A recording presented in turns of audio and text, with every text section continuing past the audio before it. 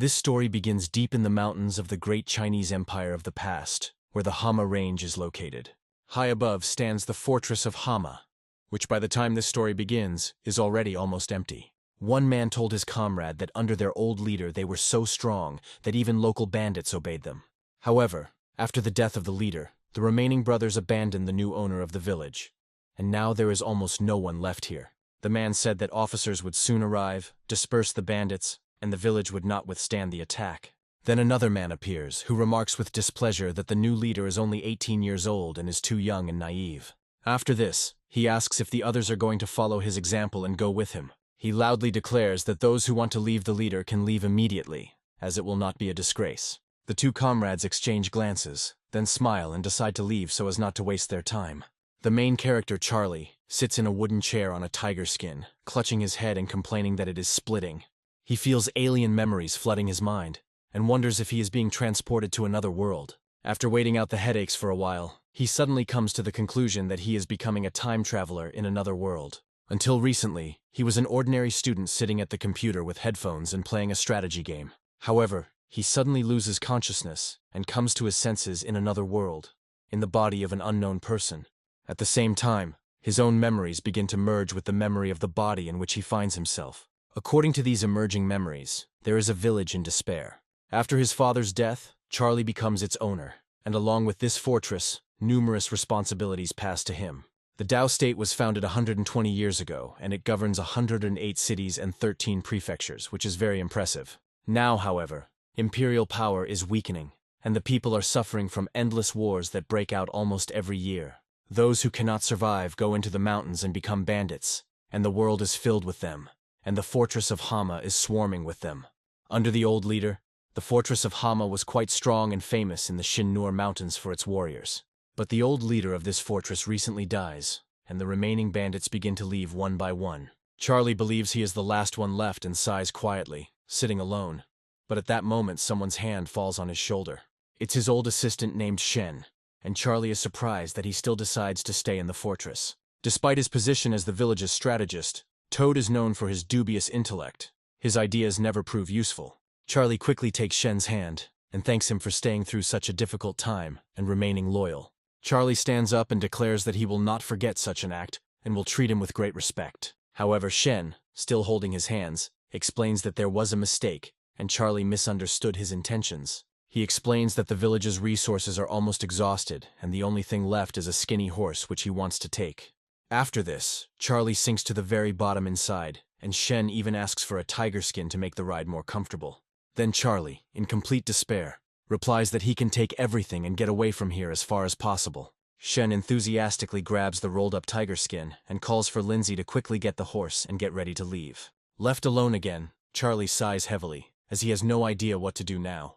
He worries that he won't be able to survive in an unfamiliar world, because he knows nothing about its customs and principles. Suddenly a small portal appears behind him, from which a hand extends, clearly reaching towards his body. This hand slowly approaches his head and freezes for a while, trying to get his attention.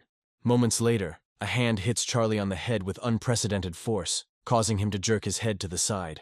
Charlie is very surprised and annoyed at the same time and turns around sharply, trying to understand what is happening. However, he quickly realizes that the space around him has changed, and a huge hall spreads out before him. He is surrounded by strange particles that can only belong to the digital space, which does not exist at that time. A few moments later, a long-haired blonde girl appears in front of him, and the hero is briefly speechless.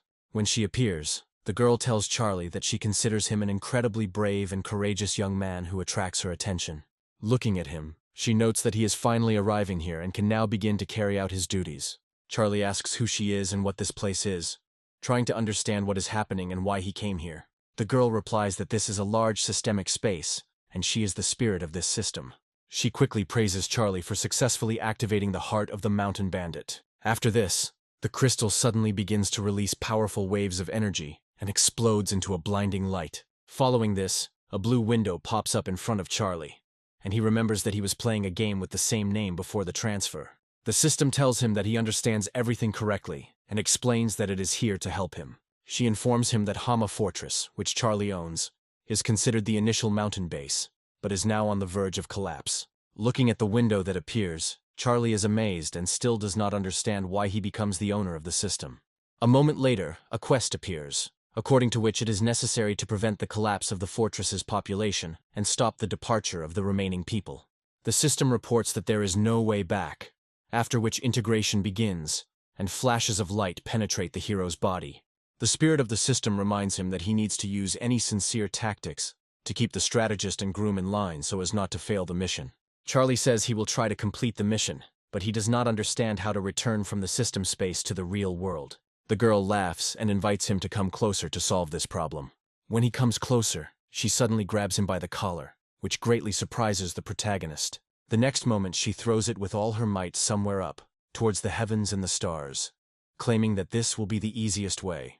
Charlie screamed, almost crying, as his body cut through the air with a loud whistle. A few moments later, he finds himself back in his original place, drenched in sweat and trying to figure out if he was dreaming the whole thing. What is happening really does seem like a dream, because such miracles only happen in fairy tales. However, the spirit of the system whispers right in his ear that if he fails the task, he will die a terrible death.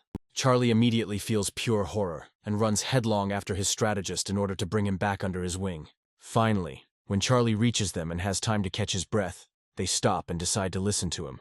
However, Charlie becomes distracted when his attention is drawn to a girl who is traveling with Shen. Lindsay, with a rather haughty look, remarks that they had better hurry up and not linger unnecessarily. Charlie blushes and asks the strategist who this beautiful girl is who decided to keep him company. Shen politely replies that this is his daughter, who usually takes care of the horses, and that the master simply hasn't seen her before. Charlie looks closely at the girl and realizes that the old bamboo really does have beautiful young shoots. Charlie grabs Shen's hand and says that he is an amazing person, and that he shouldn't leave because he makes a huge contribution to the life of the fortress. Despite his irritation, Shen calmly replies that he cannot return because he is old and considers himself a burden. Then the determined Charlie insists that since he hears such an answer, he will definitely not let the strategist go. He assures them that he will not let them starve as long as he lives, and then declares that no one will accept them into another village. Shen, perplexed, asks how they can survive if they stay, since there are only 3 of them left in the entire fortress. Charlie proudly replies that he has nothing to fear, and asks to be given a gun because he is going to rob someone. After this, he grins slyly, thinking about the reward he will receive for completing the task, anticipating a confident victory. Charlie instantly begins to imagine himself as a cool bandit with a graceful sword that he masterfully wields. He sees himself as an incredible handsome man who conquers this world with the help of his amazing skills. However, his dreams are shattered when he sees Lindsay irritably handing him a huge axe, heavy and ugly. Charlie was sweating with disappointment and tension, because this was clearly not what he expected to receive as a reward. He takes the axe with both hands, looks at it dejectedly, and immediately imagines himself as a stupid giant with huge muscles and an axe. A pop-up window appears in front of him about the mission being completed, after which the system hands Charlie an axe skill book. The protagonist almost immediately merges this skill with his abilities in order to upgrade himself even more. Shen reminds his master that it is dangerous to go alone, hinting that it is better to abandon this idea. But Charlie just looks at him blankly, making it clear that he has no intention of going there alone. Shen is, to put it mildly, surprised, realizing that Charlie wants to take him with him and does not even expect a refusal to this risky offer. Charlie says that he is not worried about this at all, because his faithful friend will never leave him in difficult times. Looking sternly and holding the axe over his shoulder, Charlie asks if the strategist has any other objections. Shen replies that he will say nothing more, realizing that Charlie is not in the mood to be contradicted right now. After a while, the 2 of them set off on their journey, leading the horse, which is still in good condition. To say that Shen is very happy about this would be a great exaggeration, but he still has no choice. Shen calls Charlie young master, but Charlie immediately tells him to never address him that way again. Smiling proudly, he declares that from now on, everyone will only call him master because of how strong he is becoming. Soon, a new task appears before them, according to which they need to carry out at least 1 successful robbery before sunset. Charlie raises his hand with the axe and the horse rears, their silhouettes standing out against the orange sky. He lets out a scream like a cowboy into the heart of the mountains to begin his great adventure. Meanwhile, a detachment of armed soldiers moves along a mountain road, escorting a very important person in a carriage. A soldier approaches a warrior named Lynn to discuss something important. He warns that the area is full of mountain bandits and asks to be careful, because they are escorting the bride of the city lord's son. Warrior Lynn sharply replies that if the bandits decide to attack, he will gladly introduce them to his spear. Lynn also says that the whole journey was too boring and calm, and his spear is bored because of it. Charlie, along with his faithful companion Shen, continues to travel through the mountain ranges in search of prey at this moment. Shen warns him, saying that it's getting dark, so they probably won't run into anyone here, and it would be better to go home. Charlie decides not to give up and stops his comrade, claiming that, apparently, he noticed something with his keen eye. Meanwhile, Lynn's comrades say they always rely on him, but the stakes are high, and it's best to be careful. One of the soldiers says that the manager is too cautious, and that the mission will be much easier than he imagines. They point out that they work for the city's chief, so no one would dare to commit an attack for the purpose of robbery. Charlie continues to keep a close eye on the caravan, and tells his companion that their target is finally in sight. Shen decides to quickly count all the opponents in order to soberly assess the danger that he will have to face during the robbery. He suggests retreating because the caravan is guarded by too many armed guards. Charlie says that he understands his fear perfectly well, but there is nothing to be afraid of in this case. After this, he mounts his horse and claims that if they are destined to die, they will do it together. Shen looks around carefully to assess all the opportunities the nearby landscape offers them. He doesn't plan to lay down his life for some unknown purpose, and he tries to find a way to escape. As he gets closer to the horse, he notes that he is choosing the perfect vehicle for fighting. Immediately after this, he decides to plunge a small knife into the horse's body in order to frighten it and make it run forward. Such a sharp pain in the croup area really has its effect, and the horse begins to scream loudly. Charlie is very surprised by such an act on the part of his friend, and mentally asks what the hell he is doing.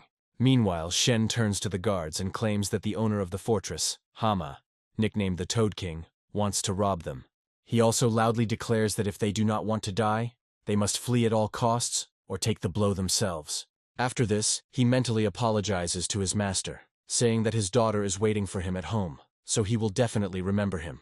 Charlie mentally calls him an old dog who is going to betray him, but at the same time he also calls him a king.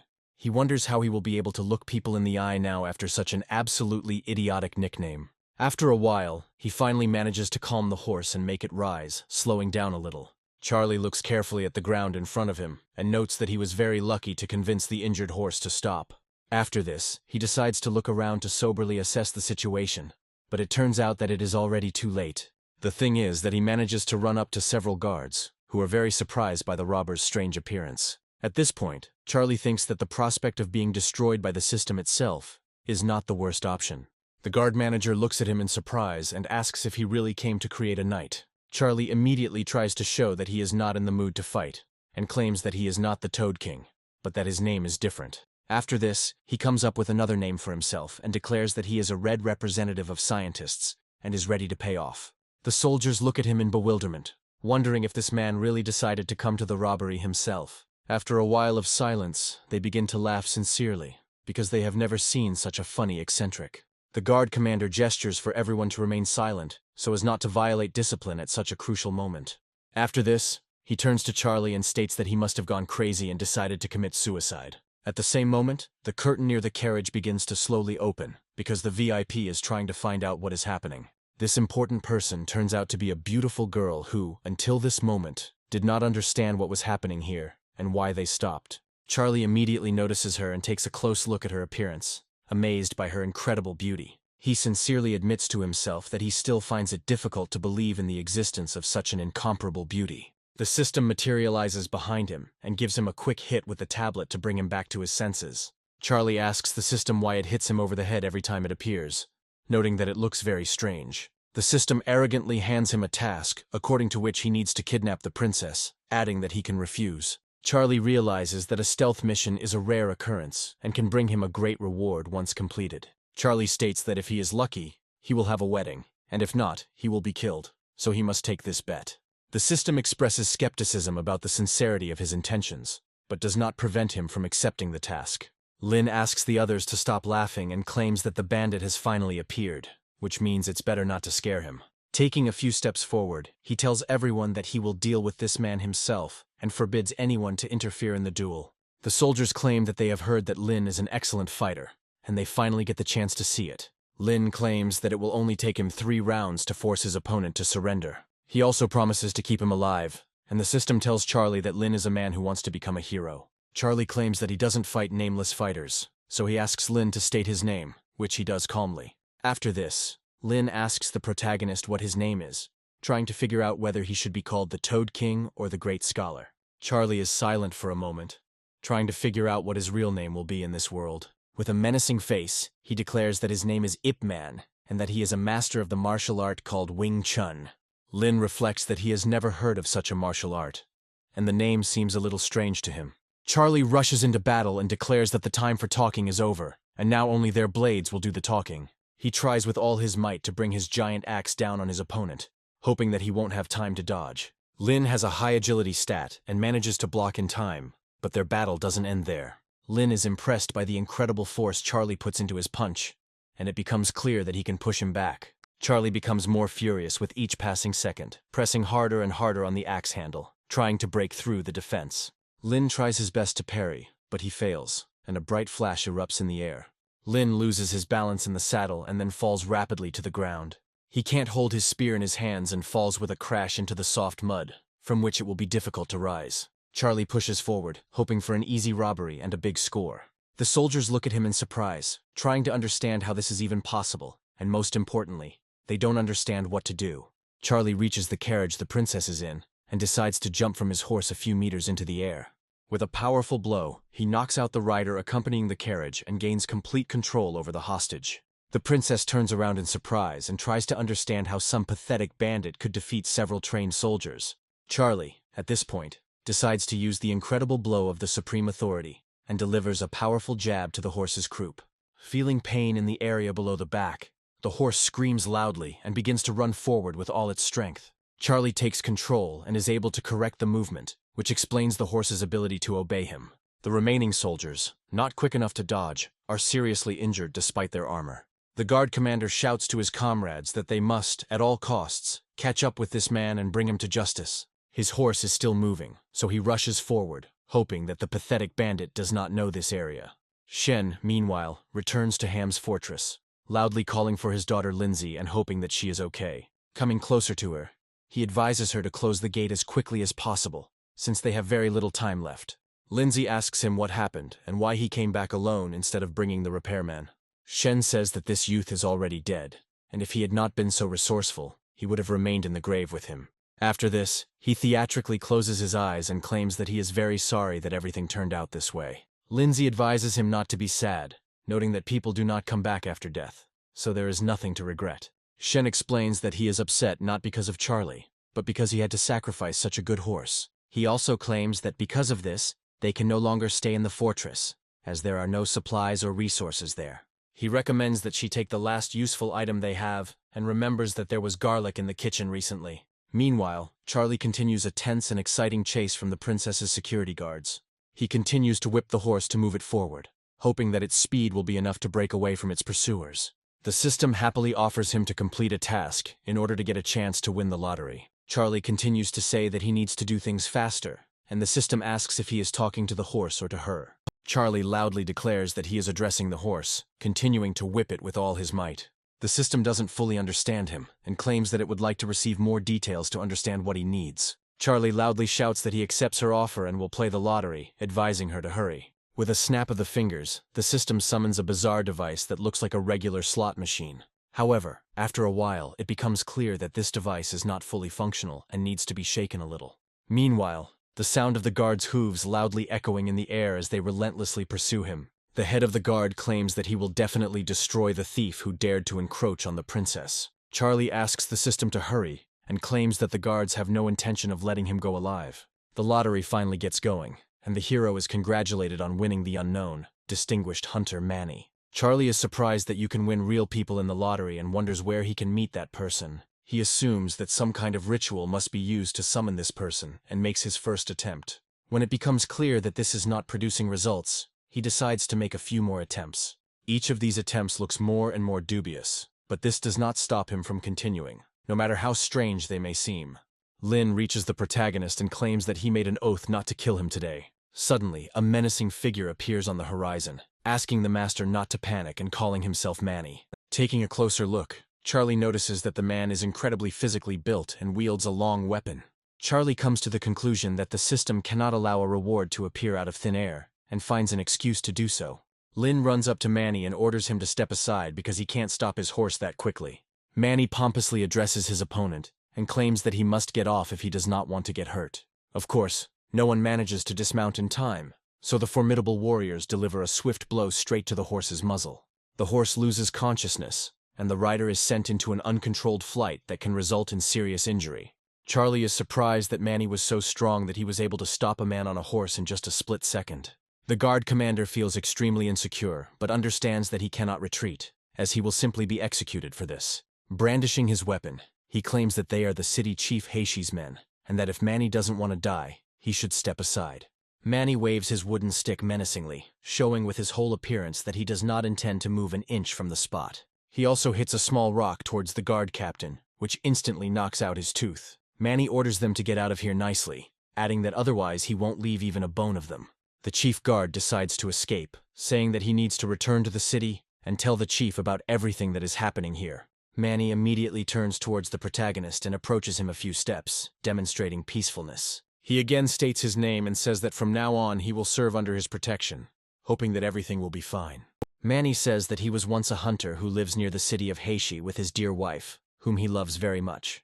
The town's chief hears of his wife's beauty and sends men after her while Manny is away to treacherously kidnap her. The wife does not want to go with these people, and seeing that she has nowhere else to run, jumps off the cliff in despair. When Manny returns home, it is too late, and after some time he discovers the body of his beautiful beloved.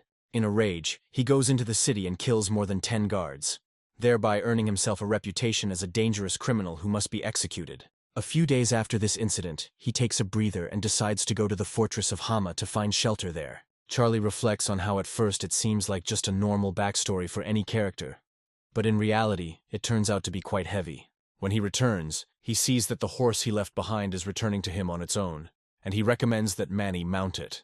Right after that, he tells them that they are returning to their fortress to talk to a certain person. Meanwhile, the sun gradually sets, and in just a few hours, night falls over the fortress. Shen turns to his daughter, telling her to put the pot on her back and see what else she can take with her. Lindsay, finding herself loaded to the brim, says she can't carry anything else because her body simply can't handle it. Shen says that this is a necessary restriction, because otherwise they simply won't survive if they come down from the mountain.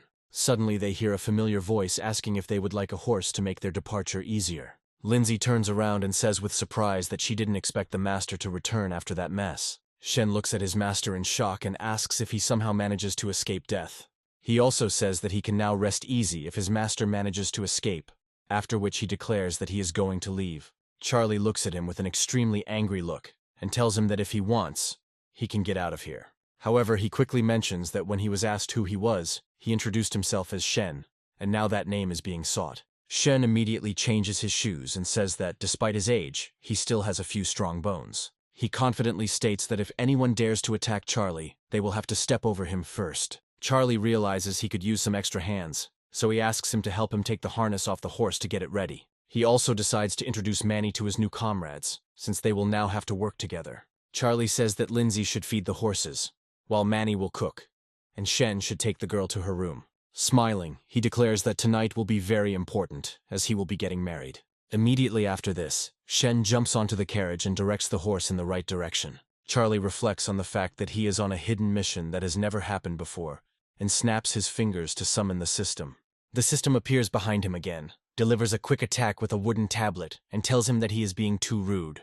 After this, she reminds him that she is a great system, not some ordinary program, so he must respect her. She admits that she finds it hard to believe that he can complete the first task of kidnapping the princess. Smiling, she announces that the new task is for a random person in the fortress to awaken their hidden traits. She also states that he must find out who will be this person who will discover new abilities in himself. Charlie decides to use a counting rhyme at random, and at the last moment his gaze falls on Shen, whom he dislikes. Charlie wonders if this vile old man is awakening his hidden ability as a reward for his betrayal. A few hours later, night falls over the mountains, and the action moves briefly away from the fortress of Hama. The guards decide to set up camp to come up with a story that will justify themselves and their escape. The strict boss says that if they want to live, they must answer how many attackers there were in total. The soldiers understand that this is going to be a difficult conversation, and admit that only one person is attacking them. After this, they realize that this is not good enough, and decide to say that in fact, there were 100 people there. Their boss says that's a weak excuse and claims there were at least 300 bandits there. He also says that they fight hard and leave behind a dozen corpses. But unfortunately, they were unable to protect the lady. Another soldier decides to get a tattoo to highlight the incredible hardship of the battle he is experiencing. The chief calls his soldiers together and tells them that they are returning to the city, after which he advises them to prepare properly. Lynn still can't calm down after the crushing defeat he suffers in the fight against Manny. He sadly says that he no longer dares to call himself a knight, because the manager trusts him, but he does not complete the task. He also says that the manager should not worry as he will save the girl from this family. Meanwhile, the system says that Shen's advice will always be terrible, and that whoever follows it will lose money or loved ones. Charlie reflects on how he thought Shen had nowhere left to fall, but he still manages to surprise him every time. Shen asks him what's wrong, to which he replies that he's just a little pale and wonders why he's coming. Shen says that he spoke with a girl named Sylvia, and adds that she is the fiancée of the city's chief, Haishi. He also adds that they create a big problem for themselves as soon as they capture it, since a whole army is sure to arrive after it. Lindsay interrupts their conversation, saying it's time to have a proper lunch and catch their breath. Charlie orders Manny to be called in, and they will discuss the current state of affairs and their next steps over food. As the impromptu fortress council gathers, he asks if anyone knows anything about the city of Heishi. Manny says that this city is located 75 kilometers from the fortress of Hama, and the city's leader is named Hank, who is a tyrant and a womanizer. Manny also says that he has 5,000 warriors under his command who have cavalry and heavy weapons. Shen states that this is a very unequal confrontation, so it is much better to try to get the princess back. Charlie asks him if he really wants to suggest that he get down on his knees and apologize to these people for kidnapping the princess. Manny says that he believes that instead of simply defending ourselves, we need to take the initiative and destroy our enemies. Shen and Lindsay realize this is a direct suicide and decide to pack their things to escape as quickly as possible before the terrible events begin. Charlie sternly tells them to abandon any thoughts of escape, as they will act differently. He also adds that this military leader can easily find himself another bride, and is unlikely to bring all 5,000 warriors here. He emphasizes that they are 5 days' journey from this city, and in these 5 days they must take an advantageous position and attack from ambush. The system appears before them again and gives them a task, according to which they need to repel an enemy attack that is about to happen. Charlie also says that his father catches an arrow during the siege and dies of an infection, which is a very sad outcome. He says that Manny has a more serious feud with the boss of this fortress, so he needs to take revenge in order to call himself a man. He menacingly says that no matter what happens, they are simply obliged to hold their ground and repel the enemy attack. Shen says that there are 2 roads leading to the city of Heishi. One is the official and wider one, and the other is a path. Charlie muses that Shen's hidden trait is that all his advice is bad, so he should do the opposite. Shen says that the enemies are definitely going the official route, and Charlie realizes that he needs to make the opposite choice. Smiling, he wonders what exactly Shen thinks about their chances of surviving this attack. Shen says he doesn't want to hide this from the master and states that they have absolutely no hope of winning. Charlie realizes that his advisor has the ability to destroy bad options, and his optimism increases. The action moves to the room where Sylvia is, as she is currently experiencing quite a difficult time. She sits motionless and does not say a word, and from the outside it may seem that she is simply sleeping. Charlie carefully opens the door and greets her, saying that he is bringing her a very tasty and nutritious dinner. He notices how quickly she becomes alert, and notes that she is a very quiet girl with clear and beautiful eyes. At first, he is happy that she belongs to him, which means he can do with her whatever he wants. However, he quickly takes control of his emotions and declares that if he crosses this line, an abyss awaits him. The system praises him for his integrity and gives him the next task, according to which he must win a woman's heart with his tenderness. Charlie hands her a tray of food and says he assumed he wasn't the only one who couldn't sleep this endlessly long night. Sylvia says that her family is a wealthy merchant dynasty, so they will pay good money if he lets her go. She emphasizes that she is the future wife of the city chief Heishi, so the money offered for her will be large. Charlie says she got it all wrong because the town's boss is his father's killer, and he kidnaps his fiancée in revenge. Sylvia says the desire is gone from his eyes, meaning he's no different from other men she meets. She adds that she only wants one thing, for him not to harm her, and that the rest of the conditions will be calmly agreed upon. The system informs him that in front of him is a surprisingly insightful woman for her young age. Charlie realizes that it is impossible to deceive her, which means he needs to try to act in a slightly different way. He says that in her eyes he probably looks like a rude kidnapper. But when he was little, he had dreams too. He tells her that he was once a boy who dreamed of holding a book and a sword in his hands, but then he saw many refugees. He says that he was angry at the elite of this world and wondered why the world was arranged this way, and then he wanted to save all the people and free them from trouble. He smiles and declares that now his dream is to simply hold this girl's hand and ask her if she agrees. Sylvia says that everything he says is a lie, but she understands that he does not intend to harm her, although she does not understand why. After this, she recommends that he simply tell her about his intentions, but not touch her. Charlie pauses for a moment and decides that now is the time to sincerely ask her for one favor. Sitting down on the table, he says that he would like to learn about this world, and these are the only sincere words from the moment he entered the room. He reasons that he needs to know as much as possible, and that now the merchant's daughter is sitting in front of him, which means this is a good chance. Their night turns out to be quite exciting as Charlie learns a lot of information about the countries and states of this world.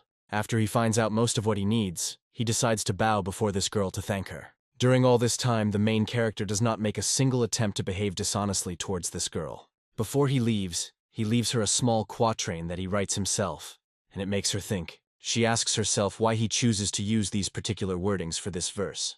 She says that she understands perfectly well the falseness of his words, but considers them quite beautiful, and suggests that he could become a good poet. Manny is nearby all this time and listens attentively to what is happening in this building. As soon as Charlie comes out of there, he stops him and says that he wants to talk to him about something very important.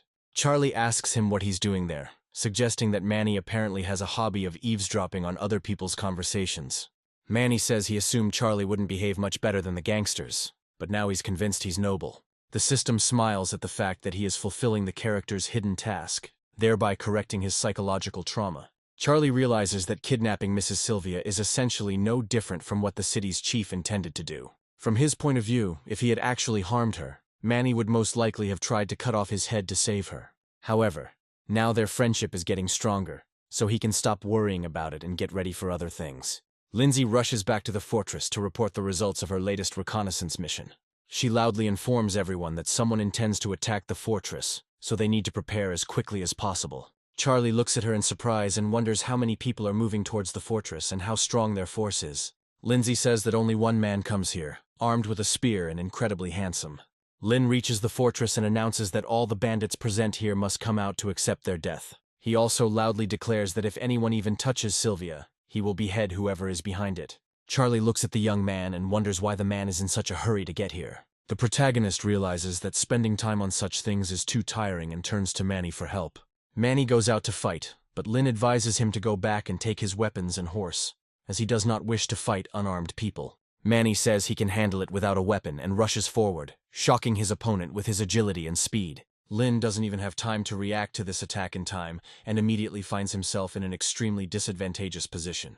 Manny grabs his head and lifts him above himself, noticing that his opponent does not have serious fighting skills. Lynn shouts loudly at him and orders him to let go, hoping that he will be able to redeem himself in this fight. Manny listens to his request and throws him as far away as possible so that he gets as much damage as possible. Lynn breaks several trees with his body, after which he says that he will return to take revenge for this. After the last tree, he lands on the stone steps and continues to roll down with a characteristic sound. Charlie says that when the man returns, he will be able to take his horse and leave in peace, since no one will disturb him.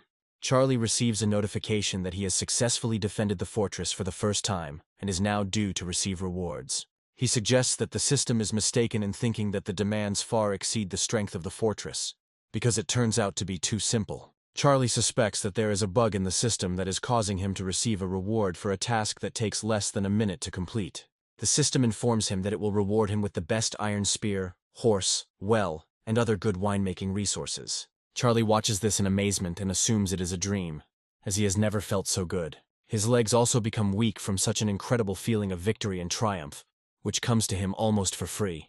Charlie approaches the system's embodiment and asks it what's going on, hoping to get at least some kind of explanation. However, the spirit says that he can do nothing about his mistakes, and that Charlie is free to use them. Charlie happily notes that he keeps receiving new awards, while Shen asks him what is happening to him. The system contacts him again and informs him that it has prepared a new task, according to which he needs to defend the fortress again. Shen says that he should be more discreet because girls might look at him, but he is interrupted. He understands perfectly well that this is probably a mission to protect against professional soldiers, which means the next attack will be more difficult. However, after a few minutes, Lynn appears on the horizon again and manages to recover his strength relatively quickly. He menacingly says that he is returning again and wonders if the bandits did not expect him to come for their souls. Shen says that this guy is back again, so it's better to finish him off. But Charlie says that's unacceptable. Feeling the nobility of the young man, he asks him if he is hungry and invites him to come in and eat. Lynn challenges him to a fist fight to settle the matter like real men, and Charlie asks Manny not to beat him too hard. He again instructs him to act as gently as possible so as not to harm the man, to which Manny nods silently. Lynn continues to provoke the enemy, ordering him to come out and show his youthful prowess. Manny complies with his demand and immediately rushes into battle, moving so quickly that it is impossible to notice. Lynn, of course, doesn't have time to react in time and receives a powerful blow that sends him into a long and fast flight. Charlie asks him if he's okay, hoping he'll come back here again and not get seriously hurt in the fall. Charlie finds himself being rewarded again for his second defense of the fortress, and realizes that he is now receiving even more rewards. After some time, he is given another task for the third defense of the fortress, while Lynn continues to climb up. Charlie asks him if he's okay, hoping that they can come to an agreement this time. But his hopes are dashed. Lynn says that if they don't let Lady Sylvia go, he will never stop as long as his heart beats. Charlie turns to his bodyguard again and advises him to be even gentler so as not to kill him. This fight ends exactly the same as the previous one, as Lynn's strength wanes with each attempt. Soon he is given another task to defend the fortress, hinting that Lynn will soon return to try to fight again. Sometime later, he completes this task again and receives another reward, already basking in the trophies of a series of unbridled victories. Lindsay approaches the protagonist and recommends that they return to the fortress as she is hungry. But he states that Lynn should not lose heart. The system rewards him for 10 successful defenses in a row without a single kill, and now he gains the good person trait. At first, Charlie doesn't understand what this means, but after a while he notices that Lynn still hasn't returned. Crouching down, he realizes that something must have happened, since this man has a stubborn character and could not give up. Suddenly he wonders if this man was attacked by bad people and decides to come to his aid. Immediately after this, he recommends that all his comrades remain where they are, while he himself goes down to check everything thoroughly. Meanwhile, Lynn stands at the cliff and says that he was wrong to call himself a knight who, with a spear in his hand, wanted to sweep away the villains. He says that today he is again being humiliated by robbers, and now he is losing his horse and spear. He expresses hope that if he dies now, he will be reborn in 20 years and become a knight again, gaining new powers. Charlie clears his throat several times, trying to get his attention and distract him from the dangerous step. Lynn asks him if he is going to make fun of him, adding that the king would never allow such a thing to happen. Charlie says that he hears Lynn's words and considers them worthy of respect, but adds that only young people are willing to die for their ideals. After this, he adds that real men live modestly for their ideals, and dying for an idea is just a show of bravery. Charlie adds that such a way of leaving life is cowardice and desertion, which is unworthy of respect. Charlie also recommends that he wake up and look at himself, as he is already becoming a pathetic ghost of a great knight. Lynn asks him what he can possibly understand about such things, since he is just a pathetic robber from the mountains. Charlie says that Lynn may look down on him, but he once had ideals that he tried to follow. Lynn asks him if he ever really had ideals, and Charlie asks if he wants to hear about it. After that, he tells him a rather cool story about how he used to hold a jade book and a great blade in his hands. After this, he adds a pinch of drama to the story to make it sound even more convincing. It also adds some interesting twists where he becomes disillusioned with his ideals after some serious upheaval. After this, he adds that now all he wants is to hold the hand of the company he is trying to find. Lynn looks at him and mentally wonders if all this is really being said by an ordinary mountain robber. His eyes begin to slowly close, and he doesn't have time to answer Charlie's question about whether he wants to share this journey with him. Lynn finally asks himself how a man with such a big heart can turn out to be a robber, and begins to fall down. The cliff beneath his feet begins to slowly crumble, but he is already completely losing control of his own body. Lynn pays no attention to mortal danger, because everything loses its meaning for him. Charlie comes to the rescue in time and intercepts him, preventing him from falling into the abyss, thereby saving his life. Charlie carries him away and finds that he is seriously injured but still trying to fight. After some time, he is carried to the fortress of Hama in order to treat his wounds and offer him lodging and food. Charlie turns to Shen and asks him if there are any other medicines in their fortress that can heal wounds. Shen says that all the medicine was stolen by his brothers when they left the mountain, and suggests that Lynn is a covert spy. Charlie says he's not worried about that and asks where the hoe and shovel he asked for are. Lindsay is already entering the room, and says that she brought all the tools that he told her about recently. Shen asks him what he plans to do, to which Charlie, with great calm, replies that he will dig up treasure. Shen says that this is impossible, since there cannot be any buried valuables in the fortress. Charlie quickly finds the miracle pills and sends Shen to give them to Lynn. Immediately after this, he turns to Manny and tells him that he will have a black horse as a reward for successful service. Lindsay comes closer to them and says that she found an iron spear in the grass that looks strong and powerful. Charlie, among other things, finds an indecent picture that must be burned to avoid embarrassing himself and others. In addition, a drum is found under the stone, which can be useful for making important announcements. Lindsay also finds the banner somewhere under the table and discovers that it was thoroughly covered in dust. After some time, the dry well, which had been abandoned for more than 10 years, suddenly began to fill with water on its own. The spear, received as a reward for defending the fortress, is decided to be given to Manny for his faithful service. Manny says he always dreamed of one day owning a spear, and now plans to use it to the fullest in combat. After tallying up today's results, he wonders why they still haven't gotten the ball he dreams of. After a while, he remembers that they still have 50 wooden boxes in which he can definitely find something valuable. Shen removes the lid from the basement and recommends that Charlie go down to check for any interesting artifacts. Shen speculates that these dozens of boxes are all the savings of the old owner of this fortress, accumulated over many years. Charlie states that he is not sure about this, but they both come up with the idea of opening the boxes to find out everything. To perform the necessary ritual, he decides to wash himself, since opening boxes with a dirty face is considered a bad omen. Charlie recalls that for many years he donated in card games and played various projects with casino elements. He hopes to get something great, but what he gets is a box of stones that is complete rubbish. Charlie pushes the idea out of his head that secret teachings and video game donations can help him with this issue. Shen wonders why he doesn't open one of those boxes, to which Charlie replies that he can try his luck. A few moments later, the advisor looks in surprise at the substance found in the box and wonders what it is. Charlie comes closer and comes to the conclusion that it is ordinary gunpowder, and Shen wonders if it can be eaten. Charlie says that it is inedible and recommends opening all the boxes to find out what is inside. After some time, they complete the inventory and discover 10 boxes of gunpowder and 20 boxes of common stones. Charlie says that with the help of this gunpowder, and thanks to geographical convenience, one can successfully defend the fortress. Charlie recommends stacking the boxes because they can be used, and Shen notes that the master is very far-sighted, although he himself suggests using them for firewood.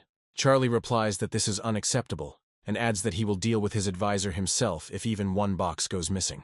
He also asks where their fields are, to which Shen replies that they are located on the back slope, but are not suitable for farming.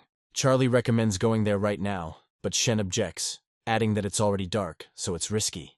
Charlie goes there with his comrades anyway, and Shen says that he planted wheat seeds in the spring last year. He sadly says that unfortunately, this did not bring any results, and apparently, nothing has changed.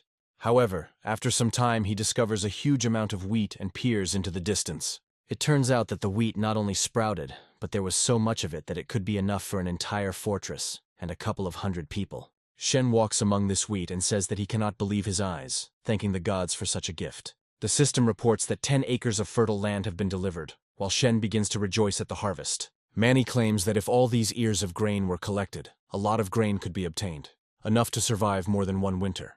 Lindsay confirms his words, saying that wheat straw can also be heated in the stove, which will make it much easier to survive this winter. Shen understands that for this, he must immediately fall to his knees to thank all the gods for such generous gifts. He declares that the gods have descended upon them with their grace, so now they must work 3 times harder. Charlie watches this and realizes that the fortress is inhabited not by bandits, but by peasants driven by a time of turmoil. He understands that old and young farmers work in the fields and sometimes come down from the mountains to buy the necessary products. Shen was just a teacher in a village homeschool before he went up into the mountains due to dire need. He understands that the greatest entertainment for him is buying a jug of wine, after which he has a good time drinking alcohol. However, one day, a bully in the village sets his sights on his daughter and repeatedly tries to kidnap her. After numerous refusals, one day Shen decides to invite this bully to his home in order to deal with him once and for all. He dresses up his daughter, buys wine, and slaughters an old hen that laid eggs to prepare everything for the important celebration. He praises his daughter, saying that she is very beautiful and will take good care of any man who takes her as his wife. He also tells the groom that today will be their wedding night, and that he will make sure that they are not disturbed. This turns out to be a trap, as that night Shen chops off the groom's head with a kitchen knife when he becomes completely drunk. They leave immediately afterward, having first set fire to their house in order to fake their own death. They set out on a journey of wandering and, after going through a great number of hardships, suddenly reach the fortress of Hama. This may be Shen's first successful strategy, and Charlie, upon hearing the story, thinks it's great. Lindsay turns to her father and tells him that she wants to take some ears of wheat and make some flatbread for him. They stay there for a long time, enjoying the beauty of the wheat field. But after a while it is time to return. Shen discovers the banner Charlie is holding and says it belongs to their stronghold, noting that he thought it was missing. Charlie wonders who came up with the strange design that shows an egg sitting above a toad. Shen tells him that the banner depicts the moon being swallowed by a toad, adding that it is a symbol of great ambition. Charlie hands the banner to Manny and asks him to hang it high above the fort, which he successfully does thanks to his acrobatics. After he completes a task, he will perform a small jump back to appear next to his allies. In the moonlight, this banner looks very interesting and truly reveals the full magnificence of the artist's work. Shen and Lindsay conclude that with the wheat now available, they will be able to survive the winter if they manage to survive the attack. Charlie reflects on the fact that this is his land, and he wants very much to protect it, no matter the cost. Charlie wonders if this means he decides to fight for her. The system appears next to him and calls him a fair guy, saying that the flag has been raised and that heroes all over the world will hear the word. At this time, there is a transfer to the palace of the city's chief, where an awkward meeting takes place between him and the guard. The guard says that they have been subjected to a terrible attack, which forces them to retreat, sacrificing Sylvia. After these pathetic explanations, complete silence reigns in the room, as no one dares to utter a single word. The head of the guard tries to continue his story, saying that he was about to start a fight with the robbers, but they were attacked by arrows. They ask him whether there are really so many robbers on the city ridge that they were able to surround them. The commander falls to his knees again and says that he did not know that there were more than 200 people there, and therefore he is making a mistake. He begins to bow before the master of the city and asks him for mercy, saying that he tried his best to protect her. The city's mayor remains absolutely adamant and says that this man must be executed as quickly as possible. The chief guard tries to continue to ask for forgiveness, but is simply dragged out to carry out the sentence. After some time, the son of the city chief comes out of the chambers and anxiously turns to his father. He asks him for a sign from a military leader to lead a detachment of soldiers to the mountain ridge and exterminate the bandits in order to save Sylvia. The city chief says that if the girl died, it doesn't matter to him, since he can find someone better for her. His son says that if a man cannot protect his wife, then he cannot stand between heaven and earth. His father asks him how many soldiers he needs, after which he states that he needs 2,000 brave warriors.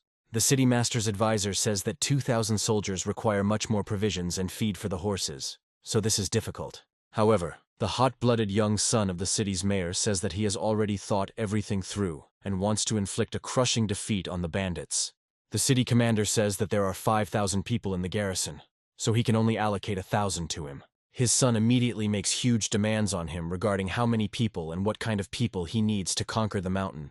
After hearing all these demands, the city chief says that he is glad to hear this and allows him to take command. After this, he returns the chief of the guard and says that he will accompany the master to atone for his guilt. The chief of the guard thanks the master of the city, saying that he will not forget this great favor. However, in reality, he understands that if his deception is revealed, a fate much worse than execution by the hangman awaits him. The mayor turns to his advisor and asks him what he thinks of this strategy. The advisor says that dressing warriors in heavy armor in the mountains would be a bad idea, adding that it would be difficult for the cavalry as well. The city leader says that his son studies many treatises of different military leaders, so he is quite smart. He adds that in this case there is no need to take additional measures, and his advisor says that he will be at peace. He also points out that they have a lot of things to take care of, and wonders what to do now. The city chief says that he is very tired and does not want to see anyone, after which he turns to his servants. Rising to his feet, he turns to his advisor and informs him that if he ever tries this, he will find that nothing in the world matters. The military leader does not answer and remains aside, but it is clear from his face that he is clearly dissatisfied with the behavior of his superior. Meanwhile, Charlie decides to consult with Sylvia and suggests that the city of Heishi does not have a regular army. He explains that there are 20,000 households in this city, and they cannot afford to raise an army of 5,000 men. He also adds that precautions will not allow them to send all the people, as they could be attacked. Sylvia reports that in wartime, homes can be called upon to respond to losses, and if the city is attacked, the military will have free rein. Sylvia adds that one of the commanders once intended to train the regular army, but the costs proved too high. Charlie asks her who the advisor is, and Sylvia tells him his name is Barry, and that he is a really wonderful person. Sylvia emphasizes that while the city's owner is enjoying himself, he is still trying to make the city better. Charlie points out that the system is imperfect, and Sylvia assumes he is criticizing it because he knows a more advanced way. Charlie says he has no ideas yet, but Sylvia advises him to escape from there because 200 soldiers are approaching. Charlie explains that his plan is designed for a 500-man attack, so he will not run, even though there are only 4 defenders in the fortress. After some time, he returns to the infirmary to check on Lynn. He finds that Lynn has recovered quite quickly and can already walk and move his limbs freely. Lynn looks at him in surprise and immediately calls him master in gratitude for bringing him here. Charlie extends his hand to him and tells him that he did it for the sake of the ideal that once guided him. Lynn is very impressed by Charlie's big heart, despite the fact that at first glance he seems like an ordinary robber. He decides to respond with a gesture, and says that he will also try for the sake of their common ideals. After some time, Charlie comes to Shen and informs him that the task of ensuring success, on which the well-being of the fortress depends, lies on his shoulders. Shen asks why he couldn't delegate this to someone else, and Charlie explains that he must go to Feihu Fortress and find Gary. Shen claims it's suicide, but Charlie recommends taking wine with them and claims that Haishi City is planning to attack them. Shen desperately asks if they will listen to him, since they will simply kill him as soon as they see him. Charlie says that in this case you need to act, relying on your wits and deceive them. Shen admits that he is still afraid that they might attack him, to which Charlie replies that he will go with him to Lynn. Shen continues the operation, saying that he would like the master to go with him, but Charlie states that it is too dangerous for him. He encourages Shen to be braver and reminds him that if anything happens, he will take care of his daughter. Immediately after this, Charlie warns that if Shen dares to refuse, very harsh and immediate sanctions will follow. He promises that otherwise he will hang the incriminating evidence he found during the search of the fortress on the city walls. Shen realizes that he has absolutely no choice, harnesses the cart and sets off on his journey with Lynn. Shen's appearance betrays his absolute reluctance to go and fear for his life, but there is no need to worry about him. Manny asks Charlie if they will believe him at the fort, to which he replies that it doesn't matter. He explains that the main thing will be to send people on reconnaissance, and then they will have a chance. He also says to put crushed stone, rice straw, and use paper tape in the boxes. After a while, they complete their preparations, and Charlie asks to move the box of gunpowder further away for a test. As soon as the moment of testing arrives, the box bursts with a deafening roar, releasing a huge amount of energy. Manny reports that the rebirth of a new dragon's land has just happened, not believing his eyes. Charlie explains that this is the art of explosion, and with it he will be able to defeat the enemy army. Meanwhile, the son of the city's master is preparing to march with his fighting armies into the mountains. He says the sky is clear today, which is definitely a good sign. The soldiers nearby mentally call him a bastard, realizing that they are currently fighting in heavy armor. One of them turns to his comrade and asks why he is here, since he has been serving for 60 years. Someone replies that it doesn't matter, while the city chief's son continues to ponder the matter with rapt attention. Grabbing his sword, he turns to one of the soldiers, putting the blade to his throat, and asks if he is satisfied. After a pause, he says that he is pleased, since in ancient times before a military campaign it was necessary to sacrifice a person. The soldier asks him not to joke like that, to which he replies that there is no place for any jokes in war, and delivers a fatal blow to his neck. He recommends that he rest in peace, as from this day on his family will be glorified along with his name. Having senselessly finished off one of his soldiers, he says that it is time to step forward and defeat his enemy. The soldiers watching him think that this bastard is acting like a real madwoman, but they have no choice. After this, they mount their horses and prepare the carts, after which they set off for the city, looking around in anticipation of the enemy. The chief of the guard asks the mayor's son why he is riding in a cart, but he declares that he will not attack. With a smile on his face, he says that his job is to command the troops and that his injury will not do any good. His interlocutor notes that this is a very reasonable idea, after which a cold sweat appears on his forehead. He also states that one can only command an army from the rear, and that having defeated the troops, one can stand with one's head held high. Meanwhile, Barry moves around the city hall and continues to be overcome by disturbing thoughts, so he decides to visit the boss. Opening the doors of his chamber, he loudly addresses him in order to attract his attention and distract him from more important matters. It turns out that the city's boss has been having fun with 2 girls all this time, completely oblivious to everything. Barry says that the young master left earlier, but he is uneasy, so he would like to send 100 mounted warriors after him. The city's mayor says he is absolutely confident that everything will be fine, but adds that he can leave. After a few moments, he recommends leaving quickly so as not to spoil the boss's mood with his presence. After some time, he turns to the soldiers and reports that an order has been received to take 100 horsemen. After this, he dons his armor, commands his men, and declares that they must set out immediately. Meanwhile, night falls over the mountains, and the army of the young master continues its tiring march. The chief of the guard notes that they are about to reach the mountain ranges, so the soldiers need to be given a rest, as they are tired. However, the young gentleman objects, saying that in war, speed is the key, and bandits might attack them at night. The chief of the guard states that the soldiers are tired and can no longer march in full uniform without a minute's rest. The young gentleman replies that they are at war and death awaits them all, so any fatigue means nothing. After some time, a scout approaches them and informs them that there is a fork in the road between the official road and the path ahead. The chief of the guard states that there can be no discussion here, since the most obvious option will be the official road. The young gentleman decides to read a military treatise, and points out that the bandits will know for sure that they will take the official road. Smiling, he notes that in this case he will surprise them and not get caught, after which he chooses to follow the path. Meanwhile, they continue to be watched by bandits who use the vegetation to hide their presence. The bandits realize that the people from the Hama fortress were telling the truth, and the city of Heishi sent a large army to attack the bandits. After this, he rushes away in the hope that he will have time to report this to his boss as quickly as possible. The news that the city's troops were approaching the mountain was carried by scouts to all the bandits' fortresses. This news is initially sent to Faihu Fortress, as their scouts are closest. Having reached the commandant of the fortress, the scout reports that these are indeed troops from the city of Heishi heading towards the gorge. The commandant's brother says that they are not going to us, because this road leads to the fortress of Hama. But he replies that there are only 5 people in this fortress. He adds that if they started to act, everything could be clarified.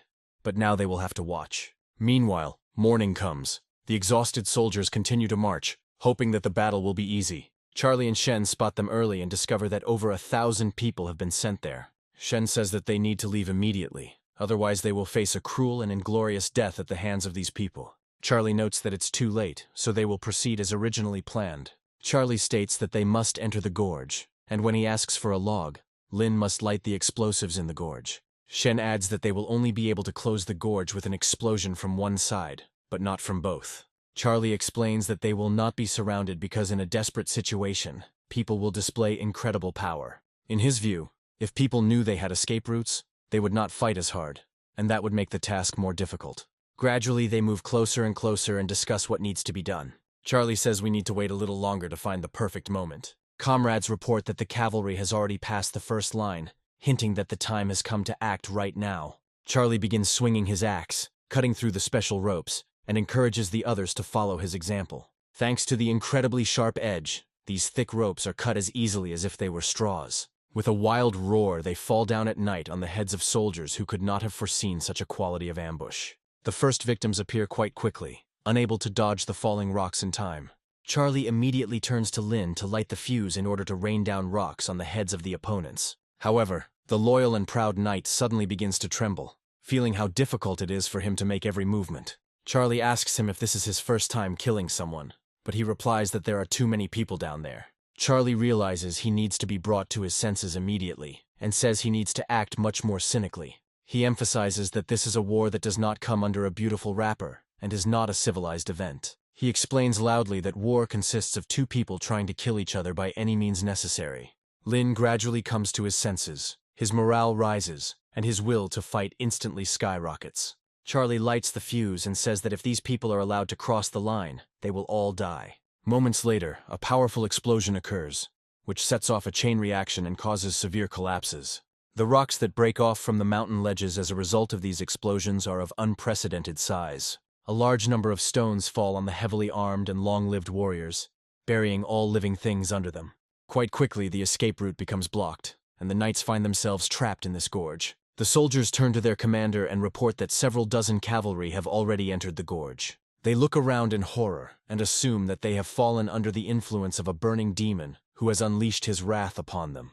A few moments later, a powerful explosion is heard, the shockwave of which blows several soldiers aside at once. At the same time, the avalanche continues, driving the riders further and further into unknown lands full of dangerous traps.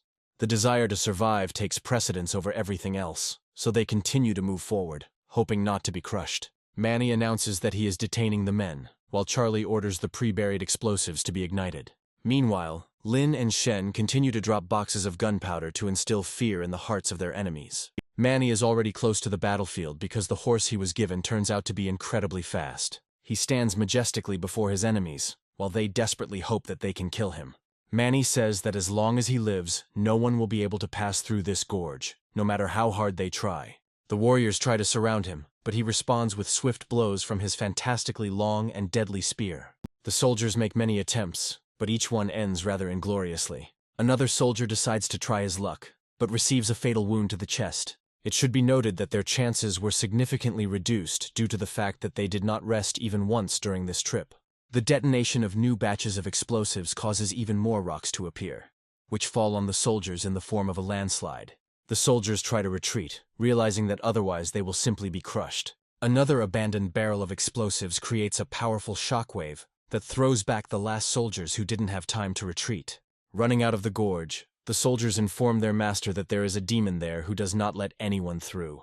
All this time, the young master shows no interest in the progress of the battle, being far in the rear. Seeing the retreating soldiers, he gets to his feet and announces that anyone who crosses the line will be executed. He reflects on how he feels possessed by a famous general who will prevent disaster.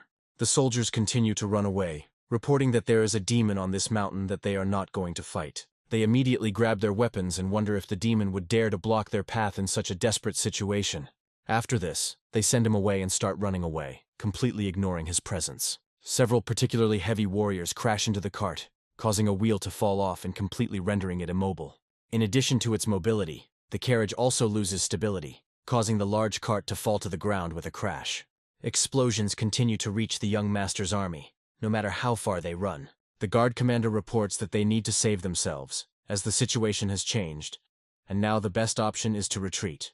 The young master reminds him that the ancient generals gained experience from defeat, so this will not break his will. He takes out his sword and says that now the commander of the guard will witness his incredible path to glory. He takes a few steps towards him, demonstrating his readiness to fight, and emphasizes that now the glory will belong to him too. It is worth noting that the head of the guard did not appreciate such a gesture of incredible generosity on the part of the young man. To escape, he simply pushes a man who has never been in a proper fight. He calls him a stupid bastard and adds that he has to take care of himself now, since he is not going to babysit him. Charlie watches the battlefield and wonders if they won, realizing that the army was completely defeated. Shen confirms his thought, reporting that it appears the last soldiers have retreated and decided not to fight. Charlie addresses Shen and Lynn, saying that they should go to the battlefield to observe everything closely. Sitting on the cart, he turns to Lindsay, asking her to beat the drums loudly with all the strength she has. The young girl strains herself and tries to hit the drum as hard as she can to notify everyone of their glorious behavior. Charlie raises his hands in joy and notes that it is time to consolidate his successes on the battlefield. Quite quickly they find themselves on the battlefield, discovering that some knights are still there. Charlie loudly informs them that if they don't want to die, they must hurry, as they only need their horses. The soldiers realize that they have no desire to give their lives for unknown reasons, so they decide to run away. Abandoning their horses, they quickly run away towards a safe exit, noting that they do not want to fight. Charlie and his team watch them closely, not having the slightest intention of letting the ordinary soldiers go. Charlie informs Manny that he will take care of the horses while he and Lynn head to the defense field to find the sword. Meanwhile, the bandits from the neighboring fortress are watching the events closely, showing interest in the outcome. The brother of the commandant of this fortress asks him whether he expects that the fortress of Hama will stop a whole 1,000 soldiers. The commandant, whose name is Harry, replies that he doesn't understand anything either, but perhaps someone simply helped in planning this operation. His brother states that the world is truly unpredictable, after which Harry asks if he has forgotten which side he is fighting on. Immediately after this, they rush forward to rob the pathetic soldiers who no longer have the strength or desire to fight. The soldiers' morale is already at 0, so they have no choice but to accept defeat. This also gives carte blanche to the bandits, who can now demand anything they want as ransom. Some soldiers beg for help, saying they are ready to give anything just to be left alive. The robbers reply that they don't care about their lives at all, and that they are only here to get their hands on property. Meanwhile, Charlie catches up with the young gentleman and discovers that he has a pretty good sword in his hands. He orders him to stop immediately, noting that he must tell him something very important. Suddenly, Charlie hears the steady sound of hooves and realizes that another squad is approaching them. He stops and notes to himself that there is a detachment of well-trained cavalry nearby, which is best not to encounter. Meanwhile, Barry orders his warriors to keep their spears at the ready and be prepared for any eventuality. Charlie decides to follow him, realizing that this man has a very strong aura, and it is better not to mess with him. Thoughts flash through his mind that this could be reinforcement, but he doesn't understand why it came now. The young gentleman reaches Barry and asks him to save him, noting that the pathetic humans have deceived him. As he is a few meters away, Barry instantly draws his sword and delivers a quick blow. The young gentleman continues to plead for help when the lifeline is not broken due to a lucky draw by one of the men. Blood starts to gush into his body, and such a wound cannot be cured even if he is taken to the hospital. Gary suddenly commands his allies to inspect the corpses and forms up, after which the system displays his stats. Charlie discovers that he is dealing with a top-notch advisor, and understands that it is better not to enter into open conflict with him. Harry quickly looks around as he hears suspicious sounds that resemble the rustling of people.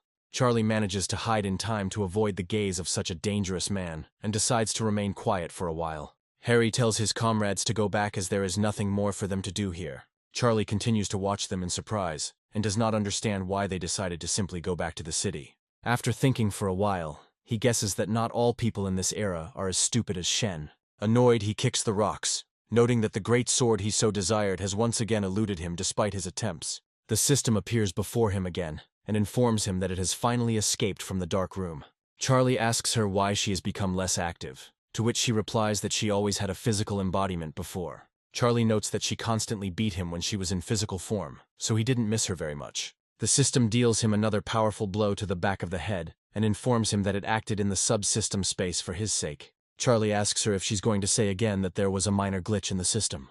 The system becomes even more angry, and asks if he is ready to repeat his words, looking into its eyes. Charlie jumps and tries to run away, while she grabs a giant hammer and prepares to teach him a lesson. The first attack on Heishi City alerted all the mountain bandits, and Feihu Fortress was one of the first to come to the defense. Meanwhile, Lindsay jumps on a horse and tells her father that everything that is happening reminds her very much of a dream. Shen calmly collects the swords from the battlefield and announces that they need to harness the horses and return home. Lindsay asks him if he likes the white horse she manages to get during the battle. After some time, he hears the peaceful sound of hooves and the loud voice of the now familiar robber. Harry gets to the old man and says that he is getting such good horses during this battle. Looking at him with a stern gaze, he informs him that he will demand several horses from him, so that he will let him pass. Shen looks at him in surprise, and says that they are getting up surprisingly early today, hinting that he does not expect to see them. Gary accuses them of being, in his words, very wrong, and that they will now eat meat, while they allegedly throw only bones to the rest. Taking a few more steps towards them, he says that they must immediately share the horses. Lindsay proudly asks them why they should share stolen horses when they earned them themselves. Shen immediately turns to his daughter and advises her to remain silent if she does not want to incur the wrath of the rest of the bandits. After that, he says that everyone works hard today and gets some resources, but Gary starts to insist. His brother orders Shen to stop talking nonsense and then immediately grabs his sword. With these words, he rushes forward and declares that he is not going to divide anything and will simply take everything they have. Approaching their cart, one of the robbers says that he wants to take the white horse for himself, as it is the most beautiful. However, a few moments later, an arrow hits his horse in the head, which instantly sends the unfortunate animal to the next world. The stunned robber tries to get to his feet and wonders who dared to attempt on his life. They mentally note that it was a brilliant shot, but decide not to say such compliments out loud. Manny says that if he takes even one more step, he will die a quick and almost painless death.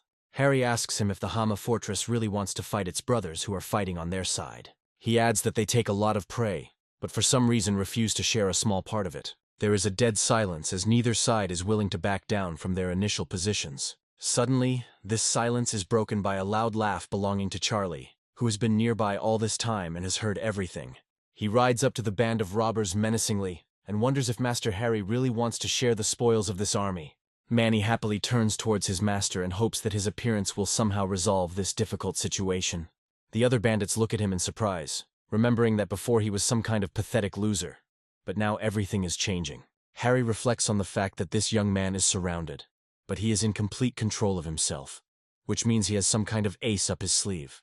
Charlie asks him why he doesn't want to share horses anymore, and says he's willing to listen to his proposal. After a short pause, he menacingly says that if he kills them all, they will not have to share any supplies. Some of the robbers lose their composure and say that such a puppy had the audacity to utter words that he will regret. Another robber notes that when this scoundrel's father was alive, he did not even dare to tell them something like that. They assume it's just a bunch of bullshit and say they need to finish him off as quickly as possible. Charlie suddenly starts shouting and orders them to stop immediately if they value their pathetic lives. After this, he points his finger at them and says that he will just ask how many robbers there are here. Harry replies that it makes no difference how many people are here, since there are more of them anyway. Charlie says that in that case, he simply won't be able to satisfy his bloodlust if there are too few opponents. After this, he declares that he has already killed 1,000 people, and that nothing prevents him from destroying as many more for his own amusement. The crowd of bandits standing before him is terrified and in doubt as he actually defeats an entire army. Harry reflects on the fact that there are only 5 people in the fortress of Hama, who would hardly be able to deal with such a number of warriors. Making a peaceful gesture, he says that he would like to know how Charlie was able to deal with such a large army. Hearing this question, Charlie just laughs loudly and says that such things are too complicated for ordinary people to understand. The other bandits look at him with incomprehension, trying to figure out what is hidden behind this pathetic bravado. However, after a while, having laughed his fill, he points his finger at them and announces that he has a divine technique. Immediately after this, he raises his hand up and says that he will now call real lightning here. The robbers look up at the sky and wonder what the hell is going on, trying to figure out where the lightning should come from. However, upon closer inspection, they realize that the weather is clear and there is no source of lightning. Charlie continues to stand there and repeats her lightning spell, but nothing happens. Charlie repeats this spell once again, hoping that Lynn will finally hear him and fulfill his demand. Meanwhile, the robbers come to the conclusion that this guy is just trying to confuse them, so they need to show him. Charlie continues to sit on his horse and think about how lightning is about to strike here, while the enemies rush at him with weapons. However, this time his spell finally works, and a powerful explosion is heard in the gorge, stunning everyone. The bandits look at him with their mouths open, and cannot understand how he was able to create such powerful destruction with his fingers.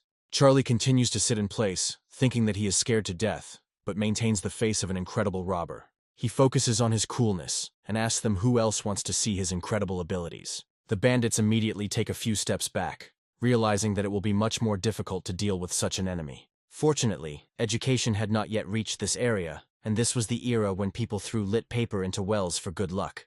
Harry muses that the man summoned lightning and it stopped 1,000 people so he can destroy them at any moment. Charlie asks them what they are still doing here and adds that right now he will test these abilities again, but on them. The robbers immediately rush to the runway, while he points his fingers at them and says that lightning will strike them now. Harry watches him closely, then suddenly stops him, explaining that he has a couple more questions. Charlie realizes that the situation is getting even more tense as he was hoping to scare them all at once. However, to his surprise, Harry asks if he can afford to keep so many horses in his fortress. Charlie says that if he doesn't have enough resources, he'll just use them for meat to feed the inhabitants. Meanwhile, we are transported to the palace of the city's ruler, while night falls over the city itself. The boss continues to commit adultery in the company of several girls who have been keeping him company all this time. Slow footsteps gradually approach the door, and the sounds of dripping blood become clearly audible. Barry quickly opens the door to his quarters and reports what happened to the incredible bat that he was powerless to prevent. He states that the young gentleman was ambushed by bandits and died, unable to cope with such a large number of enemies. The mayor immediately jumps out of bed, unable to believe that his precious son died such a miserable death. After this, he decides to approach his son's body to take a good look at it before beginning his final journey. He even starts to cry and hugs him, noting that he would never want such a sad fate for his son. Barry watches this closely, calculating the right moment to deal with his opponent. Once he decides that he has given enough time for interaction, he immediately grabs his sword, imbuing it with the power of thunder and lightning. After this, he decides to use the skill of knocking down combs to inflict fatal wounds on the boss. This powerful blow causes the city's chief to fly several meters and crash into the wall of his room. Enraged, he looked at his commander and asked what was going on here and what he was doing. Barry reveals that it was all a lie and he was involved in the death of the pathetic heir. After this, he rushes into the attack and notes that he has clearly been holding the position of chief of this city for too long. After making the attack, he says that it is time to try himself in this position in order to lead the city to prosperity. The town's chief grabs the lantern and wonders why Barry decided to betray him at a time when he had no certain power or glory. Barry says the city's mayor has lost touch with reality and notes that these are times of turmoil. He adds that the empire is losing its power, and many heroes do not feel their strength in the struggle, and the boss is only concerned with empty pleasures. After this, he emphasizes that such behavior is unworthy of this world, unlike his own actions. The girls on the bed watch this fight in horror, hoping that any stray blows won't hit them. The city's chief asks his former comrade if he really thought too much of himself and wanted to conquer the world. Entering into battle with him, he states that when he fought off the attacks of the clan of robbers, Barry was a pathetic woodcutter. He notes that Barry has read several dramatic books and has now replaced them to fight for this world. He continues the fight, reminding Barry that he was the man who helped him out of the mud. Tossing it aside, he says that even if Barry can't protect the empire, he shouldn't have to fight for it. Barry jumps back and notes that the town's leader, who fought off the bandit clan's attack, has indeed retained his powers. He calls him a pathetic dog that he raised, but which can't even be a good dog, despite all these years. He reminds him that he has slept with more women in his life than he has ever seen. Barry takes this insult to heart and charges forward, declaring that he will finish him off before it becomes a threat. A serious fight begins to break out between them again, which could lead to the destruction of the entire building. However, to everyone's surprise, the city leader's concubines attack him from behind with the intention of delivering a treacherous blow. One of them grabs her hairpin and tries to pierce his skin, thereby breaking his attack momentum. At that very moment, Barry decides to take advantage of the opportunity and pierces him through with his sharpened sword. The town's leader can't believe that the girls he provided for all their needs suddenly decide to betray him. Barry moves closer to his fallen opponent to make sure he doesn't need to be finished off. He also adds that he knows he is not as good as the city chief, but would like to try himself in this role. The city's chief begins to mutter something under his breath, but from such a distance it is very difficult to hear. Barry asks him what he's talking about, and decides to lean in a little to hear his last words. The city's leader explains that Heishi is the empire's most important strategic point. He also informs him that there is no more bandit clan and no more chaos, and that a time of peace is coming. Barry walks away from his defeated opponent and realizes that he has heard everything he needs to know to become a manager. He calls him a brave warrior, after which he says his final goodbyes by smashing the lantern, which starts a massive fire. That night, only ashes remain of the city governor's palace, and the traces of this terrible crime are completely erased from the face of the earth. The next day, Lindsay tells Charlie not to be lazy, as they are harvesting wheat to keep from starving. Charlie tells them that he cannot continue working any further because he is very tired. Lynn delivers several powerful blows to the ears of wheat in order to cut off the most important parts and collect them with him. He notes in passing that he finds it very hard to believe that he, being an artificial warrior, is doing something so strange. Charlie at this point complains that he suddenly has a stomachache and has no strength at all, so he won't be able to help him. Shen advises him to forget such excuses, since he heard this justification yesterday, and even then it was not funny. Charlie says his head is splitting, but Shen reminds him that if they don't hurry, the wheat will dry out. Charlie thinks for a moment, searching for a good reason to shirk work, and claims to have remembered something important. After this, he announces with a feeling of incredible importance that they have not robbed anyone for several days, so they need to leave immediately. Meanwhile, civilians move through the mountains and wonder if there are bandits here. The father turns to his sons and says that today they have collected firewood, and then they will buy a donkey so that he can get married. He reminds him that he always wanted to have a horse, and now he finally has the opportunity to own something like that. Charlie and Lynn watch them closely, trying to figure out who these people are, and decide it's time to prove themselves. Having waited for the right moment, they jump out, frightening the peasants who did not suspect anything and accidentally wandered into this trap. The peasants look at them with fear, trying to figure out what to do, and quickly come to the conclusion that it is better to surrender immediately. Falling to their knees, they beg for mercy and say that they want to be spared, and Charlie advises them to stand up, as they have nothing to fear. He turns to one of the peasants, saying that he overheard their conversation and realized that he wanted to buy himself some kind of horse. The father of the family explains that he cannot afford a horse, but his eldest son cannot marry without one. Charlie states that he is a horse dealer and asks if this information makes him feel happier. His father says he doesn't have any money, which makes Charlie wonder if he even has anything valuable to pay with. The frightened peasant, with trembling hands, hands him 2 copper coins as payment for the horse. Charlie carefully counts the coins and asks if he really has nothing else. The father of the family replies that he has 4 more vegetable cakes that his wife prepared for them for the journey. Charlie asks Lynn how the pancakes taste, to which he replies that they are quite tasty. He asks him if this is enough as a price for a horse, to which Lynn replies that the price is indeed small, but he does not want to kill the horses. Looking at them, Charlie comes to the conclusion that these are poor people, so if they agree, it will be a good deed. Charlie and Lynn turn around with a businesslike air and say that this is the first time they have sold anything, so the farmers are lucky. After this, Charlie makes a characteristic gesture, saying that he must go with them to the mountain in order to complete the deal. The frightened peasant insists that if they want to take them prisoner, then let them at least release his son, since he has no heirs. Charlie takes out an axe, and a moment later brings it down next to the frightened peasant in order to restrain him. He asks him if he is refusing the offer to climb the mountain, and tries to confuse him with conversations. After this, he advises them to move faster, adding that Lynn will take care of his customers and ensure their safety. The peasant's sons ask if they will be killed, to which the father states that they must not show their weakness and hold on.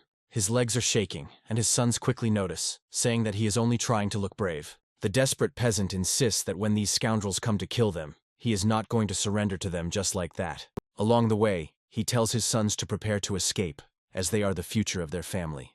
After some time, they arrive at the place, and Charlie turns to the 4 peasants to allow them to proceed further. The peasant father says that he will fight these scoundrels for the right to survive, and they immediately ask what he means. Charlie asks him if he will fight instead of choosing a suitable horse for himself. The leader of the peasants asks if he really wants to give them a horse, and Charlie asks how much he wants to take. The father says he would like to take 1 horse, and Charlie asks if he will take just one after such a long journey. The frightened peasant says that in that case he can try to take 2 horses to keep for himself. Charlie explains that he has 3 sons, and it should be obvious that they should take 1 horse for each. The father informs them that 4 horses are not enough to feed them, and they immediately become dejected, admitting that this is very sad. Charlie states that in that case he can give him 2 horses and asks if they can pick wheat. The father of the family clarifies that they are farmers and know how to do everything that is necessary in this environment. Charlie says he will give them 2 horses if they pick a quart of wheat before dark. Immediately after this, he turns to Lynn and offers to give the peasants sickles to harvest the wheat on the hillside. After some time, Shen turns to the protagonist, accusing him of starting to shirk work again.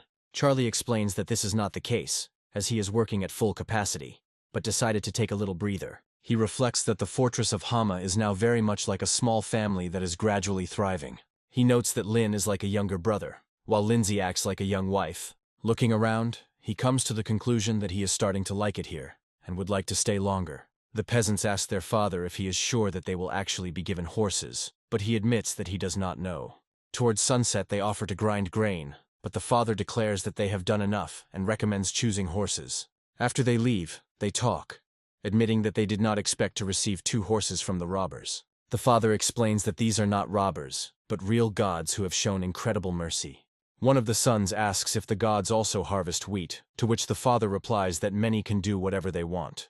As they move further away, they note that the gods not only harvest wheat, but also probably eat the most delicate flatbreads with onions. That evening, Lynn tells Charlie that he has found someone who would like to join them and be part of the great family. Charlie looks at the former head of the guard and wonders if he decided to join at such a strange moment. The head of the guard, Mel, reports that his life has not been easy lately, as he witnessed the fall of the city of Heishi. He adds that Barry seized power and began to purge all disloyal people, and he did not know how they would treat him. Fortunately, at the foot of the mountain he met Lynn and was delighted when he offered to settle in the fortress of Hama. Charlie wonders if Barry really killed the city's chief and became the new chief. Mel confirms that it was definitely Barry, but he told everyone that Charlie sent his man to kill the boss and swore revenge. Charlie wonders how they could send anyone when there are only 5 of them. Mel explains that no one knew there were 5 of them here, and legends say there were several thousand people here.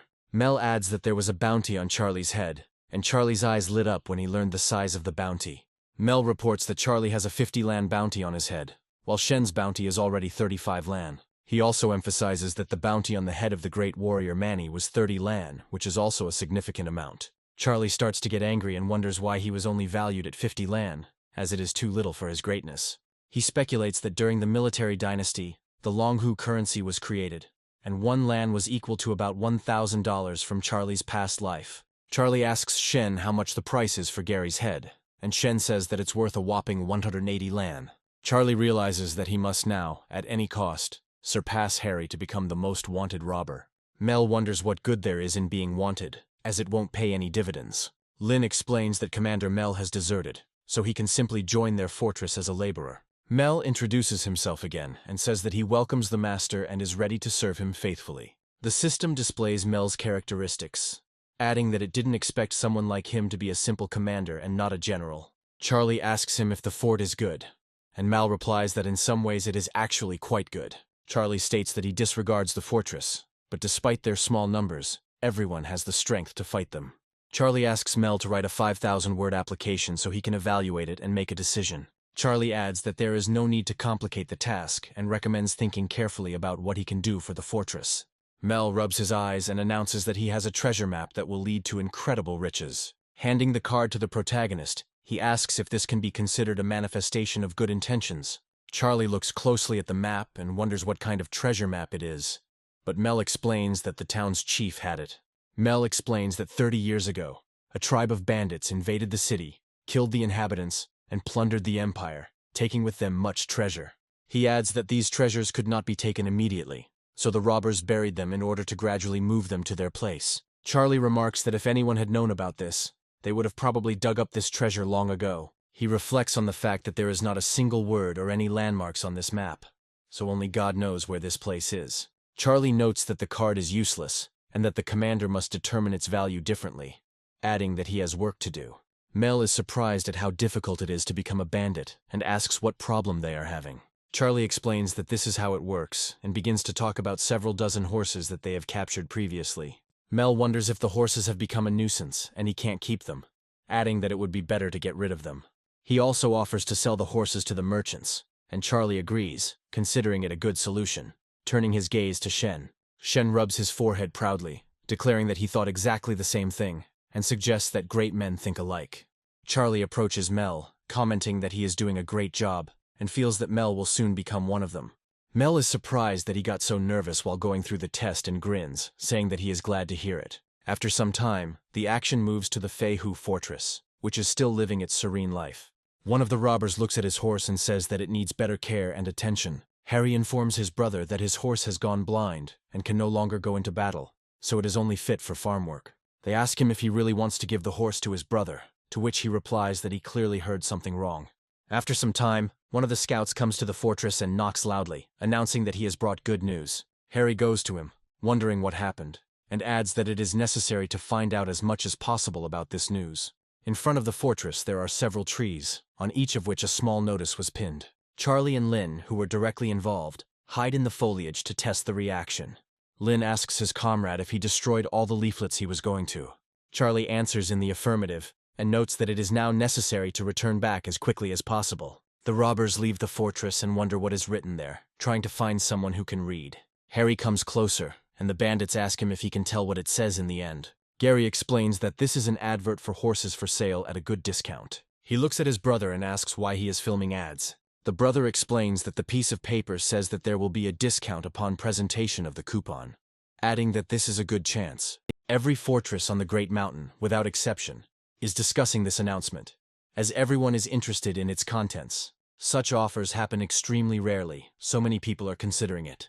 Many people decide to head to the Hama fortress to test the seriousness of its inhabitants. Shen turns to his master and asks if he is sure that anyone will come here, but Charlie asks him to be patient. In his view, dissemination takes time, so one must have the courage to endure the wait. Mel hopes that this man will be patient, as he has had bad luck with bosses in the past. Lindsay suddenly informs her comrades that she sees a large number of people approaching the fortress. Many robbers on horseback decided to visit the fortress to check the validity of the announcement. Charlie orders his comrades to prepare and avoid mistakes in order to complete the deal efficiently. Brother Harry turns to Charlie and orders the gates to be opened, stating that he has come to buy horses. Charlie immediately orders Manny to get his bow ready. Brother Harry declares that he will not leave even if he only has one eye. Harry notes that the brothers acted rashly and asks where the horses are. Charlie reassures him that there is no need to worry about this, since Commander Mel is confidently bringing him up to date. Mel states that this time they will use the dark auction rules to avoid any unforeseen circumstances. Harry asks in surprise what a dark auction is and what the rules are. Mel explains everything and shows the fabric, asking if Gary can see it. After some time, the silhouette of a man leading a small horse appears through the fabric. Mel announces that every horse up for auction will be brought to the gate in advance, and everyone will place their bid. The robbers are outraged, and wonder if they will not even see what the horse looks like, since there might be some kind of deity there. Charlie orders them to be quiet, adding that if they quiet down, he will strike them with lightning. They immediately become quieter, and Charlie comments that it's much better this way, before ordering Mal to continue. Mel explains that they won't be replacing the horses. The fabric is luminous, so they'll be able to see everything perfectly for transparency. He adds that they might be able to get a hardy horse for a fraction of its true value, or conversely, buy a weak horse for triple its value. After this, he declares that the auction is officially open, and the rest of the bandits are still trying to figure out the meaning of what is happening. Shen turns to Charlie and notes that the bandits are in no hurry to raise the price, and Charlie adds that the starting price is not too high. After a while, a beautiful woman emerges from the crowd of robbers and says that she finds Charlie very amusing and that she will make a bet. Taking things a few steps further, she says she wants to offer 1 soy tribute as startup capital. The robbers immediately turn their gaze to the woman and note that she is an incredible beauty. Shen calls out to Charlie and tells him that this is Cindy from the Jinghua mountain range, who is a very fierce warrior. Cindy also makes it clear that she is not an easy girl and says that they must maintain decorum. No one dares to raise the price, and some of the robbers congratulate her on acquiring a good horse. Mel happily announces that the first horse at such a low price is bought by Cindy, after which he offers to breed the racehorse. As soon as the horse comes out into the light, everyone notices that she is incredibly beautiful and fit. Harry and the other bandits realize that this is the horse they have been trying to take all this time because of its unique qualities. They come to the conclusion that if they didn't buy it, they will definitely steal it as soon as the opportunity presents itself. Cindy instantly reads their intentions and warns them that if they want to rob her, they better think 3 times. Immediately after this, she takes out a small coupon that she kept in a particularly secret place. She explains that the coupon gives a 20% discount when presented. Charlie claims that he is a man of his word and will not deceive either a child or an old man, after which he lowers the price. Cindy thanks him and decides to climb onto the beautiful horse. She also fixes her hair to show off her beauty to everyone else. After this, she turns to her people and announces that it is time to leave, as the auction is over. Charlie watches her with admiring eyes, noting that he has never seen such a beautiful creature. Shen asks what he means, to which Charlie replies that he will dream of this beautiful maiden for a long time. Mel notes that others are still participating and encourages everyone to keep up the momentum to buy the horse they want. This deal sparks interest among the other 5 people, and it finally begins to look like a real auction. Charlie approaches Shen and asks him to tell her at least something about Cindy's personality. Shen explains that before she settled in the mountains, Cindy practiced martial arts and was the best at it. He adds that she was engaged, but her husband died before the wedding, so she married after his death. Due to Cindy's mysterious personality, there are rumors that she killed her husband because she was abused. One night, her father-in-law tried to get into her bed, and she stabbed him, after which she ran away to the mountains to become a bandit.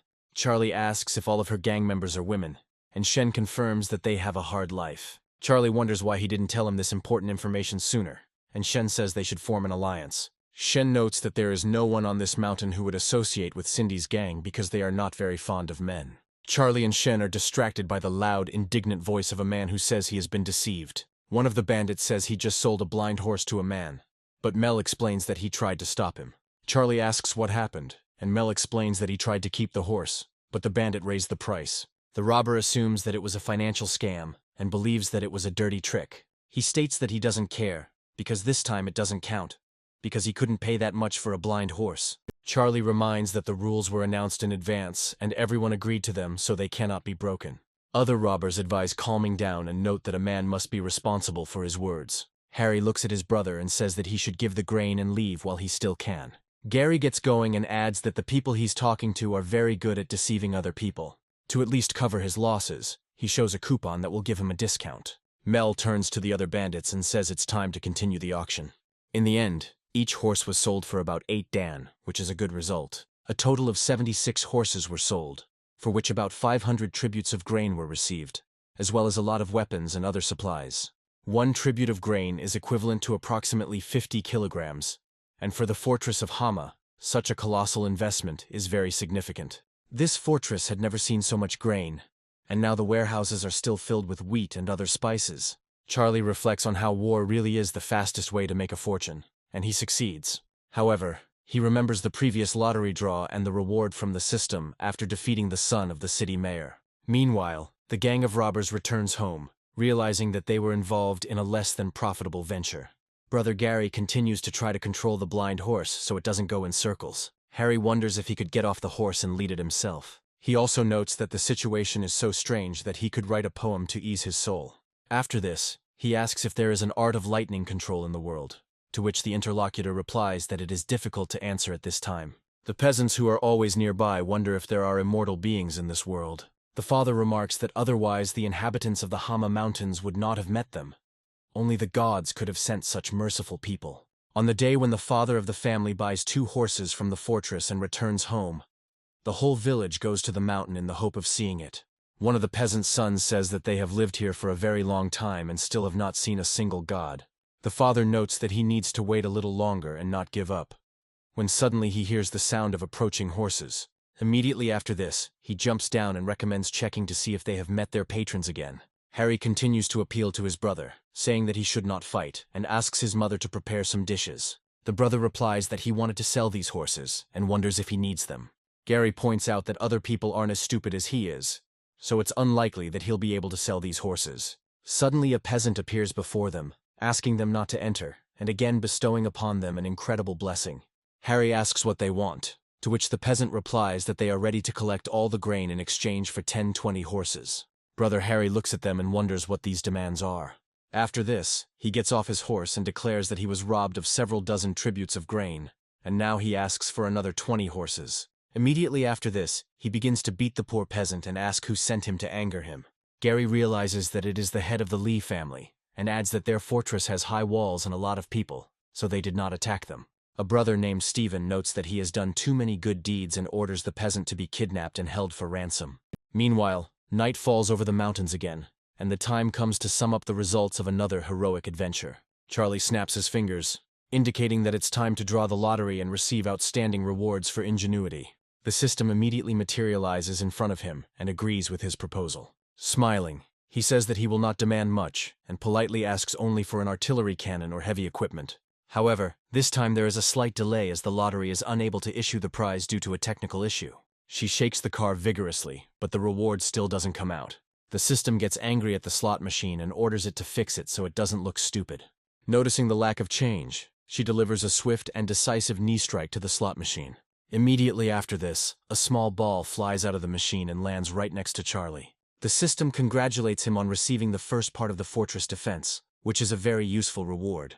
Charlie reflects on how the reward this time is significantly different from the last one. The construction of the fortress can no longer be postponed. Previously there were only 5 people here and no wealth, so no one touched them. Now things are different, and they already have 25 tons of grain, so their home is a valuable asset. To think things through, he calls Mel and asks where he can recruit people for the fortress. Mel notes that this is a difficult task, adding that the people of the Empire can be divided into 4 classes. He explains that the first class is the imperial family, and their family, who do not have to do physical labor.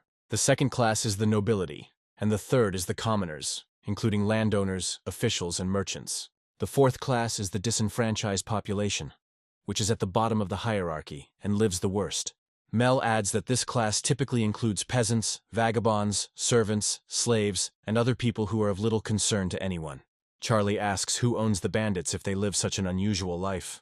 Mel explains that the bandits do not belong to any class, but they can be classified as lower class since the Empire does not recognize them. Charlie remarks that he could not have suspected that the mountain bandit had such a miserable existence. He also states that he plans to build a wall around the fortress to strengthen it as a military installation. Mel thinks it's a great idea, but notes that there isn't enough manpower, but Charlie says he's already thought about that. After this, he hands him a small drawing and asks if he would agree to look over his plans for strengthening the fortress. Mel looks at the drawing with surprise and asks if the master really thought it out. Charlie is mentally happy that his acting is still paying off and says that he actually came up with it himself. Mel immediately bows before him, acknowledging that the master has exceptional talent, so he will help him. Charlie reflects that he knows what to do, but they don't have enough men, so they need to take someone from another fortress. Mel points out that this is no good, as it might let spies into the fortress. But Charlie states that he has a plan. He adds that he will tell about it later, after which they advise him to return and discuss everything with his boss Shen. After this, he is left alone to better study the terrain and realizes that there are a lot of steep cliffs here. Looking around, he realizes that from some heights the location of the fortress can be seen, and this does not make him happy. He reflects on the fact that the people who built this fortress thought only of their own convenience, so now everything needs to be rebuilt. The system once again notifies him that he is making unprecedented progress in exploring his fortress. Charlie concentrates, and a map of the area appears in his mind, which surprises him a little, as he did not expect this outcome. However, such information is extremely useful and should be used as quickly as possible. Meanwhile, we are transported to Feihu Fortress and find that Gary has decided to spend some time alone. His battle meditation is interrupted by a familiar voice, loudly announcing that he brings good news. Harry muses that he has a bad feeling about this, as that voice had previously announced events at the auction. But Stephen wants to know something. As soon as they go out, they again find several notices posted on the trees, and everyone asks the master to read what is written there. Stephen comes out first and asks everyone to take their time, saying that he will calmly read and convey the necessary information. The ad features a drawing of Charlie and information about how their fort values talented people who want to start life anew. Stephen carefully reads everything that is written there and notices that the sentence is well written and that its author is a very handsome person. Harry, on the contrary, begins to get even more angry, believing that he has not seen such an impudent person for a long time. He angrily declares that this man has no shame or conscience and is trying to lure people away from their fortress. Stephen asks his brother to calm down and notes that he needs to think through this revenge with a cool head. Harry wonders how he can rest easy, as this is clearly a poaching operation, which is dishonest. Stephen recommends drinking some wine to relieve tension and think things through again. Harry decides to take the advice and feels the strength of the alcohol, adding that he feels better. Immediately after this, he hears the whispers of other bandits who are discussing the proposal to move to that fortress and consider it a good one. Stephen smiles and asks his brother what he thinks about this whole farce that Charlie has orchestrated. After this, he adds that Charlie wants to take these people away, and therefore it is better to take advantage of the situation and send some spies there. He also adds that if they succeed, they will be able to capture this fortress without much difficulty. Gary suddenly looks very surprised, and Stephen asks him what happened to him and what he is thinking. Gary explains that he simply didn't expect Stephen to know what it meant to answer cunning with cunning. Meanwhile, we fast forward to the next day, where a boy named Chandler is contemplating becoming a mountain bandit. He understands that the life of such a person is not really that good, since stories about them are often exaggerated. However, today he is going to go to the fortress of Hama to join them, since they offer good conditions there. He also recalls that the second master said that it was a military trick, one of the 36 stratagems, but he did not understand anything. He remembers that many people came from the fortress, who went there with great desire. Everyone got in line, but the second foreman was preventing it, so Chandler assumed he was a little stupid. He doesn't know hieroglyphs and doesn't know what to write, so he drew a circle on paper, but it didn't turn out very even, and he felt ashamed in front of others. In the end, he was given an axe and ordered to chop wood for a living, and the second master agreed to help carry the logs. At noon, a beautiful girl told him that if he worked hard, he would get dumplings, and this impressed him very much. For lunch they actually served dumplings with a green filling, and it seems like there was real meat inside. That same evening, the Hama fortress gives everyone 2.5 kilograms of grain for the return journey, which is very profitable. People who didn't go there initially make a fuss and try to sign up for the next group. Chandler hopes that he will still be able to go to the fortress again, but now it is time to sleep. Meanwhile, Stephen tells Gary that the food there was really tasty and quite salty, some of which he stole.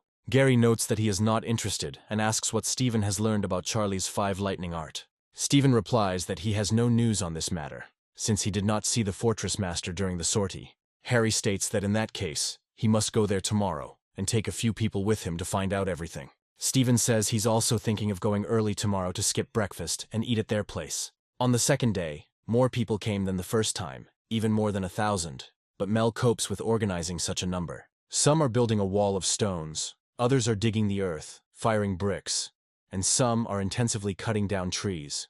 The only person who feels a little uncomfortable is Sylvia, who watches this with some disgust. The thing is that Charlie is next to her all this time, and she decides to ask him what he is doing here. Charlie explains that he maintains a sense of mystery because everyone thinks he practices the art of the 5 lightning bolts. Sylvia says she understands this perfectly well and asks why he chose her room. Charlie smiles and explains that he chose her room because there is a very beautiful girl in it who is pleasant to look at. Sylvia pauses for a moment, pouting her lips to show that she was not thrilled with the compliment. Charlie asks her not to be angry, adding that he is bored.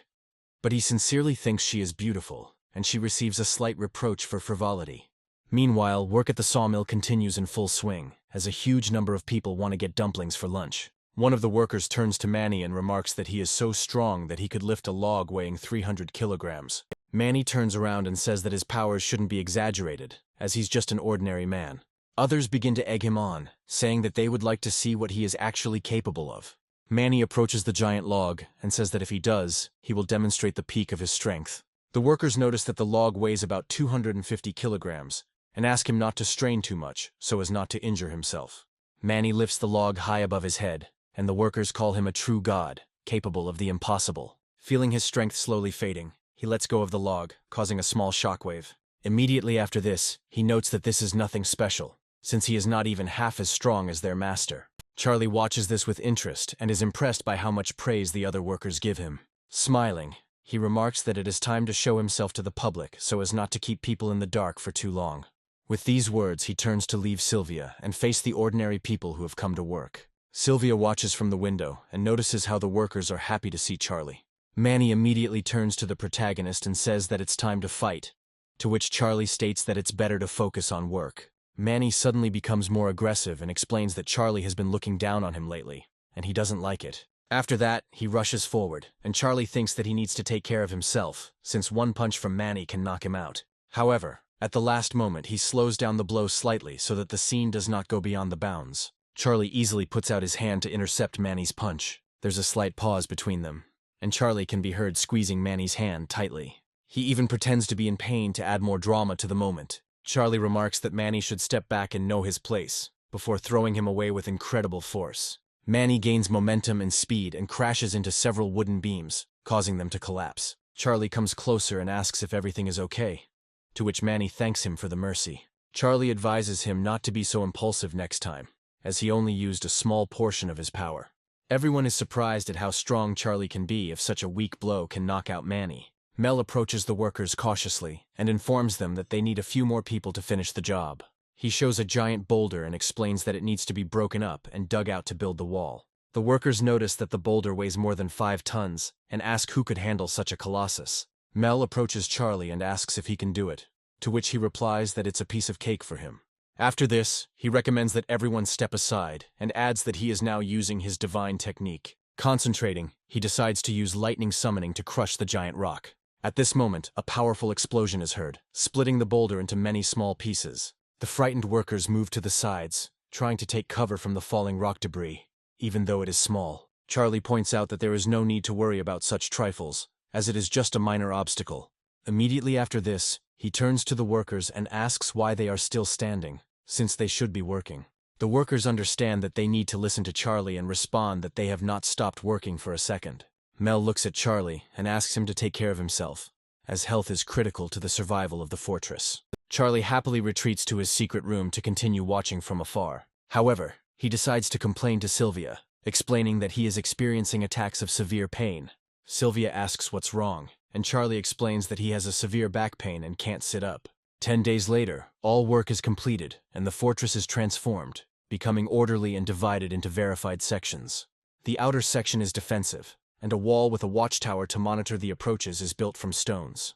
Behind the defensive section there is a training ground where a barrier section is organized in case of a breakthrough. Next to the stables, a public toilet and a restroom were built next to the arable fields for the convenience of the peasants. Behind the work areas are living quarters, including a residential building, kitchen, weapon storage and grain storage. Mel notes that the trees outside have been cut down, and that Manny has set up several traps on the flat ground. He emphasizes that pitfall traps, snares, and special boar traps have been installed. Mel also adds that the fortress used more than 25 tons of grain for all this, and only 500 kilograms remain, which is enough for the current composition. Charlie says that people need to be assigned to dwellings, and grain waste needs to be calculated in order to prepare for the recruitment of new workers. Suddenly, the system appears behind him and informs him that the construction is complete, so he is rewarded with a hot pepper. Charlie tries to find out how much hot pepper he is being offered, adding that he is hoping for a larger amount. Turning around, he sees in front of him a grown-up girl who used to be the embodiment of the system. He looks at her in surprise and asks who she is and why she decided to appear in front of him.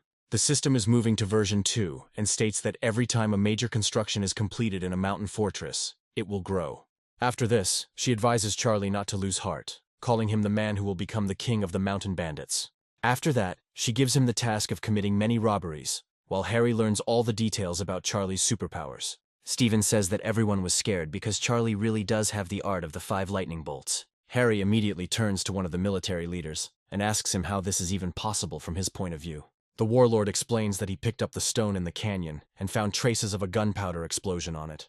Harry asks what gunpowder is, trying to figure out how Charlie was able to fool him. The military commander clarifies that it is similar to the substance used in firecrackers, but much more powerful. Harry looks at them with bewilderment and asks if this means that Ham's fortress has deceived him, to which he receives an affirmative answer. Stephen asks in surprise if this means that lightning art does not exist, and is told that there is no such art. Harry becomes enraged again, declaring that he will immediately lead men to the fortress to destroy it. The military leader advises him to calm down, explaining that they won't be able to escape anyway, so there's no need to rush. Harry says that he has a very hard time holding on to this anger, to which he is advised that everything has its time, and it is better to discuss something else. Charlie reflects that there are currently 3 tasks, which means that recruiting people to the fortress will have to wait. After thinking for a while, he comes to the conclusion that it would be better to complete one of the tasks, which requires impressing Sylvia. Smiling, he addresses the system, and says that it is much better to look into the face of a beautiful woman than to destroy a nest in the grass. Afterwards, he smiles and reflects on how glad he is about it, remembering that it was not in vain that he played games with beautiful girls before. Charlie begins to wonder what he should say to Sylvia to win her affection. Almost instantly he finds her, and happily tells her that he would like to confess something. However, Sylvia does not react to these words at all, and simply turns around, silently heading off to do her business. Charlie thinks this is the wrong reaction, and tries to figure out what the plot for this love scene should be. He decides to think carefully to choose the perfect words and actions to win her over. After some time, he finds her again, and notices that it seems to him as if he has seen her somewhere before. Sylvia turns and leaves, but Charlie shouts after her that he will definitely raise her to be a good wife. Having caught up with her, he explains that there are many good people in the world, but she is the most important person to him. After this has no effect, he decides to slip her a note confessing his feelings. Coming closer to her, he says that he has felt affection and sympathy for her for a long time, but did not take them seriously. He also adds that he doesn't want to regret when these feelings disappear, as it is one of the best feelings in life. Sylvia comes up to him in surprise, puts her hand on his cheek and asks what happened to him. Looking at him with a slightly surprised look, she assumes that something must have happened to him, since he is speaking such strange words in such volumes. Charlie realizes that all his attempts to be even remotely romantic are shattered by the heavy rocks of real life. Shen suddenly interrupts their heartbreaking conversation, explaining that something bad has happened because his daughter has fallen ill. Charlie turns around in surprise and notes that such a problem cannot be postponed, deciding to check her condition. Lindsay does look like she could use a little medical attention, but what happened to her remains unclear. Charlie and his friends go inside and ask her how she is feeling. Lindsay says in a heavy voice that she feels unwell and has no idea what to do about it. Charlie wonders what happened to her, and Shen explains that she found some berries on the mountain and decided to try them. Shen sadly adds that his disobedient daughter still can't learn that she shouldn't try unfamiliar berries. Charlie looks closely at the basket, trying to decide which fruit she decided to try. Shen points to one of the fruits, and Charlie examines it closely, concluding that it is a simple red pepper. Shen asks if the master knows what kind of berry it is, to which Charlie replies that it is not poison, but hot pepper. Charlie explains that it is not a poisonous plant, but just very spicy, so there is no need to be afraid and drink more water. Charlie wonders how people here could not know anything about this vegetable. Without thinking twice, he hands the pepper to Sylvia and asks if she knows what it is, to which she suggests it is some kind of fruit. Charlie explains that it's a hot pepper and discusses how much it might sell for, but she doesn't give a definitive answer. Charlie recommends tasting the peppers together so they can work together to sell them. He understands that even if the inhabitants here know about pepper, it means that in this world it is not yet grown. Charlie realizes that he has become the owner of an exclusive resource that could potentially bring him great fortune. Sylvia decides to try the hot pepper and reports that the vegetable's spiciness is truly impressive. Charlie asks why no one has offered a ransom for him yet, because that means no one wants the vegetable. Sylvia remains silent, but looks at him with a fierce gaze, showing that she does not like this at all. Charlie smiles and tells her that she doesn't have to worry, because even if the whole world betrays her, he will always be there.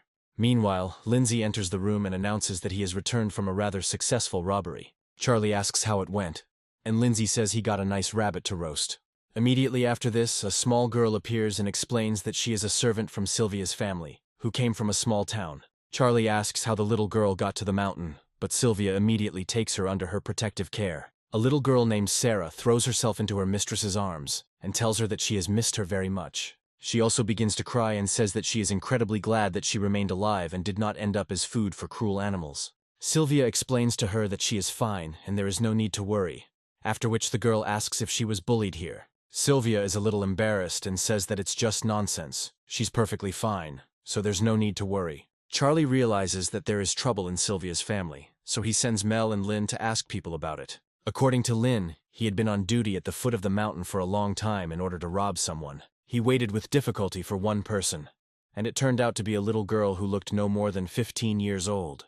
The girl told him that her name was Sarah, and that she was a servant of Sylvia's family, who had come here specifically to find her mistress. Sarah was not afraid of Lynn, and insisted that she had to find Mrs. Sylvia, because she loved her very much. Lynn wanted to send her back to the city, but after listening to the story, he realized that taking her to the fortress would be the right decision. Charlie reflects that if it had been someone else, things would have turned out completely differently, and understands the advantage of good looks. After this, he turns to Mel and asks if they will take ransom from this family, to which he receives the answer that this is a difficult question. He emphasizes that the family's situation is difficult, since the head of the trading house has no sons, but many daughters. He also notes that the problem is aggravated by the fact that Sylvia's mother died early, and now the entire inheritance belongs to her younger sister. Sylvia again asks to be released, stating that she is ready to pay any money they want. Charlie looks at her in surprise and asks if she really wants to leave that badly. Sylvia looks at him for a while, but does not dare to give a definitive answer. Charlie wonders to herself what she's hoping for anyway, since people are unlikely to want to be bandits if they're aristocrats. After this, he sits down at his desk and thinks about the fact that she should send something for him. He emphasizes that he will not tolerate any deception on her part. Otherwise, he will kidnap her again. Sylvia reports that the list includes a request for 500 dan of grain, several bolts of cloth, a bamboo book, wine, and some other books. She adds that she is not asking for too much, so as soon as she returns home and settles her affairs, she will double the reward. Charlie agrees to this condition and orders a special carriage to be prepared for her return. He reports that the city is about 35 or 40 kilometers away, adding that he himself will go with security. Turning to his comrades, he recommends that they guard her and ensure that she returns home safe and sound. He also remembers that her family owns an inn, so he gives her some red pepper to try selling. Charlie reflects that the matter is now closed and wonders where he can find an equally wonderful wife. Looking at her, he guesses that her heart is most likely made of stone and nothing can melt it. After that, he takes a few steps towards her, thinking that time is running out, so she had better get into the carriage. After walking a few steps past her, he still decides to say his last words and puts them into the form of a verse. After a dramatic pause, he notes that on the roads, the blossoms create a measured return journey. Sylvia is imbued with the deep meaning of his words, but does not dare to answer. However, after a while, she gathers up the courage to resume the conversation. She asks if they can talk alone for a while. Charlie walks her a few dozen meters and asks what she wants to say. Sylvia reports that over the past few days he has said many nice things to make her love him, but none of it was true. Charlie looks at her, realizing that she's figured him out, but he can't admit it. Sylvia states that if everything he did was not true, then she cannot understand how he sincerely expects her return. Charlie asks what she wants, to which Sylvia replies that she is leaving today and does not know if they will ever see each other again. Smiling slightly, she asks if he could at least tell her the truth before they part. Charlie is a little taken aback and wonders how she wants to hear the truth. He assumes she wants to know how he felt when they first met and recalls her beautiful outfit. Taking a few steps towards her, he realizes that she is weak and innocent, which means he has real feelings for her. After this, he leans towards her ear and tells her that when he first saw her, he felt an incredible attraction to her. Then he pauses slightly to make the moment seem genuine. Charlie blushes a little, but does not dare to reveal the details of his feelings. Sylvia, being a young girl, asks what it all means, instantly ruining the atmosphere of the moment. Charlie's blush deepens as he realizes that these things are difficult for him. Sylvia notices the change in his face and asks what it means and why he suddenly turned so red. Charlie hesitates to answer, and she thinks for a moment, then says that in that case, she will find out from others. Charlie tries to stop her, saying that she doesn't need to look for this information, and he will tell her about it himself someday. After some time, he sees her off, thinking that she is only 17, and she is already so perceptive. Charlie remembers saying and doing many things, but none of them seem to resonate in her heart. The system advises him not to deceive himself and rewards him for completing this stage with a crossbow. Meanwhile, we are transported to the carriage in which Sylvia and her young maid are traveling. As Charlie promised, they are transported safe and sound, with their innocence intact. Sarah eats a small bun and admits that she never expected the robber to let them go, as she was scared to death. Noticing some strange behavior in her mistress, she asks what happened, assuming that she was thinking about something. Sylvia ponders what it might mean when a man claims to feel a special attraction. Sarah repeats these words, but no possible answer to this question comes to her mind. Once they reach the city, they consider their options, but they still end up in the right place, and this seems to them to be the best outcome of events. After Sylvia's departure, he no longer shows his feelings, but in an abandoned warehouse he finds a giant ballista that the system gave him. Immediately after installing the ballista in the fortress, he begins studying pepper cultivation. First, he dries the seeds, then he takes them out and plants them in pots, and there is absolutely nothing complicated about it. After the required time, the grown seedlings are transplanted into real soil so that they can germinate. After a while, Shen approaches him and asks if there is a possibility to go on a robbery, but Charlie refuses him. After some time, he himself decides to go out on patrol to intercept some unlucky travelers. Suddenly, Cindy appears in front of him and asks if he decided to go out on his own to commit the robbery on such a hot day. Charlie clenches a small blade of grass between his teeth and explains that he is always devoted to the work to which he has dedicated his life. He carefully examines his interlocutor, trying to understand why she decided to find him on such an unusual day. He naturally asks her what she is doing here, assuming that she has decided to find him. Cindy replies that the mountain range has been busy lately and needs help to handle the errands. Charlie notes that the proposal sounds interesting and suggests that she go to the fortress to discuss the details. Cindy follows him and, upon entering the fortress, discovers the large quantity of mountain fruits that are found here. Charlie reports that they have pepper collected from the mountainside and adds that she can take some samples. Then he brings a small kettle and says that they only have well water heated over the fire. He also explains that, if she doesn't mind, he would like to move straight to talking about important matters. Cindy announces that the provincial governor's 60th birthday celebration will take place in a month and offers cooperation. Charlie realizes that this is a good offer, because if they team up and rob the governor, they can get a lot of gold. Cindy explains that Barry has taken over the city and is now thinking about how to seize the rest of the power, and this governor can help him. She emphasizes that for this reason there will be a lot of gifts, which means this is an excellent opportunity to profit. Cindy adds that even though there are 50 people in her gang, they will all unite with Master Charlie thanks to his art of 5 lightnings. Charlie makes a big decision and announces that he is turning down the offer. He justifies his refusal by saying that the art of 5 lightnings is a divine technique, so if they kill many people, they will incur the wrath of heaven. Cindy asks if he really won't provide any assistance, to which Charlie states that he hasn't made a final decision yet.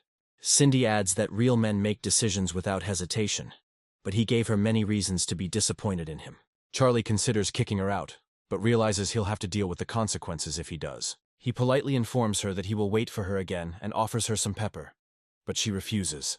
After some time, one of the peasants visits Charlie to get an audience with the master. Coming closer, he introduces himself to the bandits from Zhu Fortress and explains that they have no grain, so they ask for a loan of some. Charlie reflects that there are only 30 people in the fort, including old people and children, and they are short of workers. Suddenly he asks him if he wants to plant peppers, to which he receives the answer that he doesn't know what they are. Charlie explains that peppers are grown on the mountain, and if he wants, he can take the seeds to feed himself in the fort. He adds that the yield of this crop is much higher than that of any other, and after harvesting it can be profitably exchanged for something useful. The joyful peasants run to the commandant, who is supposed to hand out the seeds, and thank him for his help.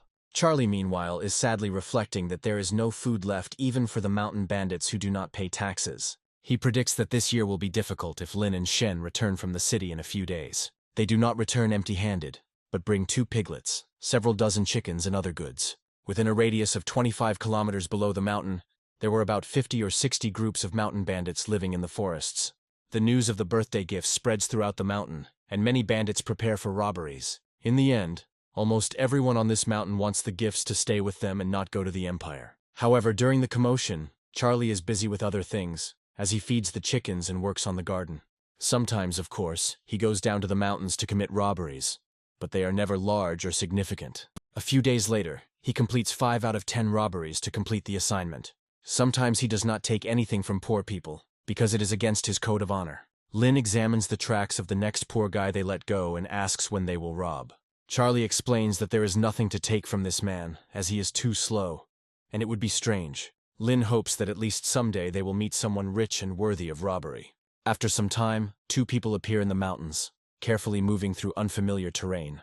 These people turn out to be a young man and a girl, who notes that it would be better for them to stay in the city. The young man notes that there is no point in living if you cannot explore the world, to which the girl remarks that the landscape is bleak and dangerous.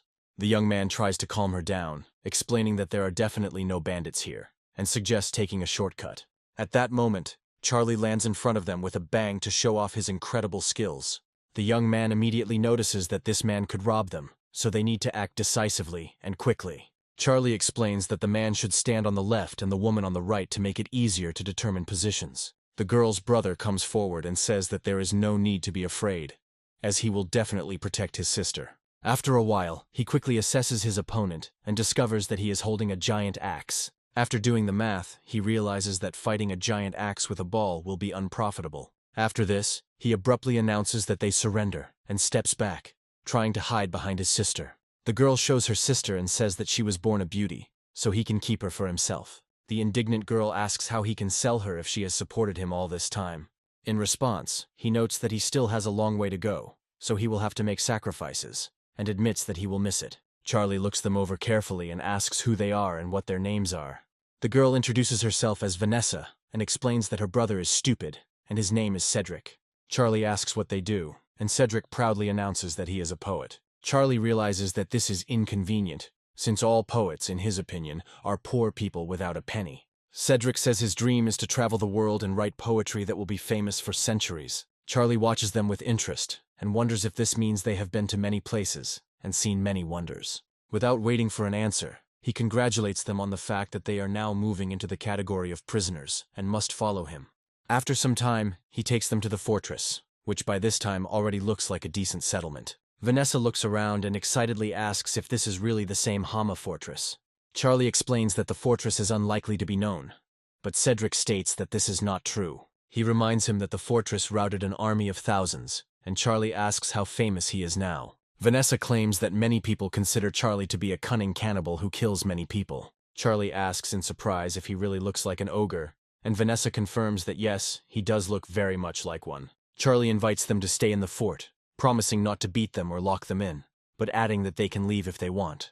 Vanessa wonders why he is keeping them here, assuming the most unpleasant and terrible options. Charlie explains that since Cedric is a poet, he must write down everything he saw on a piece of paper using ink. Cedric agrees, and after a while they find themselves in a specially prepared room. Vanessa asks in surprise why he agreed, and Charlie explains that he found the fortress interesting. Cedric emphasizes that this is the first time he has seen bandits playing for the road, and suggests that the fortress contains many interesting secrets. After this, he gives Vanessa the command to get to work and take care of her brother. He says with a smile that, being great, he will be able to write an amazing poem. Meanwhile, Charlie decides to meet with Mel and asks if there is any news. Mel reports that a detachment transporting gifts will pass through this place in the next 10 days, and the Great One will be present as guard. Charlie asks who the warrior is, and Mal explains that his name is Harrison, and he has no mother or relatives. Charlie notes that he is a great man, otherwise he would not have been allowed on this trip, and asks how the robbery is planned. Mel clarifies that a night attack is planned, and Charlie remarks that it's just a pack of dogs fighting over a piece of meat. He reflects that they will need serious forces to fight, and he feels the atmosphere of anxiety growing on the mountain. The next morning, Cedric wakes up early and goes to his sister's room to wake her up. Vanessa notices that he has a strange face, and says that she thought he won the lottery. Cedric takes her to the pond and she asks what's special about the place, to which he explains that she needs to listen carefully. He says that spring water comes down from the mountain and flows into a pond where there is charcoal. Vanessa asks if the water is safe to drink, and Cedric confirms her guess. He then shows her the restroom and comments that it looks no less interesting than everything else. Vanessa states that she would prefer to avoid a tour of the place, to which he says that he will then explain it to her in words. Cedric explains that the toilets are cleverly designed to fertilize the fields. He emphasizes that many things in the fortress are designed with engineering intelligence, so everything here is not so simple. Vanessa remarks that this is surprising, since only 6 people live here. Cedric continues to admire, and notes that many perfect things have been realized for the 6 people in the fortress. Vanessa remarks that this is a strange reason for admiration, but Cedric orders her to be quiet. After a while, he returns to his room and begins writing poetry until Charlie comes to see him.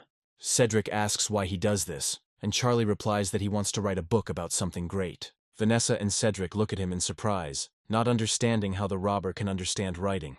Charlie claims that this is his calling and he wants to create a great work that will touch future generations. Charlie asks them if it seems impossible, but they silently indicate that he looks like a common robber. Charlie says he would like to look at his poems to see how good a poet he is.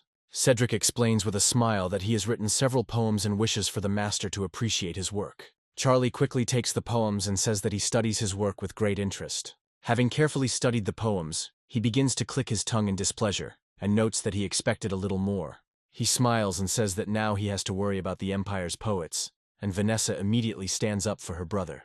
After listening to their objections, he notes that the time has come to open their eyes and show them what real poetry is. Taking up a brush, he announces that there is a phrase after which all the poets of the Empire will no longer dare to take up a brush. Cedric says he's interested in seeing the phrase, after which Charlie starts to write it. Vanessa notices that his handwriting is truly ugly, but as soon as he finishes writing the sentence, she freezes. Charlie places his brush in the inkwell and announces that he has finished his great work. After this, he leaves, explaining that it is already late and recommending that they go to bed early. Vanessa asks if there is one phrase that should silence the other poets. Charlie explains that just this phrase will be enough to scare them and everyone else to death. Cedric confirms his words and adds that other poets are unlikely to be able to survive this phrase. He sadly remarks that with this phrase he will never pick up a brush again, as he will be ashamed. The next day, Shen rushes to Charlie's home and reports that a serious problem has occurred that requires an immediate solution. He explains with horror that the neighboring Zhou fortress was destroyed, although they had recently been trading. Charlie says that we need to check everything immediately to find any possible survivors and find out what happened. Once he reaches the fortress, he discovers that a real massacre has taken place there and, most likely, no one is left alive. Charlie thinks it's terrible, and once he gets inside the fortress, what he sees shocks him to the core. He sees more than 30 people, including old people, women and children, all of whom have been killed in a particularly brutal manner and piled up in a heap. Other fortress owners wonder who could have done such a thing, since they all maintain neighborly relations. Cindy explains that the answer is obvious. It was done by strangers who wanted to send them a message. Afterwards, she discovers a small bundle tied to a sword stuck in a pile of innocent bodies. The bandits look at Cindy and ask if she can decipher the writing in the letter. Cindy reports that the message was sent by Harrison, and calls for them to appear at the foot of the mountain in 3 days. Charlie realizes that these strangers have just killed innocent people as a lesson to others, because the life of every bandit is cheaper than a dog's. After some time, the bandits begin to strengthen their fortresses to prevent attacks from the Imperials. Harry says that everyone needs to be on guard today because they need to be as vigilant as possible. He asks his boss if everything is okay, and he replies that no unexpected events are expected. Harry also asks about news from Charlie, to which Steven says it's best not to discuss it now. He assumes that the boy simply wet himself from fear, and after that he will need another month to recover his strength. Charlie notes that the boy is too young to have witnessed such cruelty, as such scenes are terrifying even for him. Vanessa notices that these scoundrels even killed children, and recalls that she does not remember any robbers who did the same. Cedric says he's heard of battles where over 10,000 people die, but now he understands that death is no fun and is scary. Vanessa suggests that he run away, as it is not safe to stay here and they could become victims of a raid. After thinking for a while, he comes to the conclusion that he can leave quietly and without warning anyone. In order to maintain the element of surprise, Charlie suddenly opens the door and asks if they decided to chat instead of sleeping peacefully. Vanessa wonders if he heard the conversation, then reminds him that the master seemed to be ill. Charlie explains that he just has a cold, and that it is nothing serious, and then says that he wants to talk to them. Cedric asks what exactly is interesting, and Charlie replies that he would like to discuss the history of the Empire. In recent days, Charlie listens to Cedric talk about the world, and eventually he gets the full picture. This world turns out to be the same as in his previous life, and the mythology is basically the same as what he is used to. However, at a certain point, history takes a different course, and instead of a period of reign, the states split into 19 parts. After this, history describes only the endless struggle and horror that reigned between these kingdoms. These deaths are so numerous that a significant portion of the population simply dies out. Charlie understands that if this is true, then all the generals he knew from the era of the kingdom have entered history. Cedric continues to draw an up-to-date geopolitical map to keep him informed. He says that this year the Dawu dynasty was founded and is growing in power every day. He adds that 100 years ago, the last battle between dynasties took place on the territory of the empire, and it took place 30 years ago. Eventually, this bandit dynasty was driven out, and border violations continued for many years. Vanessa notes that the empire's annual military expenditure is an impressive sum, which can be envied. She adds that, in addition to this, the commander of the border army is distinguished by laziness and high levels of corruption. Charlie asks why they are so concerned, to which the siblings reply that they are worried about their story being distorted. They ask him how the empire can emerge victorious in the war against these bandits, to which he declares that he is just a mountain bandit. After this, he adds that he was told that the armies of the world can be divided into 3 classes, in which the lowest will fight for its survival. He also adds that the second class will fight for profit, and when they win, their fighting spirit will be strengthened. Cedric adds that the first class are those who fight for glory, are proud of their death, and are the true elite. Charlie asks him if that's really how he was told everything, impressed by the poetry of this statement. Cedric talks about how he once met an old man who shared this unimaginable wisdom with him. Charlie looks at him carefully, trying to figure out where he has heard these words before, which seem familiar to him. After a short pause, he asks him if he is sure that he was not deceived, and that this was not another drunken joke. Cedric remembers that these words were conveyed to him, and asks the master if he has his own vision of the situation. Charlie, from his point of view, believes that the strongest army is the one that fights for its beliefs and is ready to die for them. Cedric asks him if there is really an army in this world that would fight for its beliefs with such tenacity. Charlie says that such armies exist, but they are not the strongest, and the armies that are fighting for survival hold the lead. Vanessa asks him if such an army will be united if everyone only cares about their own skin. Charlie says that running away or deserting may not save lives, and asks them why the Empire keeps losing. Cedric hesitates to answer this question, and in response asks the master what his point of view is on this issue. Charlie says he doesn't think anything, then asks him if he's ever wondered why a dynasty of thieves is being rejected by the Empire. Vanessa says that the Empire and this dynasty are old enemies who have been fighting each other for hundreds of years. Charlie says that the Empire is under the impression that their enemy is demons who are only out to harm them. After this, he adds that in fact these bandits are simply hungry, because they live in the steppes and in terrible conditions. Charlie adds that in such conditions one has to rely only on the mercy of the gods, who are not at all famous for their mercy. He emphasizes that there are many noble lands in the Empire, so these bandits are ready to fight for them. From his point of view, for these bandits it makes no difference whether you die in the steppes or on the battlefield, since on the battlefield you can at least win. Cedric says that 30 years ago, during the first invasion, there was a drought year, and there was a major crop failure everywhere. Charlie says that these bandits are ready to die, while the Imperial troops are simply taking a defensive position. He adds that the border troops are unable to defend the territory because they do not want to die on the battlefield. He emphasizes that there are probably a lot of rumors and talk circulating in the Imperial court, so the defeat is not surprising. Cedric realizes that he has never heard anything wiser in his entire life, and suggests that he go to the capital to meet the Emperor.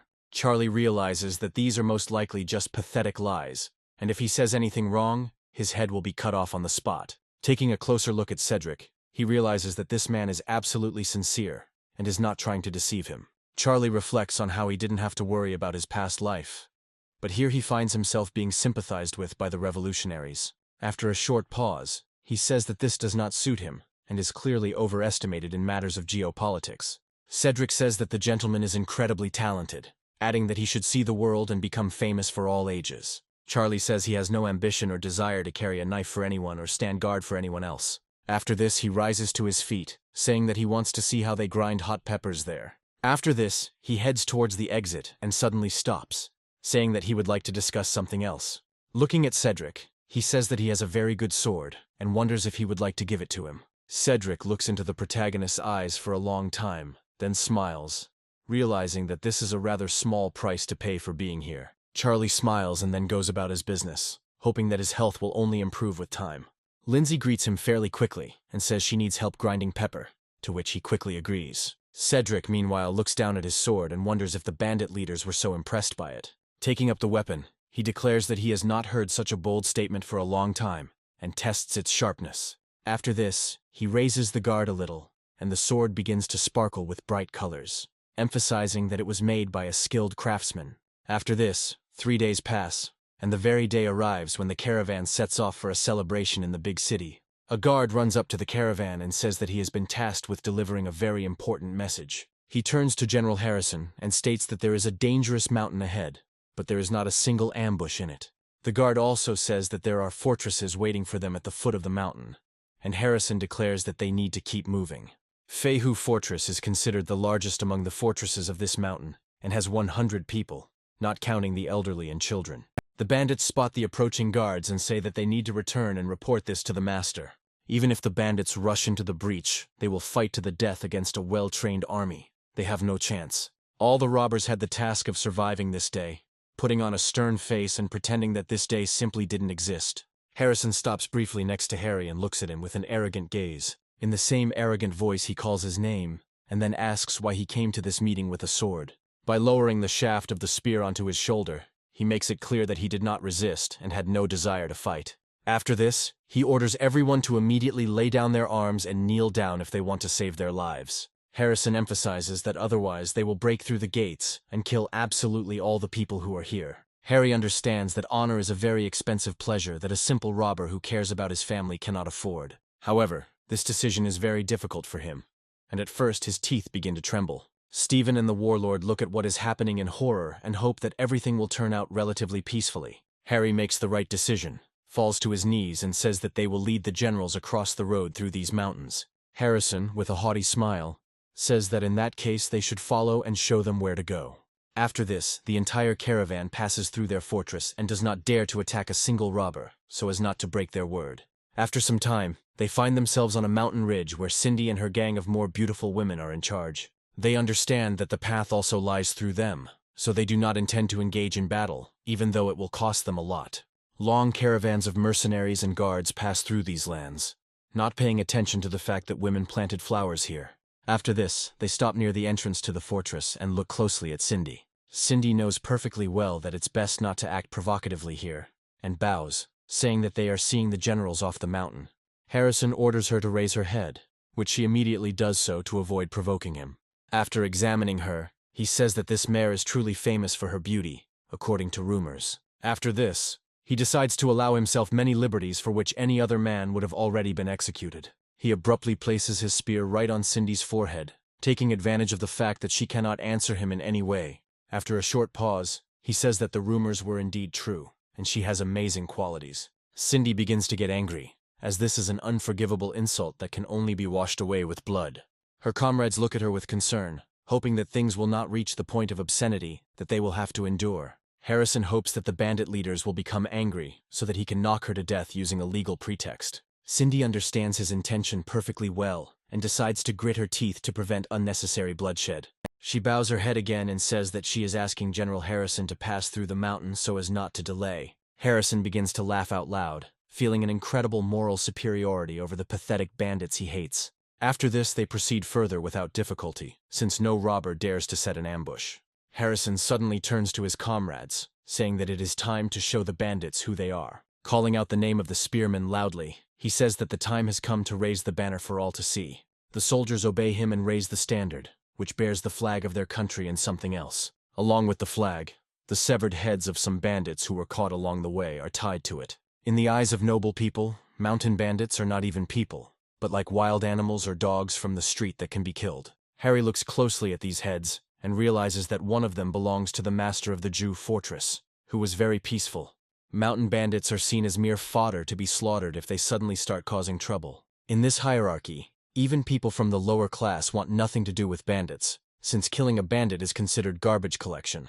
The strong measure of everything considered these people to be a lower class, whose level of hierarchy could only rival that of ants. Meanwhile, the convoy reaches the already known fortress of Hama, and Harrison loudly asks why no one is meeting him.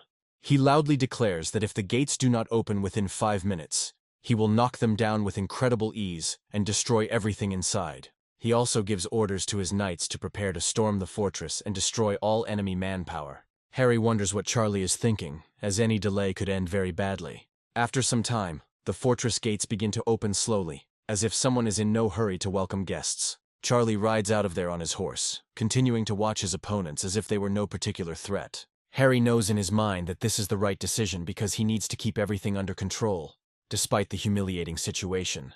Charlie looks closely at his opponents, after which he sneezes loudly, not embarrassed by anything at all. Harrison looks at him haughtily and says that he doesn't want to see him with a gun anymore. Charlie looks at him carefully, not taking these words seriously at all, and tries to figure out what to do. After some time, he quite calmly tells his comrades that these people need to be robbed. Harry wonders why he dared to take such liberties, because he saw perfectly well what happened in the neighboring fortress.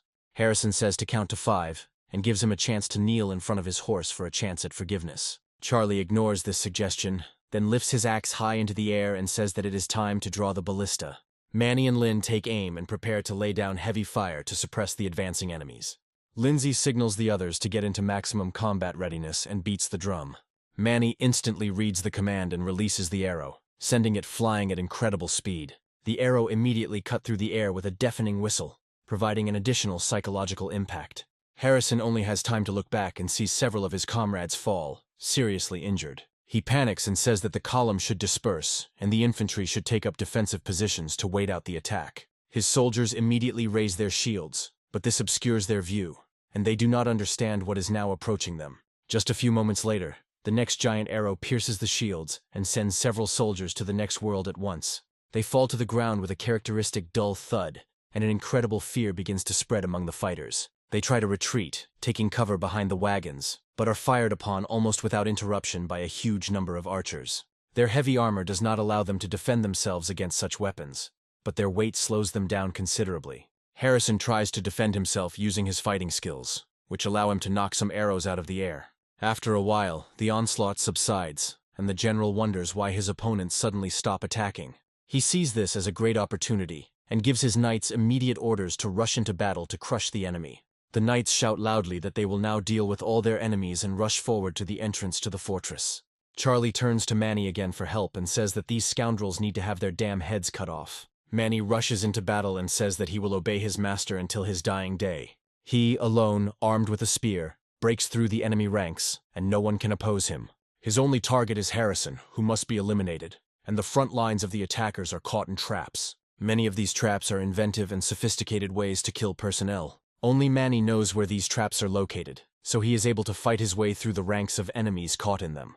This distance of 400 steps becomes the longest journey these soldiers will ever take in their lives. Charlie, meanwhile, decides to use his divine technique and declares that he will now summon lightning. Harry looks up at the sky in surprise and hears an incredible roar, assuming that these are indeed thunderclouds that have appeared out of nowhere. The soldiers in the fortress are preparing to launch special cannonballs from a catapult. These projectiles are attached to a fuse that continues to burn even when the projectile is moving at great speed. The shells explode in the air, showering the enemy with an incomprehensible loose substance that makes it difficult to see them. Cindy asks why the art of 5 lightning bolts has a reddish color, and is told that it is a manifestation of divine fire. Charlie and Lynn leave the fortress, and prepare to repel any enemies that manage to break through. Meanwhile, Manny engages in a duel against Harrison, and it turns out that the general's skills are much weaker than they say.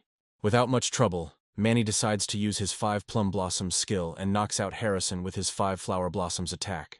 The impact is so strong that Harrison loses his seat and falls to the ground with a distinctive sound.